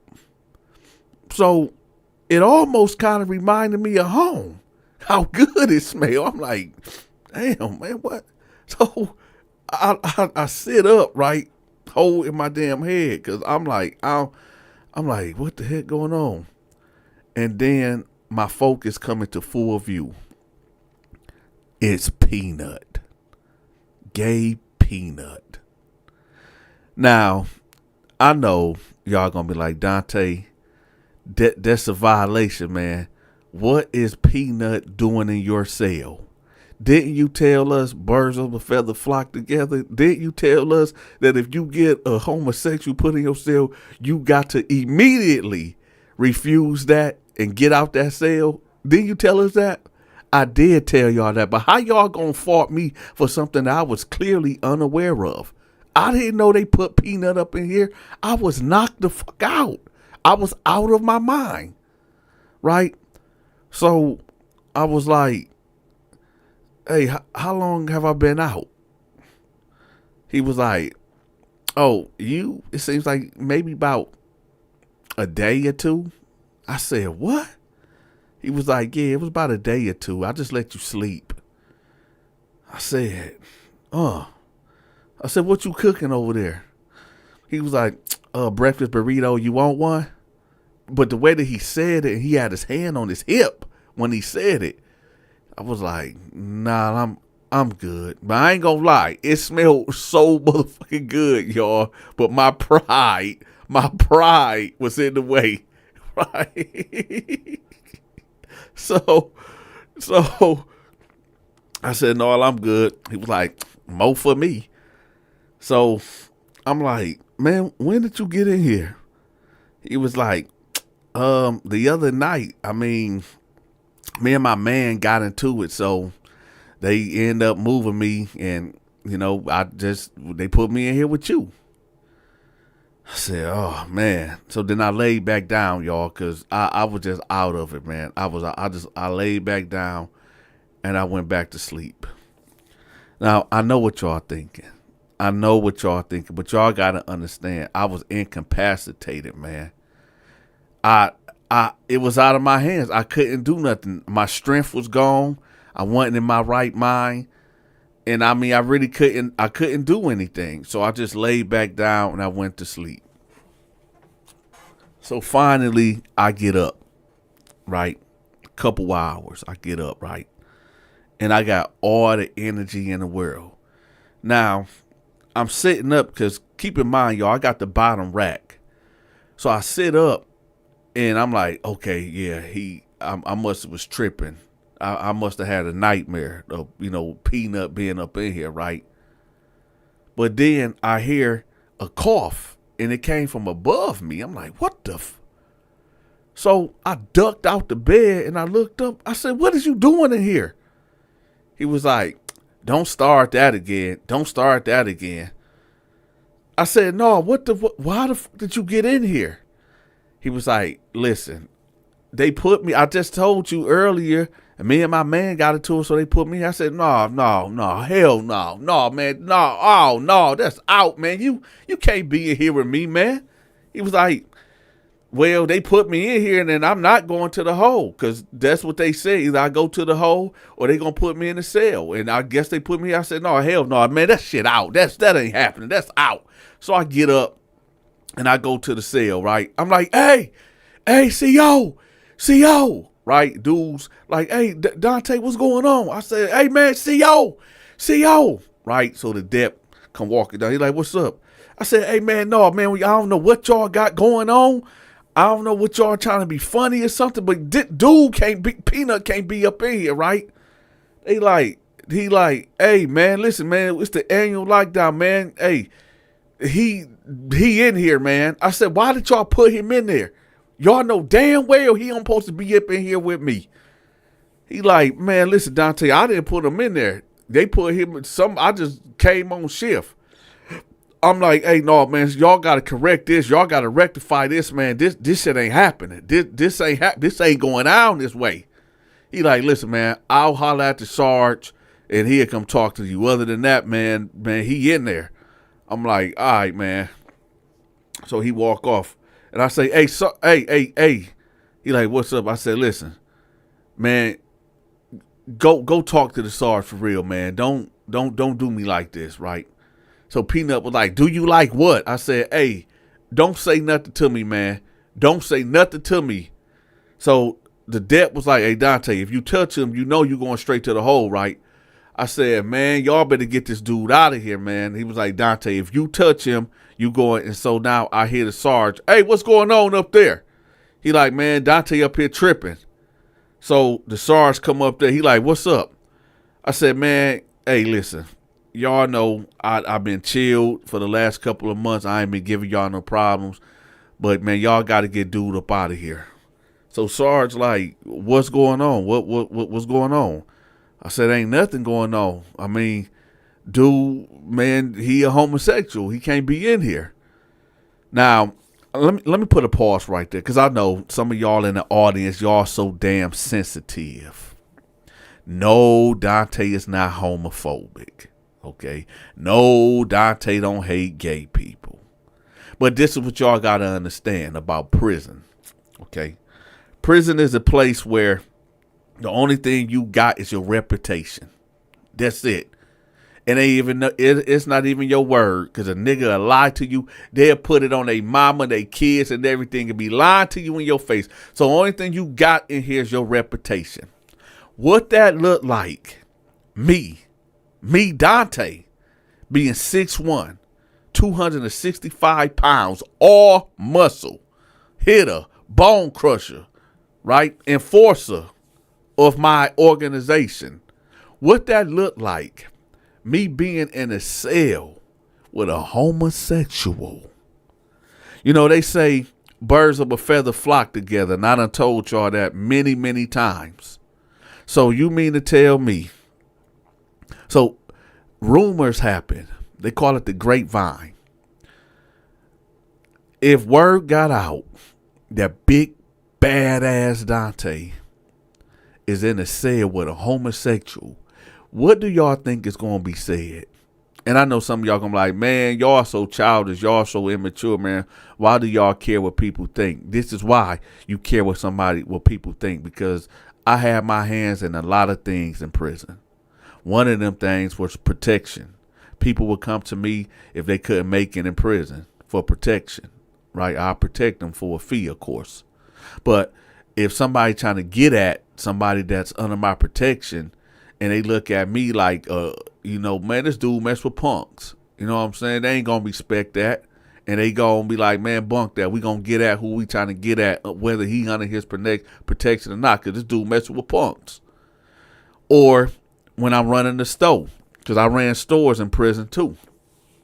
You got it where somebody owed me something, and just off the strength of me in a cell with a punk, or me being known to mess with punks, they going to look at me like, man, I ain't paying this dude back. Man, this dude messing with punks. And the list go on and on. So I hope that I clarified that for y'all that's so weak-minded and so and sissified out there that, oh, Dante always being homophobic. Nah, this just what it is, right? Just like I wouldn't be in a cell with no gang member because I'm not a gang member, right? Same thing. I'm not a homosexual, so there's no reason for me to be in a cell with a homosexual. I'm not no gang member, so there's no reason for me to be in a cell with a gang member, right? So there you go. Now, again, like I told y'all, this is an annual lockdown. Whoever you in the cell with, that's just where you at. Given it may be that this peanut dude got into it with his man or whatever. I don't know why they done put him in a hole, right? And they put him in the cell with me, which for the life of me, I don't know, but I'm trying to get some straightening and figure this out. So I'm like, hey, Sarge, man, what's happening, man? Like, come on, man. Y'all got to get Buddy out of here, man. He like, listen, Donta, it ain't nowhere for him to go. I said, what you mean ain't nowhere for him to go? It ain't nowhere for him to go. The hole is all booked up. They got 2 men and 1 man cell down there. I said, well, what that got to do with me? I said, trade them out, man. Can I get somebody else in here? So he pulled up close to the cell. He said, come on, Donta. You know damn well ain't nobody else going. I said, so why the would y'all put this motherfucker in the cell with me? So Peanut was like, I ain't gonna be too many motherfuckers. You ain't gonna keep on saying derogatory names about me. I said, man, close your motherfucking mouth. So Sarge was like, hey, chill out, Donta. You going to the hole. I said, why I gotta go to the hole? I've been in this cell for the last 6 months, man. He was like, this ain't, he said, man, hold on. You got this all fucked up, Donta. You a motherfucking inmate. This ain't your house. You don't run shit here. I said, listen, Sarge, man. All right. So he was like, Donta, I'm telling you right now, I promise to God, if you do anything to him, anything, you going to the hole for a year. And he walked off. So I punched the wall. So Peanut was like, listen, if you don't want, I said, shut your motherfucking mouth, man. He was like, you ain't going to keep disrespecting me. I said, Peanut, just be quiet. He like, why you so mad for? Why you so mad? I said, Peanut, just be quiet. Just be quiet. So he said that. I guess he realized, like, okay, Donta probably really real hurt me up in here, man. So I just better fall back. So I get back in my bed, right? And I'm laying on my back. Keep in mind, y'all, Peanut is still on the top right. So I just get to punching the metal bar that's over me, punching the bed. Boom, boom, boom, boom, right? I'm mad. I'm mad, y'all, because I'm like, of all, y'all, why would y'all put this dude in here with me, man? So I'm laying there, and he like, hey, listen, I don't know why you so mad. I never done nothing to you. Have I done anything to you? I said, no, you ain't never do nothing to me. He was like, so why you so angry at me? What did I do to you? Why do you hate my existence? I said, look, I don't hate your existence, man. It ain't that I hate you. I mean, I ain't got no problem with you. I just, man, I just don't want you in here. He was like, for what? What have I ever tried to come on to you? Have I tried to, make a pass at you? I said, no. He was like, so why you tripping on me like that? I said, man, listen, Peanut. He said, no, you listen, because I'm tired of being subjugated and abused around here because of my orientation. I said, Peanut, listen, man. He said, no, you need to so I jumped out the bed. I said, hey, motherfucker, don't be over talking me like I'm some type of chump.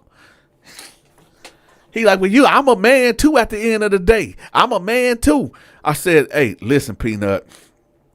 It's just best that we just stop talking. It's just best that we just stop communicating, man.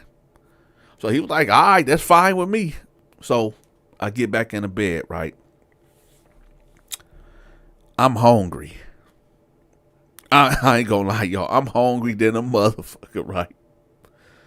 Peanut jump off the bed and he started making the nacho spread. And I ain't gonna lie, y'all. That was smelling so motherfucking good. So motherfucking good. I ain't gonna lie. I ain't ate damn near in 3 days. And I'm hungry. And they've been passing out brown paper bag lunch sacks. Apple or orange, a peanut butter jelly sandwich. And then they was doing some cats wrong with just giving them bread with nothing on it. right? There's bread with no peanut butter jelly at all, right? So I got my meal right here and I'm looking at it, but I'm smelling what he got. I'm like, man. So he was like, I left you some. I left you some. He done made his bowl or whatever. He done jumped back on his bed and he was like, I left you some if you want it, right? What do y'all think I did? What do y'all think I did? Oh. Hold on, y'all. We got to put a pause in it right quick. Pause. We didn't do the question of the day. My bad, y'all. The question of the day is this, y'all. Which one of these movies was the best movie? New Jack City, Boys in the Hood, or Juice? One more time. New Jack City, Boys in the Hood, or Juice? Let me know in the comment section which one of these three was the best movie. All right? Put it in the comment section. So I get up, right? And I go to the desk because that's where he had the meal at. And I grab the plate, right? Or I grab the bowl and I sit back down. And I sniff it. I sniff it at first. Even though I watched him make it. I watched him make it, right? So then I took a chip, right? And I ate it. That shit was slapping, y'all. That food, that nacho spread was so good, right? Before I noticed that I licked the fucking bowl, right? So I get up. I said, "Hey man, what you put in there, man? What you put in there?" He was like, he smacked his lips like, "Well, what I usually do, I mix the lime ramen noodle sauce with the ramen noodles season, the lime." I said, "Yeah." He said, "Well, you get that and you hit it with some Worcestershire sauce and you just let it marinate, right?" So he got off the bunk and, he showed me his seasoning. So I said, "Oh, okay." He said, "Yeah, I'm a cook. A bitch got to keep they man fed," right? But when he said that, it set me back. But I swallowed my pride because when he said that, I know that he was talking about his boyfriend and his husband that he got up in here. But when he said that, I just felt like he was directing that towards me. But I said, "Dante, chill out," right? So he said, "Yeah, a bitch got to keep his man fed." So I said, "Oh, okay." I said, "How you learn how to cook like that?" He was like, "Shoot, my mama taught me how to cook." I said, "Hey, Peanut, man, what happened? Like, what made you, be you?" He was like, "Oh, I knew I was gay since I was like 10 years old." I said, "But like how? Like how did you, like what?" He was like, "Oh, well, I don't know. I just, I had all sisters and I just wanted to be like them. And I was putting on dresses and my mama makeup and heels and stuff, and nobody told me that. I mean, I knew it was wrong, but nobody told me to stop. So, in fact, they encouraged it. They thought it was funny." I said, "But, that's you doing make-believe. That's dress up." He was like, "Yeah, I know, but, it was just me being around my sisters and my mother. And, I just, I dated women, but I just felt like, ugh." And I said, "Oh, okay." I said, "Oh, all right." I said, "Hey, Peanut, what did you do to get in here?" He was like, well, one of my tricks didn't want to pay me, so I cut his D off." I said, "What?" He was like, "One of my tricks didn't want to pay me, so I cut his D off." I said, "Oh, okay. All right." I said, "How much time they give you?" They gave me a dime, but you know how it is. You know how it is in Detroit. I said, "You from Detroit?" He was like, "Yeah, I'm off of 7 Mile and Gratiot." I said, "Get the fuck out of here, man. I grew up over there off of Barlow Street." He was like, "You stayed on Barlow Street?" I said, "Yeah." He was like, "Right behind Hamburg, right?" I said, "Yeah." He said, "Did you go to Pulaski Elementary?" I said, "Yeah. I went there." He was like, "Dante, I know you. I said, what? He said, I know you. I'm your neighbor. I'm Benjamin from down the street. I said, Benjamin. Oh, then it hit me, y'all. Then it hit me. I know who this dude is. I grew up, this was my childhood friend in Detroit. Now, for those that don't know my history, I was born in Detroit, right? St. John Hospital. I don't think it's still there no more. This was back in 88. So I was born in Detroit. I was born in Detroit. We moved to Flint till I was about 3 years old. From 3 years old, we moved to Atlanta. When I was in Atlanta, I got put in foster care when I was 5. How do I remember? Because I remember I lost my first tooth that I could never remember, my first bottom tooth in foster care, and it was around Christmas, because I remember they celebrated Hanukkah. And we end up getting out of foster care when I was about 7. My auntie came and got us because she stayed in Detroit.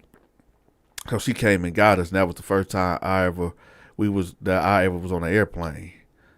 So from 7 to 10, we was in Detroit. Up the street from me was this dude named Benjamin. His dad was a firefighter, and he had a little sister too. I forgot her name.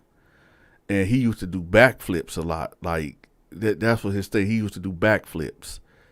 And he was a real good friend. He was cool, right? So then from 10, my mama ended up getting custody from us, and we ended up moving to Flint.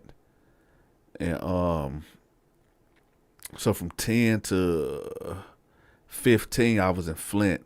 From 16 to 19, 16 to 19, I was in Atlanta. And from 19 till right now, it was from Flint, Ohio, Atlanta, and now Vegas. Yes, I'm in Vegas now, y'all. So anyway, that's my history. So I'm like, what? Benjamin, man, what the? And it just didn't dawn on me. Like, I said, well, your dad was a firefighter. He was like, yeah, that was my stepdad though. That was my stepdad, and he left my mama. I said, dang, that's crazy. I said, well, how did you get in here again? He was like, man, I was selling my body, and, you know, one of my tricks didn't want to pay me, and he kept coming up short every time, and eventually he tried to put his hands on me, so, you know, I told him to come on over, and I was going to take care of him. Then I put Visine in his drink, and he was knocked out, and I cut his thing off, and, well, I'm here. I said, damn, Benjamin, damn. The social media channels promoted, make sure you shoot me a text at this number. My channel get over 5 million views per month, so that's a lot of eyes on your promotion. If you forgot to hit that like button, make sure you smash the like button. And if you haven't subscribed yet, make sure you subscribe to the channel. Be sure to get your Military Mind Games merch. The link will be pinned in the comment section. And last but not least, make sure y'all help me fight this war on poverty.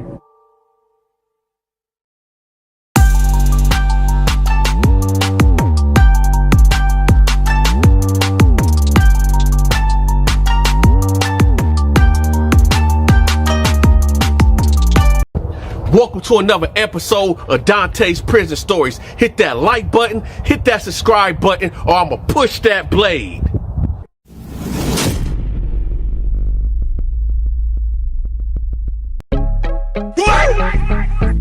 Ah, shit.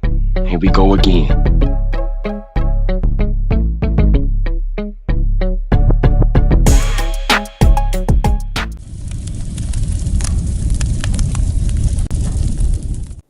Welcome to another episode of the Donta Show Network Story Time. Today's story is about when I got a contract to take this guy's life that was in a wheelchair. But unbeknownst to me, Frank McGee, which is a known booty bandit, got the same contract. Before we get into the story, three things. Number one, I need for y'all to hit the like button, share the video, and hype the video if you can. Number two, we're going to do the question of the day right now. Question of the day, what is your favorite potato chip? Me, I'm going with Lay's potato chips, classic. Y'all let me know what your favorite chip is. Put it in the comment section. And third but not last, if you enjoy me playing the game, I have a gaming channel. I will have that pinned at the top of the comment section. And if you're not signed up for my Patreon, make sure you sign up for that. It will be pinned at the top of the comment section too. Without further ado, let's get to the story. So I get a call on my illegal contraband cell phone. Hello? Hey, look, I got something for you. What's up? What's happening? Look, it's a dude in there in a wheelchair. I'm not going to say his name, y'all. Okay. It's a dude in there in a wheelchair, and the ticket on his head is 30 grand. I said, what? He said, yeah, it's 30 grand, but I need for you to unalive him, take him out completely. I said, all right, say less, say less. I said, so what did he do? He was like, look, it's not really in the profile of what he did, but whoever this is, they just want it done. I'm getting 10 grand off this my damn self. I said, okay, all right, bet. All right, cool. He's like, all right, one. Now, the guy I just got off the phone with, that's my connection, right? He the one connect me to the contracts, the hits of what needs to be taken care of in prison. What I did not know, that the person that employed him and had him reach out to Frank also, for whatever reason. I guess they really wanted it done. So I assembled my crew. Al, Torty, Homicide, J-Rock before he did the unthinkable. Right? So we all on the yard. I said, look, y'all, we got a bag that's coming in, 25 racks. So it's 5 of us divided, 25 divided by 5, that's 5. 5 bands for each of us. There's this dude here that's in a wheelchair, and they want him gone in 3 days. So I'm like, we got to find him. So Al like, I know who that is, man. I know exactly who that is. I said, who? He said, this dude name is, I'm not going to tell y'all, like I said, due to privacy laws, whatever. Y'all know how YouTube is. So anyway, I said, all right, y'all, let's get it done. But I said, you know what? I want it to be loud. I want it to be real bloody. So that way we can set an example for these other dudes over here that might want to get out of line, right? Because we had a lot of business going on. My main business in prison was protection. And my power has been challenged in the past. So this time around, I want it to be loud and messy to send a message that you do not mess with anybody that's under my protection, or this could happen to you. But nevertheless, y'all, let's go on with the story. So now they out there looking for him, right? I don't know what this guy looked like. All I know is Al told me right now this dude got red cornrows, right? Red braids. So I said, well, that shouldn't be too hard to find, right? So a birdie comes to me and be like, hey, Dante, you know that guy you was looking for in the wheelchair with the red hair? I said, yeah. He was like, he's going to be in the law library tonight at 6 o'clock. That's where you can get him at. I said, all right, bet. Right? So I let the homies know, like, hey, look, y'all fall back. I'ma still pay y'all the money, but I'ma take care of this on my own. It was like, all right, bet. Right? So I'm waiting patiently. So nevertheless, it's time. So I get my bone crusher, right? I attach it to my thigh, wrapped with a rope. So I go in there, and Lord behold, I see him. He's right there. He's grabbing a book, y'all. So when he grab it, I walk in, right? Now my intentions was to walk behind him, put my hand over his mouth, take the bone crusher, and send him to Judgment Day. But I was curious. I was wondering, like, what did he do to even get in here? Like, I want to know before I take this man's life. So I get up on him, and I'm like, you know what time it is. Now, he already had this look of fear on his face, like he knew this day would come. But surprisingly, he didn't scream, he didn't holler, or nothing. He said, man, go ahead and do what you got to do, man. Just do it quick, man. I don't want to suffer. I said, man, what did you do? Tell me what you did, right? So he like, man. And before he could say man again, Frank appeared. Now, for those that don't know who Frank is, I done told y'all a couple of stories about the booty bandit named Frank. Frank was one of them type of guys that'll wine and dine you and treat you like a lady, and then demand something from you that you wasn't willing to give up. And if you ain't willing to give it up willingly, well, Frank will find some type of way, unless you check into the hole, to get what he want from you. And what he want from you is something that you don't want to give if you a straight man. So Frank pull up, and I know Frank is a hitter too, right? So I stand up with my bone crusher, and I'm facing Frank, and he was like, oh, hell no, Dante, this me, man. This all me.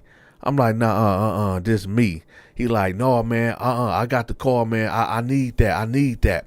I said, Frank, let me holler at you right quick. He said, no, D, I don't want to hear it. I said, well, listen, one of us gonna die.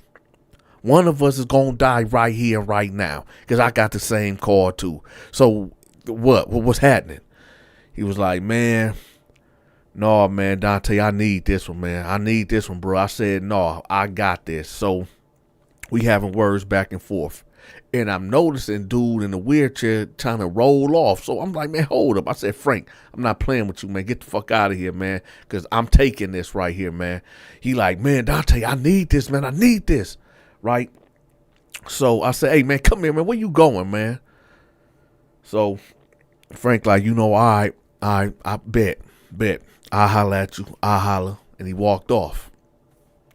Now, me and Frank done had words before. And actually, I had in my right mind to get Frank up out of here permanently, because he was a threat to my business. So I made a mental note in my head, Frank got to go. So I grabbed the guy in the wheelchair. Well, I didn't grab him. I grabbed his wheelchair and rolled him back over here where I was at. I said, listen, man, I need to know, what did you do to get in here? He like, look, when I was 14 years old, I was robbing houses in my neighborhood. And I didn't stay in no bad neighborhood. I stayed in like a really good neighborhood. And I was adopted. And, you know, I come from the hood, but you know how it is. I said, yeah, I know. He was like, well, I was adopted into a white family, and they treated me right. They did. They did good by me. But, you know, me being from the streets, I just couldn't, shake the street stuff. I said, go on. He was like, well, I started breaking into houses. And it wasn't really no reason for me to break into the houses, because I had everything provided for me. But I just wanted to break into houses. So there was this house where these two rich white people stayed in, and I wanted to hit the house. So I got my homeboy Andre to come with me. But we found out that the next door neighbors of them, they went on vacation. So we like, okay, they both on vacation. Let's hit both of the houses. So Andre was like, all right, bet, let's do it then. So he said he broke into the first house and Andre broke into the house next door, right? He said he was in there for about 5 minutes and he heard pop, pop, pop. Now he said he heard the gunshots, but it sounded like fireworks, like firecrackers. And it wasn't inside this house, but it sounded like it was outside or something. So he said he froze a little bit, was like, let me get out of here. But before he could leave out, Andre is coming through the window and like, hey, where you at? Where you at? He like, I'm right here. What's up? He was like, hey, man, they was still at home, man, and I shot him. And he like, what? He said, yeah, I shot him. I shot the man and the woman. But we got to dispose of their body. So he like, man, what you mean you shot him? Like, where did you even get a gun at? He was like, man, I wasn't finna go in a house with nothing, man. And I'm glad I did because they was in there. He was like, all right, man, come on, let's go. So they go back over there to the other house. And they trying to move the body. He said, I don't know what we was thinking about doing a disposal about. We was watching too many movies. We was going to take them outside and bury them in the backyard.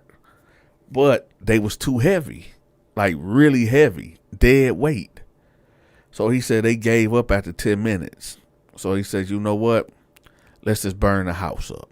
Now keep in mind, y'all, this is a big house. This is a 12,000 square foot house, a mansion damn near. Right, so they went into the garage and they found some gasoline. Right, they poured it all over the people, and they set the house ablaze. Soon after, maybe 2 days later, the police come knocking on dude's door. Knock, knock, knock, knock, knock, knock. His white family answered the door. Hey, what's going on? Hey, we looking for so and so. We're talking about the subject, y'all, that's in a wheelchair right now. They like, oh, what is it about? Well, he's a suspect in what happened the other day with y'all neighbors. Oh, no, it couldn't have been him. Why would y'all? Well, we just need to question him. So they call him. He come to the door. They all go downtown, right? They questioning him. He like, look, man, I don't know what y'all talking about. I don't know what y'all talking about at all. So they give him a lie detector test. He passes it. But these cops like, nah, man, ain't no way. Ain't no way this dude passed this test, man. We know he got something to do with it because he the only black kid in the neighborhood. And he's a problem child. So we know he got something to do with this. So since the lie detector the test came back that he passed, they let him go. 3 days later, they pick him right back up. Give him another lie detector test. He passes it.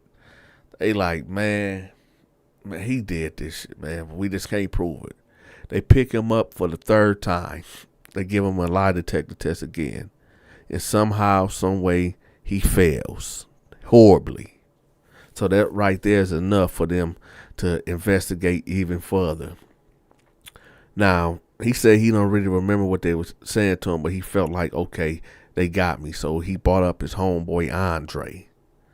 Listen, y'all, I did break into the house, but I didn't shoot the people, man. I didn't set the house on fire. It was Andre. He did it. Andre did this.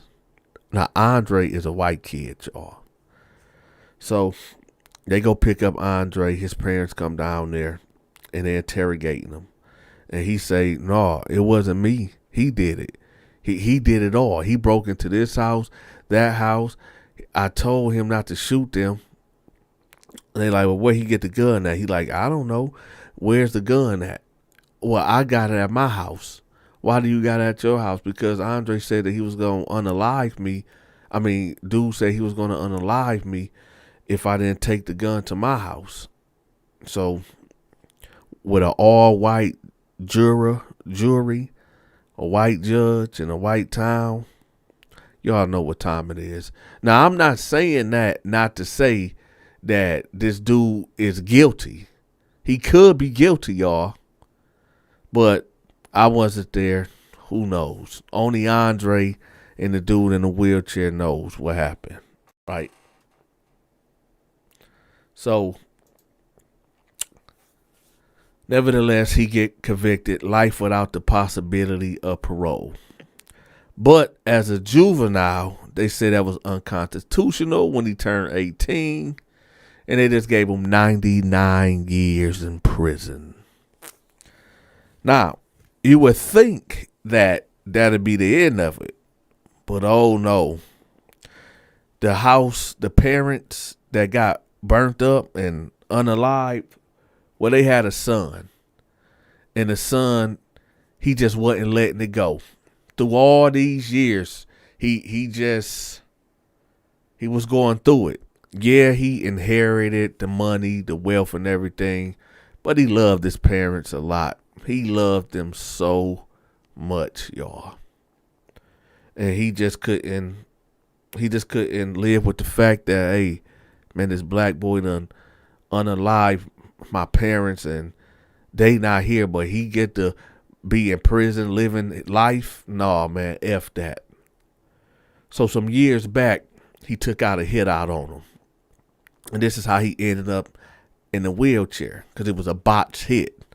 Apparently, he was in the prison shower, and these white Aryan dudes came in there, and they supposed to took his life.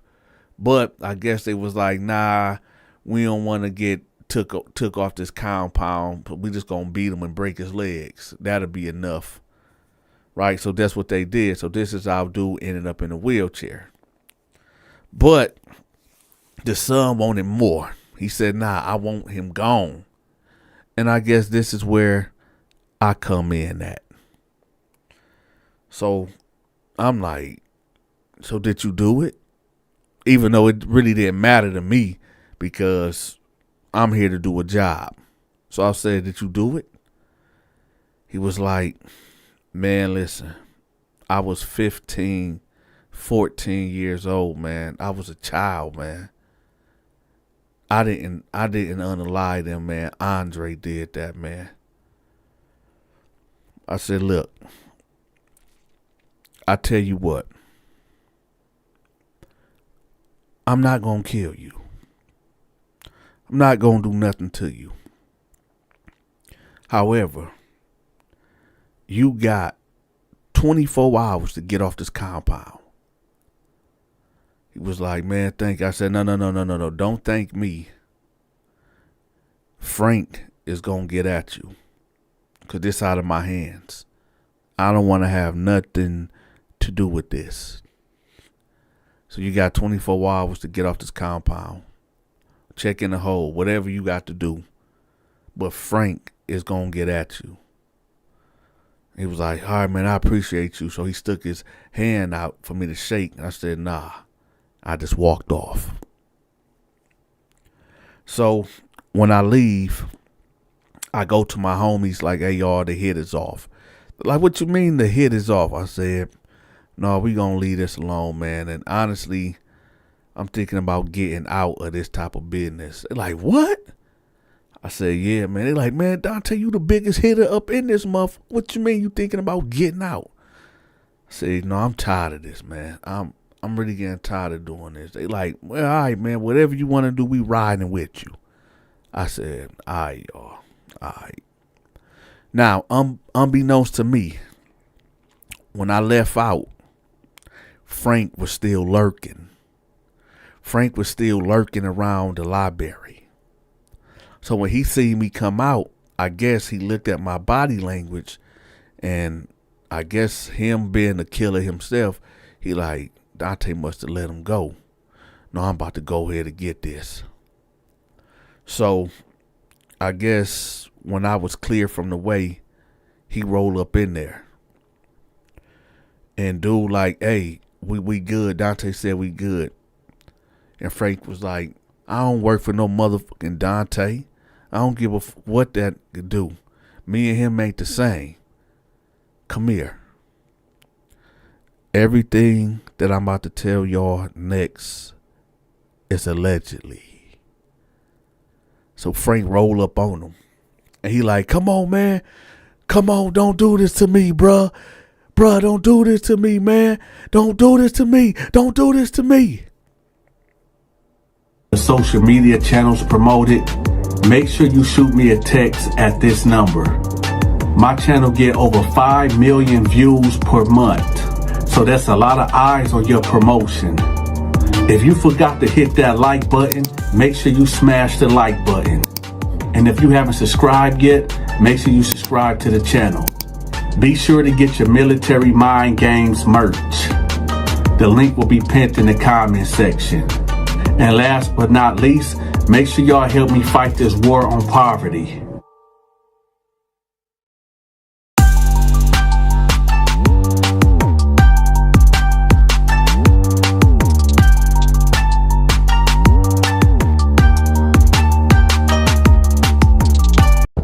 Welcome to another episode of Dante's Prison Stories. Hit that like button, hit that subscribe button, or I'ma push that blade.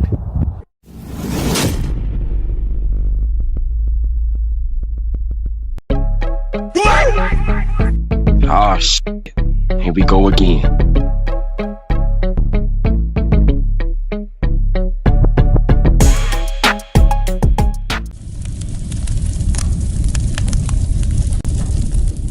So the homie Ride Dog come in there. He like, yo, Dante, man, we need you on the yard right now. I mean, right now.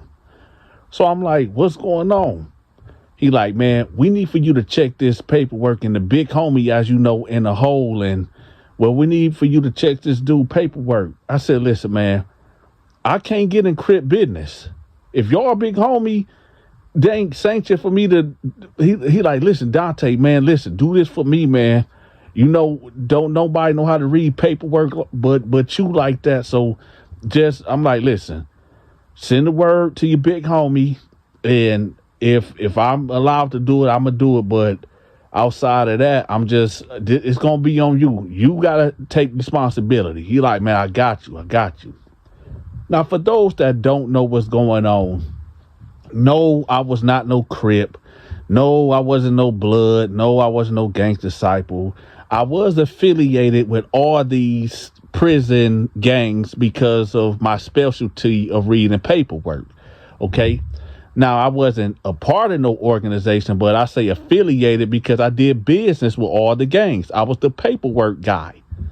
So anyway, one of these guys that's a part of the Crip organization came in with some crazy paperwork, and the guy that the main Crip guy that supposed to check their paperwork is a lockup or whatever. So they came to get me. So I hit the yard or whatever, and it's about 20 Crips over here by the bleachers, right? And there's this black dude sitting there, and he looking crazy, like real crazy. So I said, okay, this must be the guy. So Ride Dog hands me the paperwork, and I'm looking through it, and I'm like, yeah, something don't seem right. They like, see, I told you. So what's up? I said, well, let him tell us the story. I want to hear the story, so that way I can see if any of this line up. So here's the story, y'all. So he said that his girlfriend ended up going to Atlanta, and his girlfriend already got 3 daughters, ages 16, 15, and 14. Now, he said that he been in their life for the last 3 years and everything been good. He ain't never got accused of doing any weird type of stuff, right? So he said that the 16-year-old had a friend, and she'll run away all the time, like always running away from her house or whatever. And, you know, the 16-year-old told her mama, like, look, my friend, she need a place to stay. Is it cool that she stay here for a couple days or whatever? So the mama like, look, I need to talk to her parents because I'm not about to be harboring no dang minor. So give me her parents' number and I'm going to call and see what's going on, see what the situation is. So she said she called the mom and the mama like, listen, man, you can have her. I'll sign my rights away. You know, this girl is disrespectful. She keep running away. She just do too much. So you can keep her. I don't care. So, you know, the mama telling her like, look, I understand that, but this your daughter. I'm gonna let her stay here for a couple days or whatnot, and you know, I'm gonna bring her back to your house after things calm down or whatever. So the girl that keep running away or whatever, her mama hangs up the phone, right? So the mama tell her like, listen, I'm gonna let you stay here for about a week. These are my rules. No smoking, no drinking here, no boys, and you know, just clean up after yourself or whatever. So the girl like, okay, cool. So the mama, you know, when the boyfriend, which is the guy, the Crip dude that's, you know, with this paperwork in prison with us, you know, he comes home, whatever, and the mama like, hey, listen, so-and-so friend's gonna be staying here for about a week. She having trouble at her house. She can't go back home right now. And I'm just letting you know that she gonna be here. And that's really it. And I am about to go to Atlanta tomorrow. So he like, oh, okay, I guess that's cool. Well, all right, whatever. Right. So he said the first night, you know, everything went well. They had a 5-bedroom house. They got their room, and the 3 girls got their room, right? So there's an extra room, a guest room or whatever. But he said that the girl slept in this 16-year-old, was sleeping in her friend room with her, whatever, you know, like a sleepover, whatever. So that's the first night. So he said like maybe around like 5 o'clock in the morning, he go down, because all the rooms are upstairs on the second floor. He said he go downstairs right around 2, 3, 4 o'clock in the morning, and he make him a sandwich, and he go to the living room, he cut the TV on, and he watching like Sports Center or whatever. So he said about 15 minutes as he watching Sports Center, he hears somebody walking down the stairs. So he said he ain't really paying any attention, but then he say the girl walked in the living room and she just had her bra on. So he like, hey, man, go upstairs, man. What are you doing? She was like, oh, I just came down here to watch TV. I can't sleep. But he was like, yeah, I get that. But, you know, you got to, you know, I'm a man in this house. You can't be walking around like that. You know, go upstairs, put on a shirt or something. So she was like, well, I walk around like this at my house. So what's the big deal? And he was like, the big deal is that this is my house and you not about to be walking around here like that, man. Go upstairs. So she was like, all right. So she go upstairs. All right. So he said he's sitting there and he just thinking like, yeah, this girl is wild, man. But all right, whatever. So he said that he stayed down there for about another hour. Then he went upstairs and went to sleep. So he said the next day it was a school day. So wifey, well, that's not his wife, it's a girlfriend. His girlfriend is making breakfast because she about to leave. She making pancakes, eggs, sausages, grits, you know, sliced up pineapples, apples, strawberries. She got the fresh squeezed orange juice, apple juice. She got the whole spread on the table. So everybody is downstairs eating before they go to school, right? So he said he come down there or whatever because everything's smelling good or whatever. So the girl was like, hey, how did you enjoy the show last night? You know, talking to him. And he was like, I guess it was straight. So the mama was like, last night, what you mean? What show? Oh, she was like, oh, we was watching Sports Center or whatever last night. And she was like, last night? But that was like what, 4 o'clock in the morning?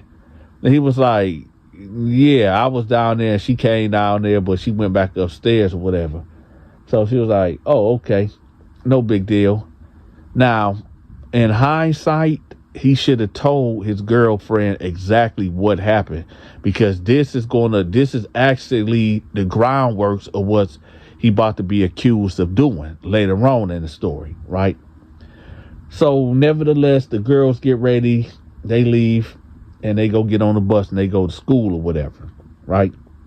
She leaves, girlfriend, she leaves, go to the airport. He said he at home, right? So he said about 2 hours ago by, he done took a nap, he done got up, he done called some of the homies to come over there, whatever, to play the video game, drink a little liquor, smoke a little weed, you know what I'm talking about? So he said the homies come over there and they all chilling. He, talked to one of his homeboys. He like, hey man, look, man, last night, man, this girl, my daughter's friend, she come downstairs in her bra or whatever, and it was just weird. So the dude, his homie, was like, shit, you ain't crack? And he was like, hell no, I ain't crack, man. The girl, a teenager, she like 16, dude. He was like, oh, shit, I mean, well, shit. That right there showed y'all where his heart was at, right? Right? Anyway, so he like, well, shit, I mean, if she ain't trying to do nothing with you, why you tripping? He was like, no, it just seemed weird, man. But anyway, whatever, right? So he said they was all chilling, whatever, and it was about 30 minutes before school was out, before they come back home, whatever. So he tell her, all right, y'all got to go, man. My kid's about to come home. Keep in mind, this is not his kids. They not even his stepdaughters. They are just, because him and a woman is not married. So he the girlfriend, but he claimed that they his kids, but they really not, right? I just want y'all to remember that. So anyway, the homies leave or whatever. And the girls eventually come in the house or whatever. And the girl tell him like, hey, could you take me to volleyball practice? And he was like, volleyball practice? She was like, yeah, I signed up for volleyball, and just could you take me? That's at 5:00. So he was like, shoot, I guess. Anybody pick you up? She was like, no, I don't got no ride back. So he like, well, how you know? If you ain't gonna ride back, why should I be taking you? And she was like, can you please? And he was like, yeah, I guess. So nevertheless, about 4:45 rolls around, right? And he tell his 16-year-old daughter and the other daughter or whatever, like, hey, I'm about to go take old girl to volleyball practice or whatever, right? So they like, all right. So they get in the car. She on the passenger side, whatever. And they drive into the, to the middle school or whatever. So as they driving, she asks him, like, or this is what he said, right? I don't know. I wasn't there. I'm just going off what he said. So she asks him, like, how do I get a boyfriend? And he said, girl, chill out, man. You 16 years old. You know how to get a boyfriend. And she's like, no, I really want to know, how do I get a boyfriend? So he was like, so he said, like, hey, listen, I don't feel comfortable talking to you, about that. But let's talk about some other shit, man. Why you keep running away from home or whatever? So he was like, she just like folded her arms and was like, because my mama, she ain't shit. She don't let me do what I want to do. I'm grown. Then he was like, grown? She was like, yeah, I'm grown. I can do what I want to do, man. And he was like, you ain't grown, right? She was like, man, I'm 16. I'll be grown in one more year. He was like, no, you'll be grown when you 18. And she was like, yeah, whatever, man. So he was like, so what's the deal? Like, okay, you grown. Like, what's going on? So she told him, like, well, I get a Social Security check and my mama won't give me the check. She told me we got to pay bills with it. And shoot, I want some shoes, I want some clothes or whatever. And she just keep telling me I got to go on the bills. But I know she be buying for herself too. So he was like, yeah, I mean, I guess that's kind of messed up or whatever. So when they pulling up to the school, like a block away, she was like, hey, I gotta tell you something. He was like, what? She was like, I lied. I'm not really going to volleyball practice. So he was like, what? She was like, yeah, I just really want to talk to you. I just talk to you away from everybody. He was like, man, do you know how much gas is, man? Why would you do that? Like, what? Like, why would you do that? And she was like, I don't know. I just wanted to talk to you. He was like, hey, man, you can talk to me, but don't do that again, man, because that's wasting a lot of money and gas, man. So he said he turned the car around. He was like, so what do you want to talk about? She was like, I don't know. I just, how long have you and your girlfriend been together? And he was like, sure, we've been together for about 6 years, ever since you and, about 6 years, about 6 years. She was like, oh, okay. Did she keep you happy? He said, look, I don't know where you trying to go with this conversation, but yeah, she keep me happy. Why? Oh, I don't know. I'm just trying to get pointers. So when I do get a man, I know how to treat him. So he was like, listen, I'm going to let you know this right now. My bottom line is this. I don't talk to little girls. I'm not interested in you. We don't got nothing in common. I'm a grown man. You are a child, and that's it. We whatever you trying to get to or get at, I'm not with it. All right. So you can cut that out right now. So she was like, all right, whatever. So he was like, no, it ain't no whatever, man, because what you doing, I see what you doing. So, and I should have said something when you came downstairs with your shirt off. And she was like, well, why didn't you? He was like, because, it wasn't really about nothing. So, anyway, but I'm just letting you know that my bottom line is, hey, I'm not messing with you. So if that's what you thinking, you can go ahead and get that out your head right now. So he said they pulled back out the house or whatever, and she get out the car and slam the door. So he said when she slammed the door, he jumped up like, hey, man, don't be slamming that door like that, man. What's wrong with you? Well, if you would have broke the glass. And she was like, my bad, man, my bad. Right? So he was like, yeah, this girl got problems, man. This girl got real issues. So they go in the house or whatever. So he say all that day, she was just having like a crazy attitude, smacking, rolling her eyes every time he asked her to do something or whatever, or ask her that she wants something, or she good, she just have a major attitude, right? So he said this would go on for the next 2 days until, his girlfriend pulled back up from Atlanta. So he said so his girlfriend came back home Friday, right? When she got home, the kids and that girl was at school. He said he was at his mama house chilling, right? So when his girlfriend got home, she was there alone, supposedly. So the girl leaves school early and come to the house, right? She knocks on the door. The girlfriend is there. She said, what you doing home from school so early? And this is where this story takes a dangerous turn, y'all.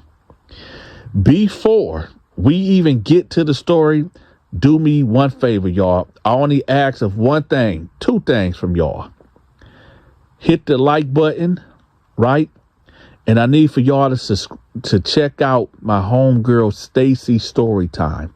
If y'all like my stories, y'all gonna love her stories.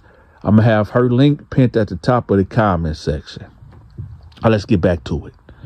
So, girlfriend is like, what are you doing here? Don't you supposed to be in school? She like, I gotta tell you something. So she like, what is it? She said, man, your boyfriend tried to have sex with me. She said, what? She was like, yeah. You remember that morning that you left? Well, and you remember I was talking about the sports center thing or whatever? She was like, yeah. She was like, well, I came downstairs to get something to drink, and he told me to come in there. So when I go in there, he like pulled me onto his lap, and I was like, get off me, y'all, I'm gonna scream. And so he let me go. So I wanted to tell you that. And then like the other day, he told me to go ride with him or whatever, and he tried to touch me. And I told him I was going to tell if he didn't stop or whatever. And that's when he brought me back to the house. And I just wanted to let you know that. So girlfriend like, wait, what? She was like, yeah, he tried to touch me. So she was like, hold on. I'm about to call his ass right now. So nevertheless, she called him. She was like, you need to bring your ass home right now. So he like, what's going on, baby? She was like, right now, bring your ass home now or I'm calling the police. He was like, hold on, man, what's this about? Come home now. So he hang up the phone. He tell his mama like, hey, ma, I'm going to be right back, man. Something going on at the house, man. So he say he jump in the car and he get to the house. So the girl is sitting on the couch and his girlfriend is standing over here by the kitchen, right? So he come in and he look at the girl, then he look at the woman, at his girlfriend. He like, what's up? What's going on? She was like, tell him what you told me. And she put her head down. She was like, no, I should have never said nothing. And he was like, said what? Said what? And she was like, and his girlfriend was like, no, don't be yelling and screaming. Listen, don't be afraid. Tell me what you said that he did. So she was like, you tried to come on to me and you tried to have sex with me. He was like, what? No, oh, hell no. You got to get out. Get the fuck out of my house. Get out my house right now. You know you lying, right? So she was like, you did. Like when you tried to get me, when you had me in the car, you would tell, he was like, man, you a motherfucking lie. You a motherfucking lie, man. Why the fuck did you lie? Stop lying, man. Get the fuck out of my house. So his girlfriend was like, no, you get out. You get out. What's wrong with you? You pervert, you pedophile and all that. He like, what? You go, man, your daughters, I've been around your daughters for all these years. They ain't never said I never did nothing. You don't even know this girl, man. How you gonna believe that she telling you, man? How the fuck you gonna believe that? Okay, forget. I'm gonna call the police. I'm gonna call the police. Big mistake. I'm gonna tell y'all why. This guy, I forgot to mention, and maybe he forgot. You cannot have a part of his parole stipulation, 0 contact with police. So he get on the phone, 911 emergency. How can I help you? Hey, man, I need an officer to come out here right quick, man, because this little bitch out here tripping, man. She's talking about I touched her or was coming on to her, man, and I ain't going for that shit. I need for y'all to get out here right now before I catch a body. That's what he says on the phone, before he catch a body. So nevertheless, the police get out there and, they take the girlfriend over here. They take him over there. They take the girl over there, whatever, right? And they questioning them. About 10 minutes go by, one of the officer, they all come together and they tell him, put your hands behind your back. And he like, for what? What's going on? I didn't do nothing. Well, you being accused of, doing the unthinkable and you on parole. So, we finna take you down to the station, see what your parole officer want to do. So long story short, y'all, now we here. Now he in front of Donta, right? The paperwork wizard. So I'm listening to the story and I'm like, well, y'all, I mean, it matches up. What he's saying and what this paperwork is accusing him of doing, it ain't saying that he did anything, but it's alleged that he did these things, but it's not saying that he, so I mean, in my opinion, it's not saying that he actually did anything, but I mean, that's on y'all, man. I want to stop it right there. And this is why I stopped, reading people paperwork, because you never know. Just because somebody was accused of something, that doesn't necessarily mean they did it. Now, I wasn't there. Maybe the girl was telling the truth, that he really did, try to come on to her and do all these things, was trying to take advantage of the situation. Maybe that's true. Or maybe he could be telling the truth and the girl was lying on him and he just he violated his parole for 0 contact with police. I don't know. But I do know this, though. Some of these things could have been avoided if he would have told his girlfriend, you know, like, hey, I was down here watching Sports Center. She came down here in her bra. I sent her back upstairs. I'm just letting you know that, right? And then, you know, girlfriend could have that in her mind and said something to the girl and like, hey, don't be doing that or whatever. And, you know, I'm talking about establishing boundaries and stuff like that. So a lot of guys end up in situations, man, a lot of them. But, you know, you just gotta use your head, man, and don't let nothing slide. And especially if you're dealing with other people's kids, man. And like I said, I don't know. So let me ask y'all a question. Based on what y'all heard her story and y'all heard his story. Who do y'all believe? The girl or the guy? Let me know in the comment section. And with that, y'all, Donta love y'all. I appreciate everybody that been hitting that like button, sharing my videos, and hyping the video. Hyping this video. Also, I'm letting everybody know right now, if you want to react to my videos, go ahead. The only thing I ask is that you put hashtag the Donta Show Network in your title and somewhere in the description. Okay, I'm giving y'all full permission to react to all my videos. So if you want to start a YouTube channel, hey, and get a bag, go ahead, react to my videos. I'm giving you full permission. The only thing I ask is just put hashtag the Donta Show Network in your title and in the description so I can get the metadata. The social media channels promoted, make sure you shoot me a text at this number. My channel get over 5 million views per month. So that's a lot of eyes on your promotion. If you forgot to hit that like button, make sure you smash the like button. And if you haven't subscribed yet, make sure you subscribe to the channel. Be sure to get your Military Mind Games merch. The link will be pinned in the comment section. And last but not least, make sure y'all help me fight this war on poverty.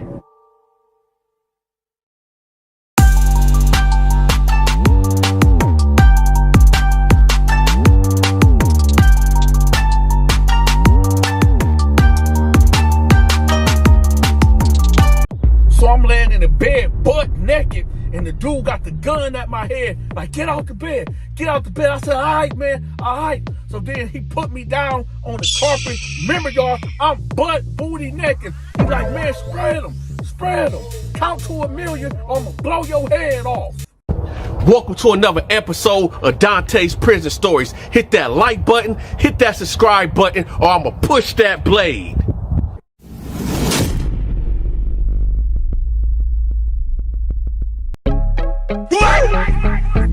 Oh, shit. Here we go again.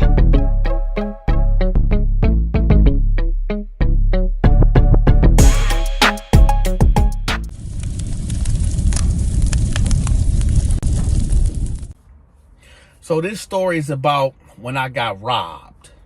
Now, this story take place in Atlanta, Georgia, right? It was me, Al, and Tar T. We was at Stonecrest Mall. And y'all know what we was up there doing. We was getting up on all the honeys, right? So we meet these two white girls, right? I'm gonna put their name out there. It was this chick named Vivica and this chick named Megan, right?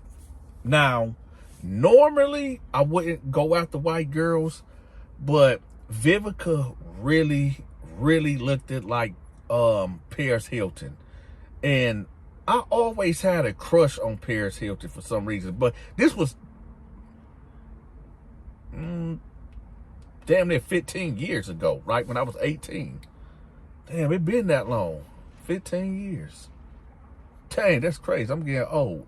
But anyway, so I see her. She tall. And typically, I like taller women. Actually, I'm married now, so it really don't matter. But typically, I like taller women, right? So I see her. She was slim and just tall. And I'm looking at her. I'm like, damn, I want to climb that tree, right? So I'm like, Al, look, I'm about to talk to her. You distract her friend or whatever, right? So he was like, I bet. Now, Tor T, he was off doing whatever the hell he was doing, right? So I roll up on her and I grab her hand like this. I grabbed the chick hand like this. And she looked at me and she was smile. I was like, hey, how you doing? She was like, I'm fine. So then I grabbed her hand like this and I kissed her on her hand right here. I was like, and she was like, oh my God, you so charming. I said, man, listen, I'm not gonna lie. You fine as hell, man. You are gorgeous. And she was like, oh, thank you. So where you guys from? So now I have to give y'all a disclaimer. When I tell y'all that I lived in Atlanta, I did live in Atlanta when I was younger. All right. I stayed in Boring Homes Projects on the west side. Okay. Now, when I got there, when I was 16 to 19, I actually stayed in Covington, Georgia. And it was a cul-de-sac that was called Settlers Grove. Okay. Now, she was like, so what do you guys live at? I said, we stay out there in Covington. She was like, oh, okay, Rockdale County. I said, yeah. She was like, well, I stay in Conyers. I said, you stay in Conyers? Now, Conyers is literally right next door to Covington, right? And I was like, okay, bet. I said, look, what y'all doing after this?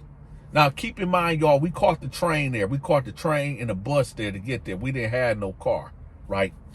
So it was like nothing. We were just going to go home and, drink and chill. Y'all drink? Now, at this time, y'all, Donta didn't drink. Actually, I never really drink. I never really drunk at all. It just wasn't my thing. And to keep it real with y'all, I just hate the taste of alcohol or whatever. So I was like, shoot, my homeboys, they drink. And she was like, oh, it's another guy. I said, yeah, my homeboy Tar T. And she was like, oh, okay. Y'all want to come with us? I was like, hell yeah. It was like, all right, bet. So I said, Al, go get Tar T. Now, Al is talking to the other white chick, right? Or whatever. So he go get Tar T. Tar T like, no, y'all go ahead, man. I'm about to go do my own thing. So we're like, all right, bet. So, we dapped it up. And, now Tar T was a Crip, so we had to lock the C's, right? We locked the C's. Now, hey, listen, y'all. Donta ain't no Crip, but they say when in Rome, act like a Roman. When you around Crips, act like a Crip. When you around Bloods, act like a Blood. But I never was a gang member and I was never affiliated, okay? So I'm going to give y'all that disclaimer. So, we go over there. We lock the C's with Tar T, right? So me and Al peel off with the two white chicks, right? So we get to their car and they had a Taurus. It was a, what year was that? It wasn't the old model, but it was the new wide body model. I want to say this was 2000 and it wasn't 2011. I know it maybe was 2011 or 2012. I'm not 100% sure. But I know this car was fast and I really liked it. It reminded me of a cop car, right? And this chick was speeding like a motherfucker, right? Now, my girl, which is the Paris Hilton looking chick, I said my girl like it's my girl, right? My girl is driving. The other chick, that's for Al, she's texting on the phone, right? And I think we playing, I think Ludacris and T.I. They had T.I., not T.I., Bootsy, Wipe Me Down, because I'm on, wipe me down, I'm on. That song, y'all remember? I pull up at the club, VIP, gas tank. Wait, hold on. I pull up at the club, VIP, some, but all drinks on me, right? That song, right? Wipe Me Down. So, we on our way to Conyers, right? Now we finna get into the meat and potatoes of this story. So, we get to Conyers, right? We get to their neighborhood. I forgot the cul-de-sac that they stayed in or whatever. But we pull up to this house, right? It was It was a decent sized house. Like if you from that area, y'all know what I'm talking about. It's like, you know, typical 4-5 bedroom, 3 bathroom, 2-door garage, you know, big yard. It's, you know, home feeling, that home feeling or whatever, right? So we get out the car or whatever, and I'm like, y'all mama, y'all daddy here, right? And she was like, nuh-uh, they out of town or whatever. I'm like, oh, I said, y'all sisters? She's like, no, that's my cousin or whatever. So I'm like, okay, bet. So we get in the house, right? And me and Al sitting, we as soon as you come in the house, it's the living room. So me and Al, you know, we get on the couch. I'm on this side of the couch, Al over here sitting in this lazy boy. So I grab, we just gonna call it Paris Hilton. So I grab Paris Hilton, right? And I just like pull it onto my lap. So she's sitting on my lap. I'm like, man, you fine than a motherfucker, man. Right? So she was like, you cute yourself. Now, she tried to kiss me. I'm not a kisser. Especially not no chick I just met. That's out. That ain't happening, right? So she trying to kiss me, and I'm like, right? So then I give her the neck to kiss or what. Now, I know what y'all thinking. Y'all like, well, Dante, why you don't like to kiss? Is something wrong? No, I'm going to tell y'all exactly what it is. I felt like I just met this chick, right? She probably got a boyfriend, and she probably, you know, suck. You know what I'm talking about? So what that looked like, me kissing you all up in your mouth when you probably, you know, sucking, you know what I'm talking about? So I just like, nah, that's out. I'm not gonna play myself like that. So I just let her, you know, kiss on my neck or whatever. So she was like, let's go to my room, right? Now, what I forgot to tell y'all was this. And I shouldn't tell y'all this, but fuck it, we here. Now, I was talking to this big chick, right? This big chick named Valencia. It was income tax season. So, I did it. But I'm going to tell y'all a real story after this one, right? But I was talking to this bigger chick named Valencia, and she gave me $7,000 out of her income tax check. No, I didn't hit at all. Come on, cut it out, y'all. Now, I did tell her I was, but I didn't, right? So I got all this bread on me, right? So me, and I'm pretty sure y'all know where this going. So me and the chick, me and the Paris Hilton chick, right? We go to her room. Her room looked like a Cinderella, like a princess room. Like, this girl, 19, 20, and she got a princess room, like all pink. You know what I'm talking about? So I get on the bed, right? Now, due to YouTube laws and regulations and policies and that thing, you know, I can't tell y'all exactly what happened. I'm going to just put it this way. I laid down on the bed and she pleased me. Yeah, I'm going to say that. I laid down on the bed and she pleased me. Now, before we go any further, y'all, do me a favor, okay? We're going to get back to the story, but do me a favor. I need for y'all to hit that like button just in case you real caught up in this story and forgot to hit the like button. And if you can hype the video, all right? And let's do the question of the day. The question of the day. Which one you prefer? Hot dogs or hamburgers when you grilling? Put it in the comment section. Hot dogs or hamburgers? Let me know in the comment section. That's the question of the day. If you don't know what the question of the day is, well, this is what we do every time I tell a story. And keep in mind, if you're watching this video and you didn't get my notification, make sure you unsubscribe to the channel, subscribe back to the channel, and hit that all notification bell. And also, I made my Patreon, y'all. My Patreon will be pinned at the top of the comment section. What's over there? It's the prison stories that I can't tell over here. It's my short horror films over there. The Lamarck Moore saga over there. My Bible stories over there. My supernatural stories over there. And again, my short horror films is over there too. And my documentaries. So y'all go check that out, right? Now, let's get back to it. So, I'm laying on the bed, right? And she pleased me. Now, I end up falling asleep. One of my number one rules was to never, ever, ever go to sleep at a chick house. Under no circumstances, unless this was your main girl, right? Never. But this girl put me to sleep. She put me to sleep, y'all. So, I'm knocked out. I'm knocked the fuck out, right? Now, I'm asleep.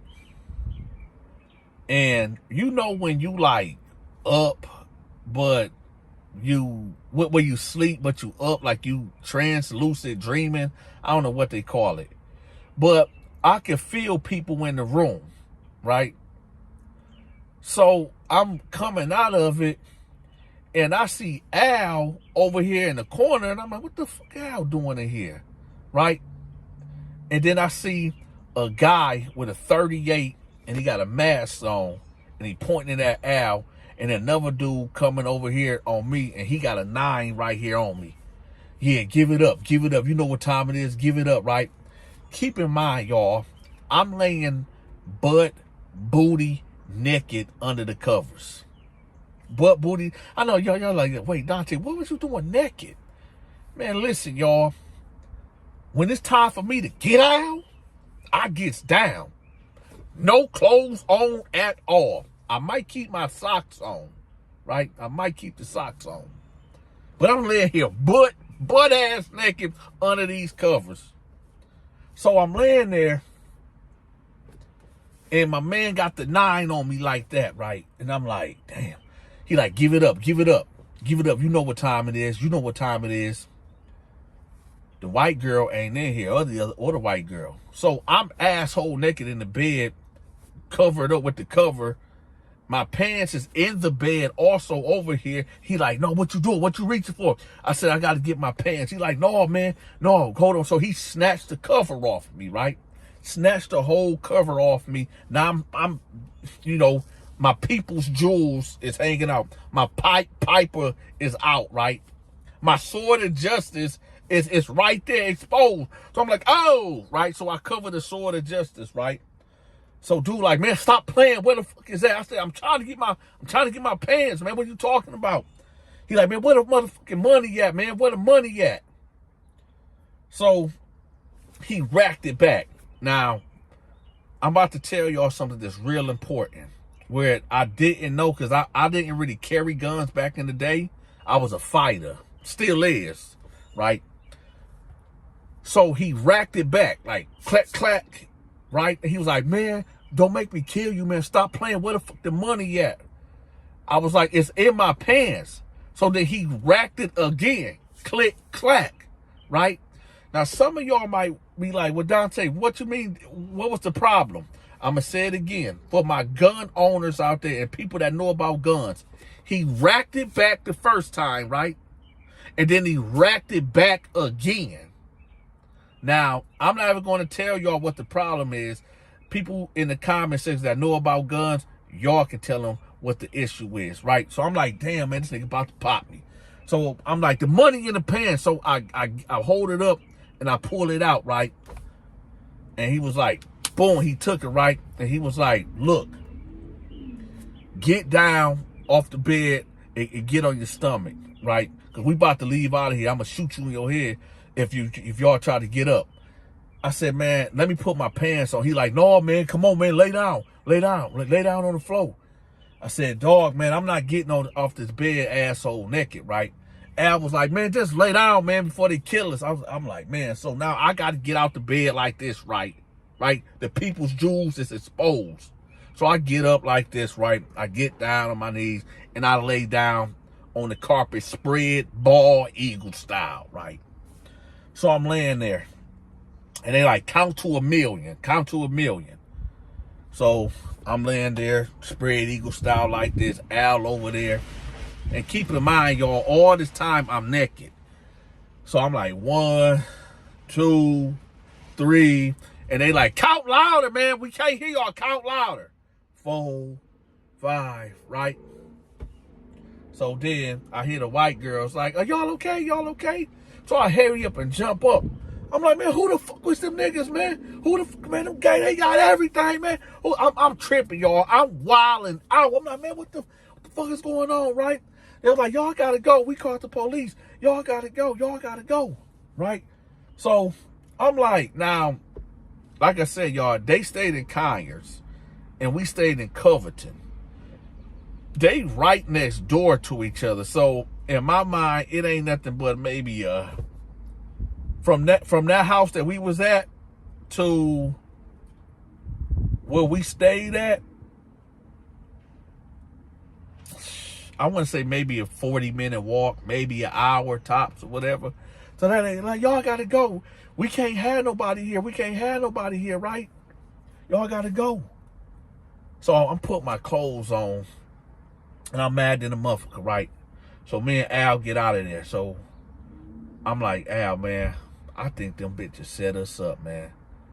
I think they set us up. I think that girl that you, when we was in the car and she was texting, I think she was texting them niggas, man. He was like, yeah, I kind of figured that too. I said, so what happened? He was like, shit, I was down there watching TV and she left. And she came in with her hands up and, you know, the two dudes was behind her with the gun.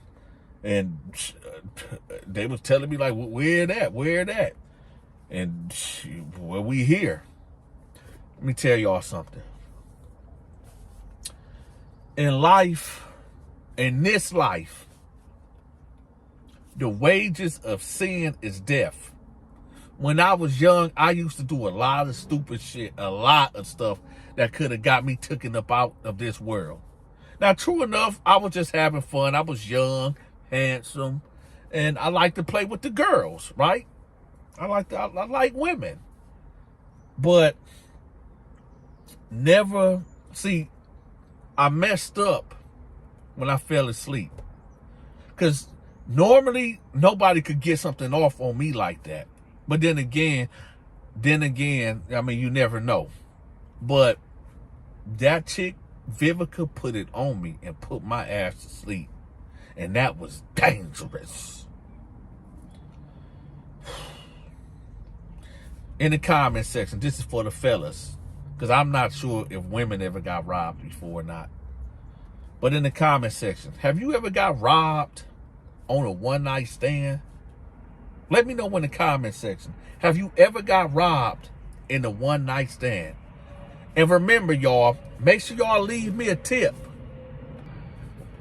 Scratch that. If you enjoyed this video, make sure y'all leave me a tip, man. I can't keep producing these videos for nothing. Come on, y'all. Come off some of that scratch. I need some of that money back that them dudes jacked me for. Leave me a tip. And again, y'all, if you haven't hit the like button, hit the like button. If you're watching this video for the very first time of ever seeing me and you haven't subscribed, hit that subscribe button, hit that notification bell. I'm out. Hey, if you enjoyed this video, make sure you hit that like button, hype the video, and share the video. To watch my exclusive videos, you must become a member. I'm gonna have the members link pinned at the top of the comment section. Have you sent your weekly donation to support the Donta Show Network? If not, that's okay, I got you. We are now accepting Cash App, Zelle, and PayPal. All gifts and donations are highly appreciated. If you are trying to reach me for business opportunities, I'm going to have my contact information pinned at the top of the comment section. Also, get in contact with me if you need your business, your book, your social media channel, a product, your brick and mortar, whatever it is that you need promoted, get in contact with me. My contact information will be pinned at the top of the comment section and in the description. Until next time, take care.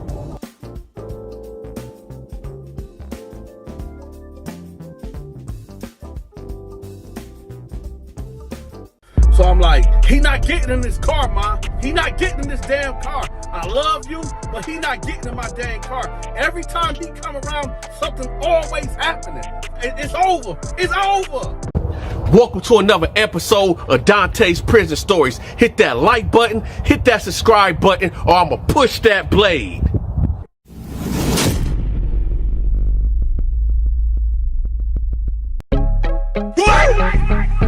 Ah, shit. Here we go again.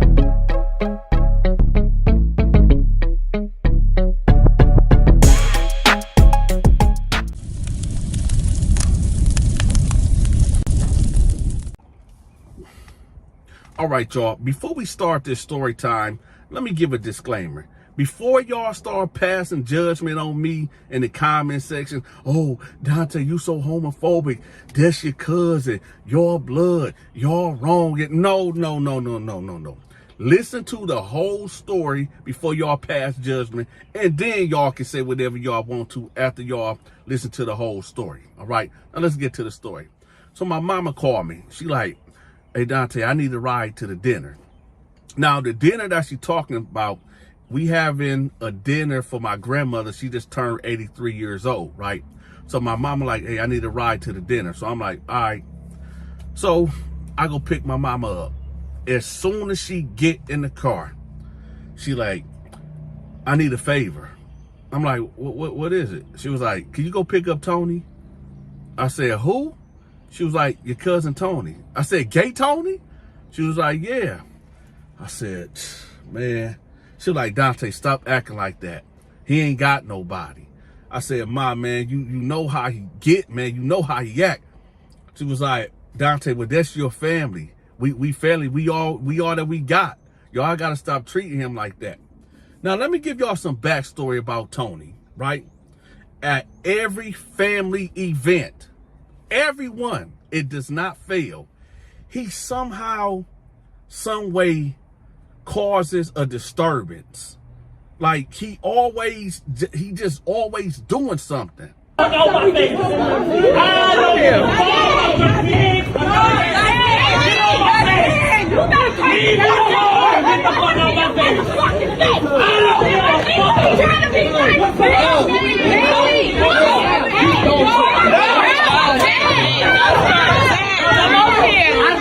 Right?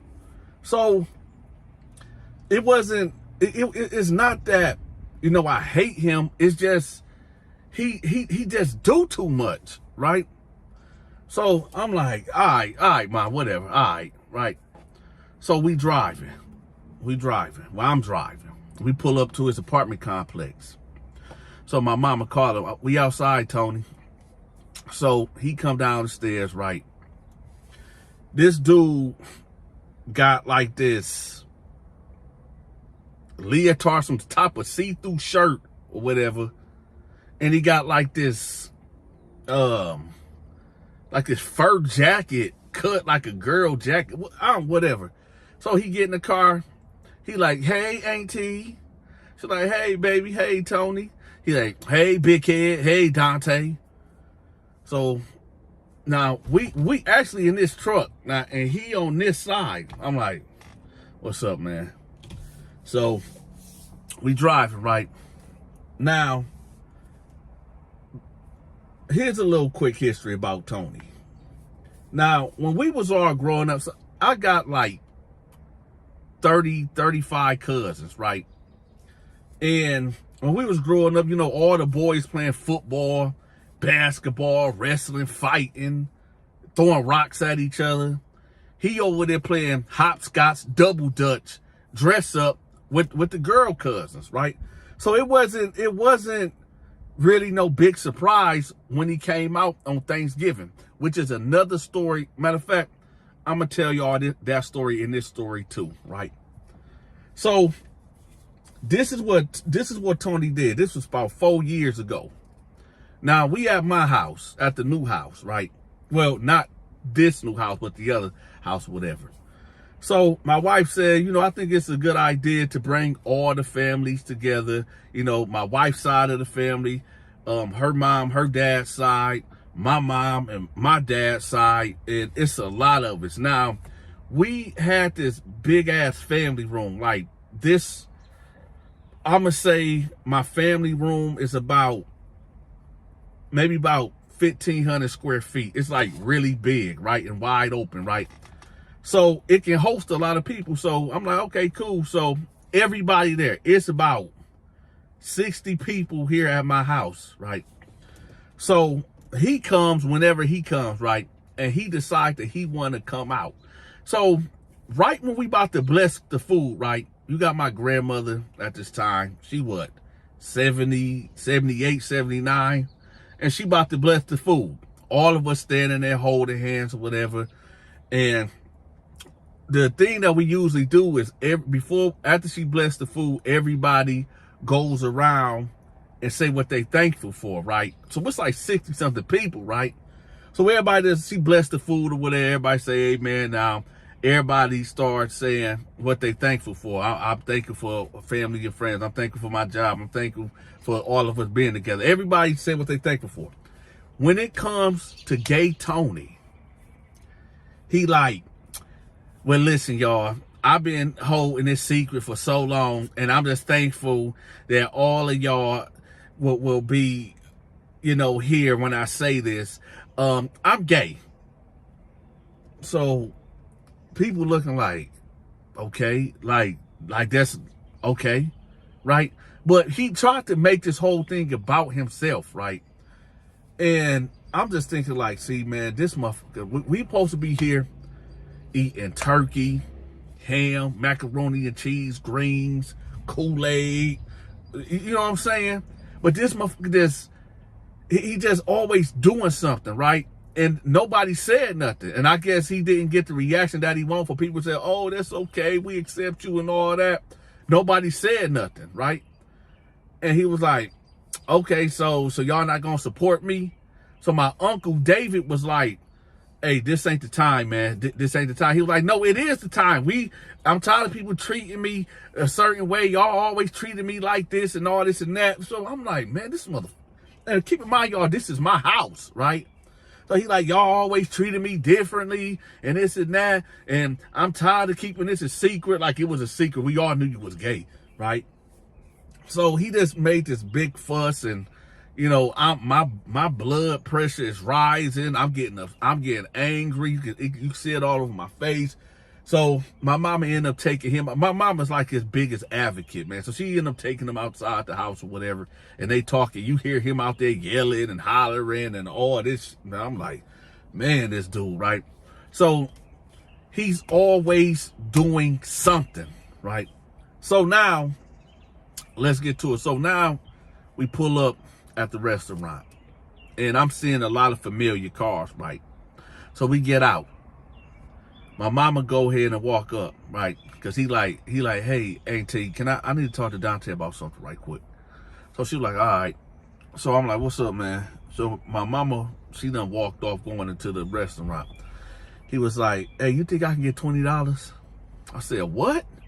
He was like, you think I can hold $20? Now, this is the thing about Gay Tony, right? You ain't getting that back. Gay Tony he would sit up there, he will borrow but never pay back. And if you hound him, he'll act like you owe him, right? Like he got an attitude, right? So me knowing this, I ain't tripping because it's $20, you know what I'm saying? But I'm like, all right. So I go in my pocket and I get it. He like, thanks, cuz, love you. And he just skipped off. So I'm like, not only I have to go pick this dude up, he ain't gonna give me no gas money, and then he asked for $20 to get in. All right. He got it, right? So I go in there, right? My wife and kids, they already in there. My wife already left prior to or whatever. So we get in there, talking to people, and I see him over there in the corner, right? He over there in the corner. And I just got in here. It couldn't have been more than 8-9 minutes. And then this took place.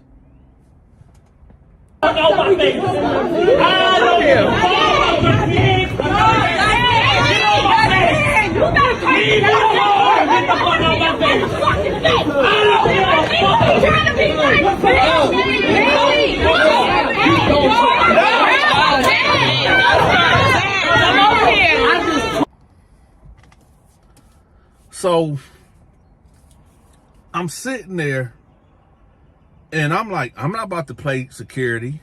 I got uncles, cousins, brothers that say that can break this up. Y'all want to know what this was all about?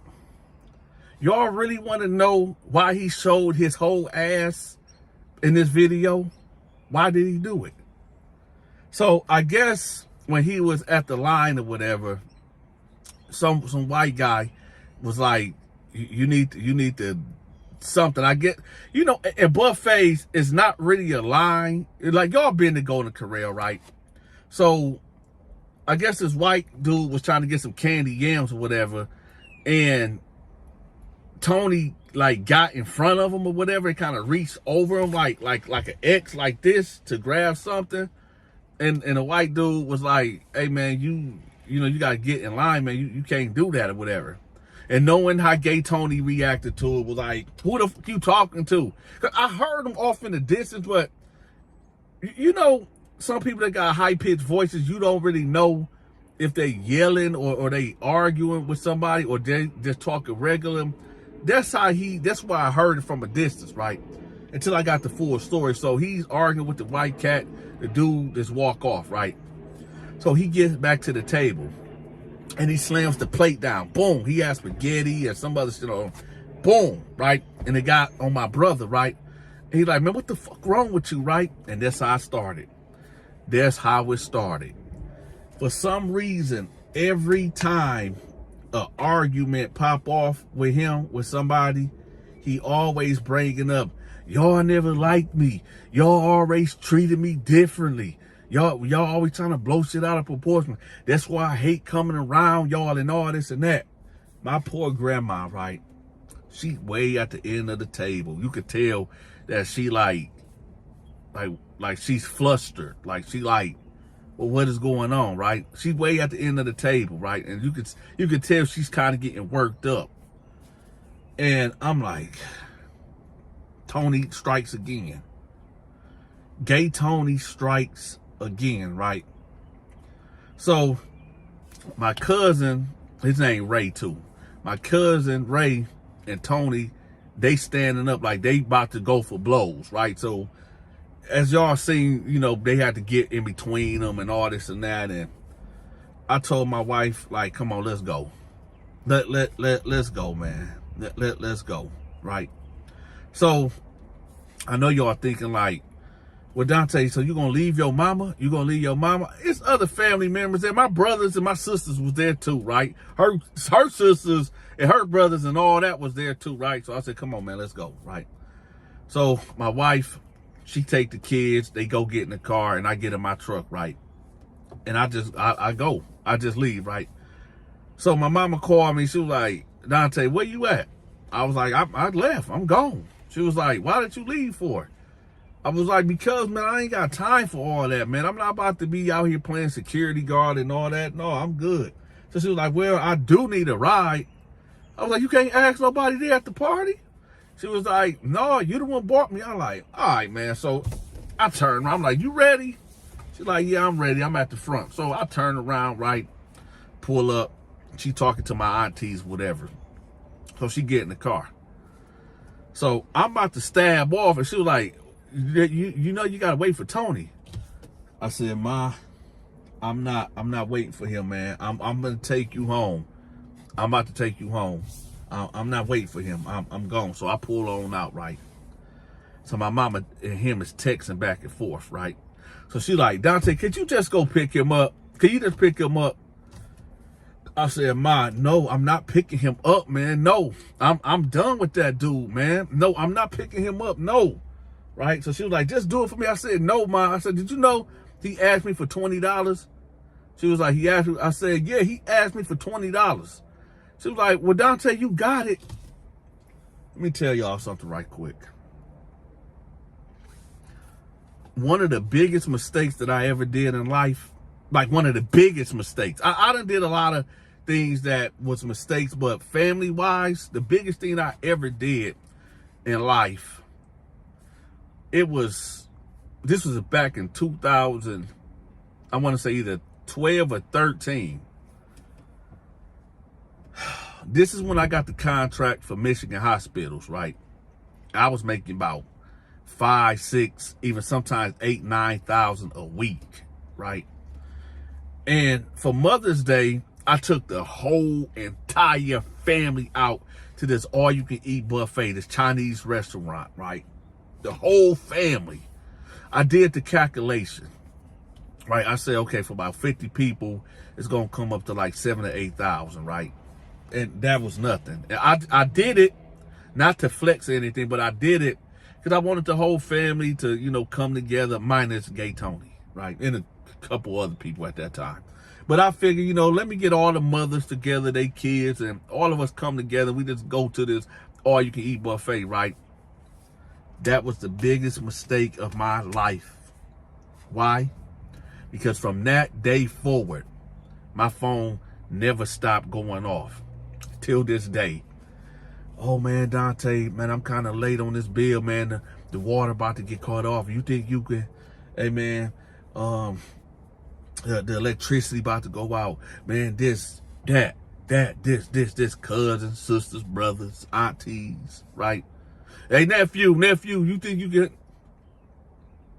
I'm gonna say this like I said back then and now. I don't got it.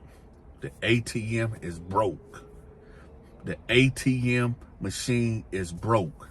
I ain't got it. Anyway, oh, I forgot to do the question of the day, y'all. What is your favorite restaurant? Matter of fact, we'll just make it simple. We'll make it simple. I'll make it simple for y'all.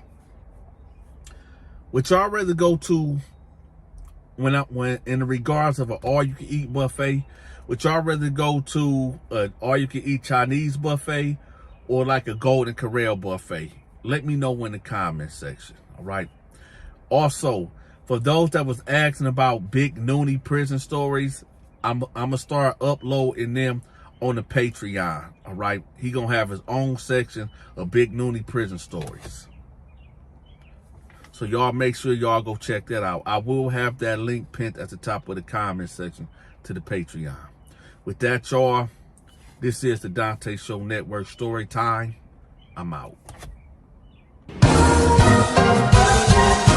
Hey, if you enjoyed this video, make sure you hit that like button, hype the video, and share the video. To watch my exclusive videos, you must become a member. I'm going to have the members link pinned at the top of the comment section. Have you sent your weekly donation to support the Dante Show Network?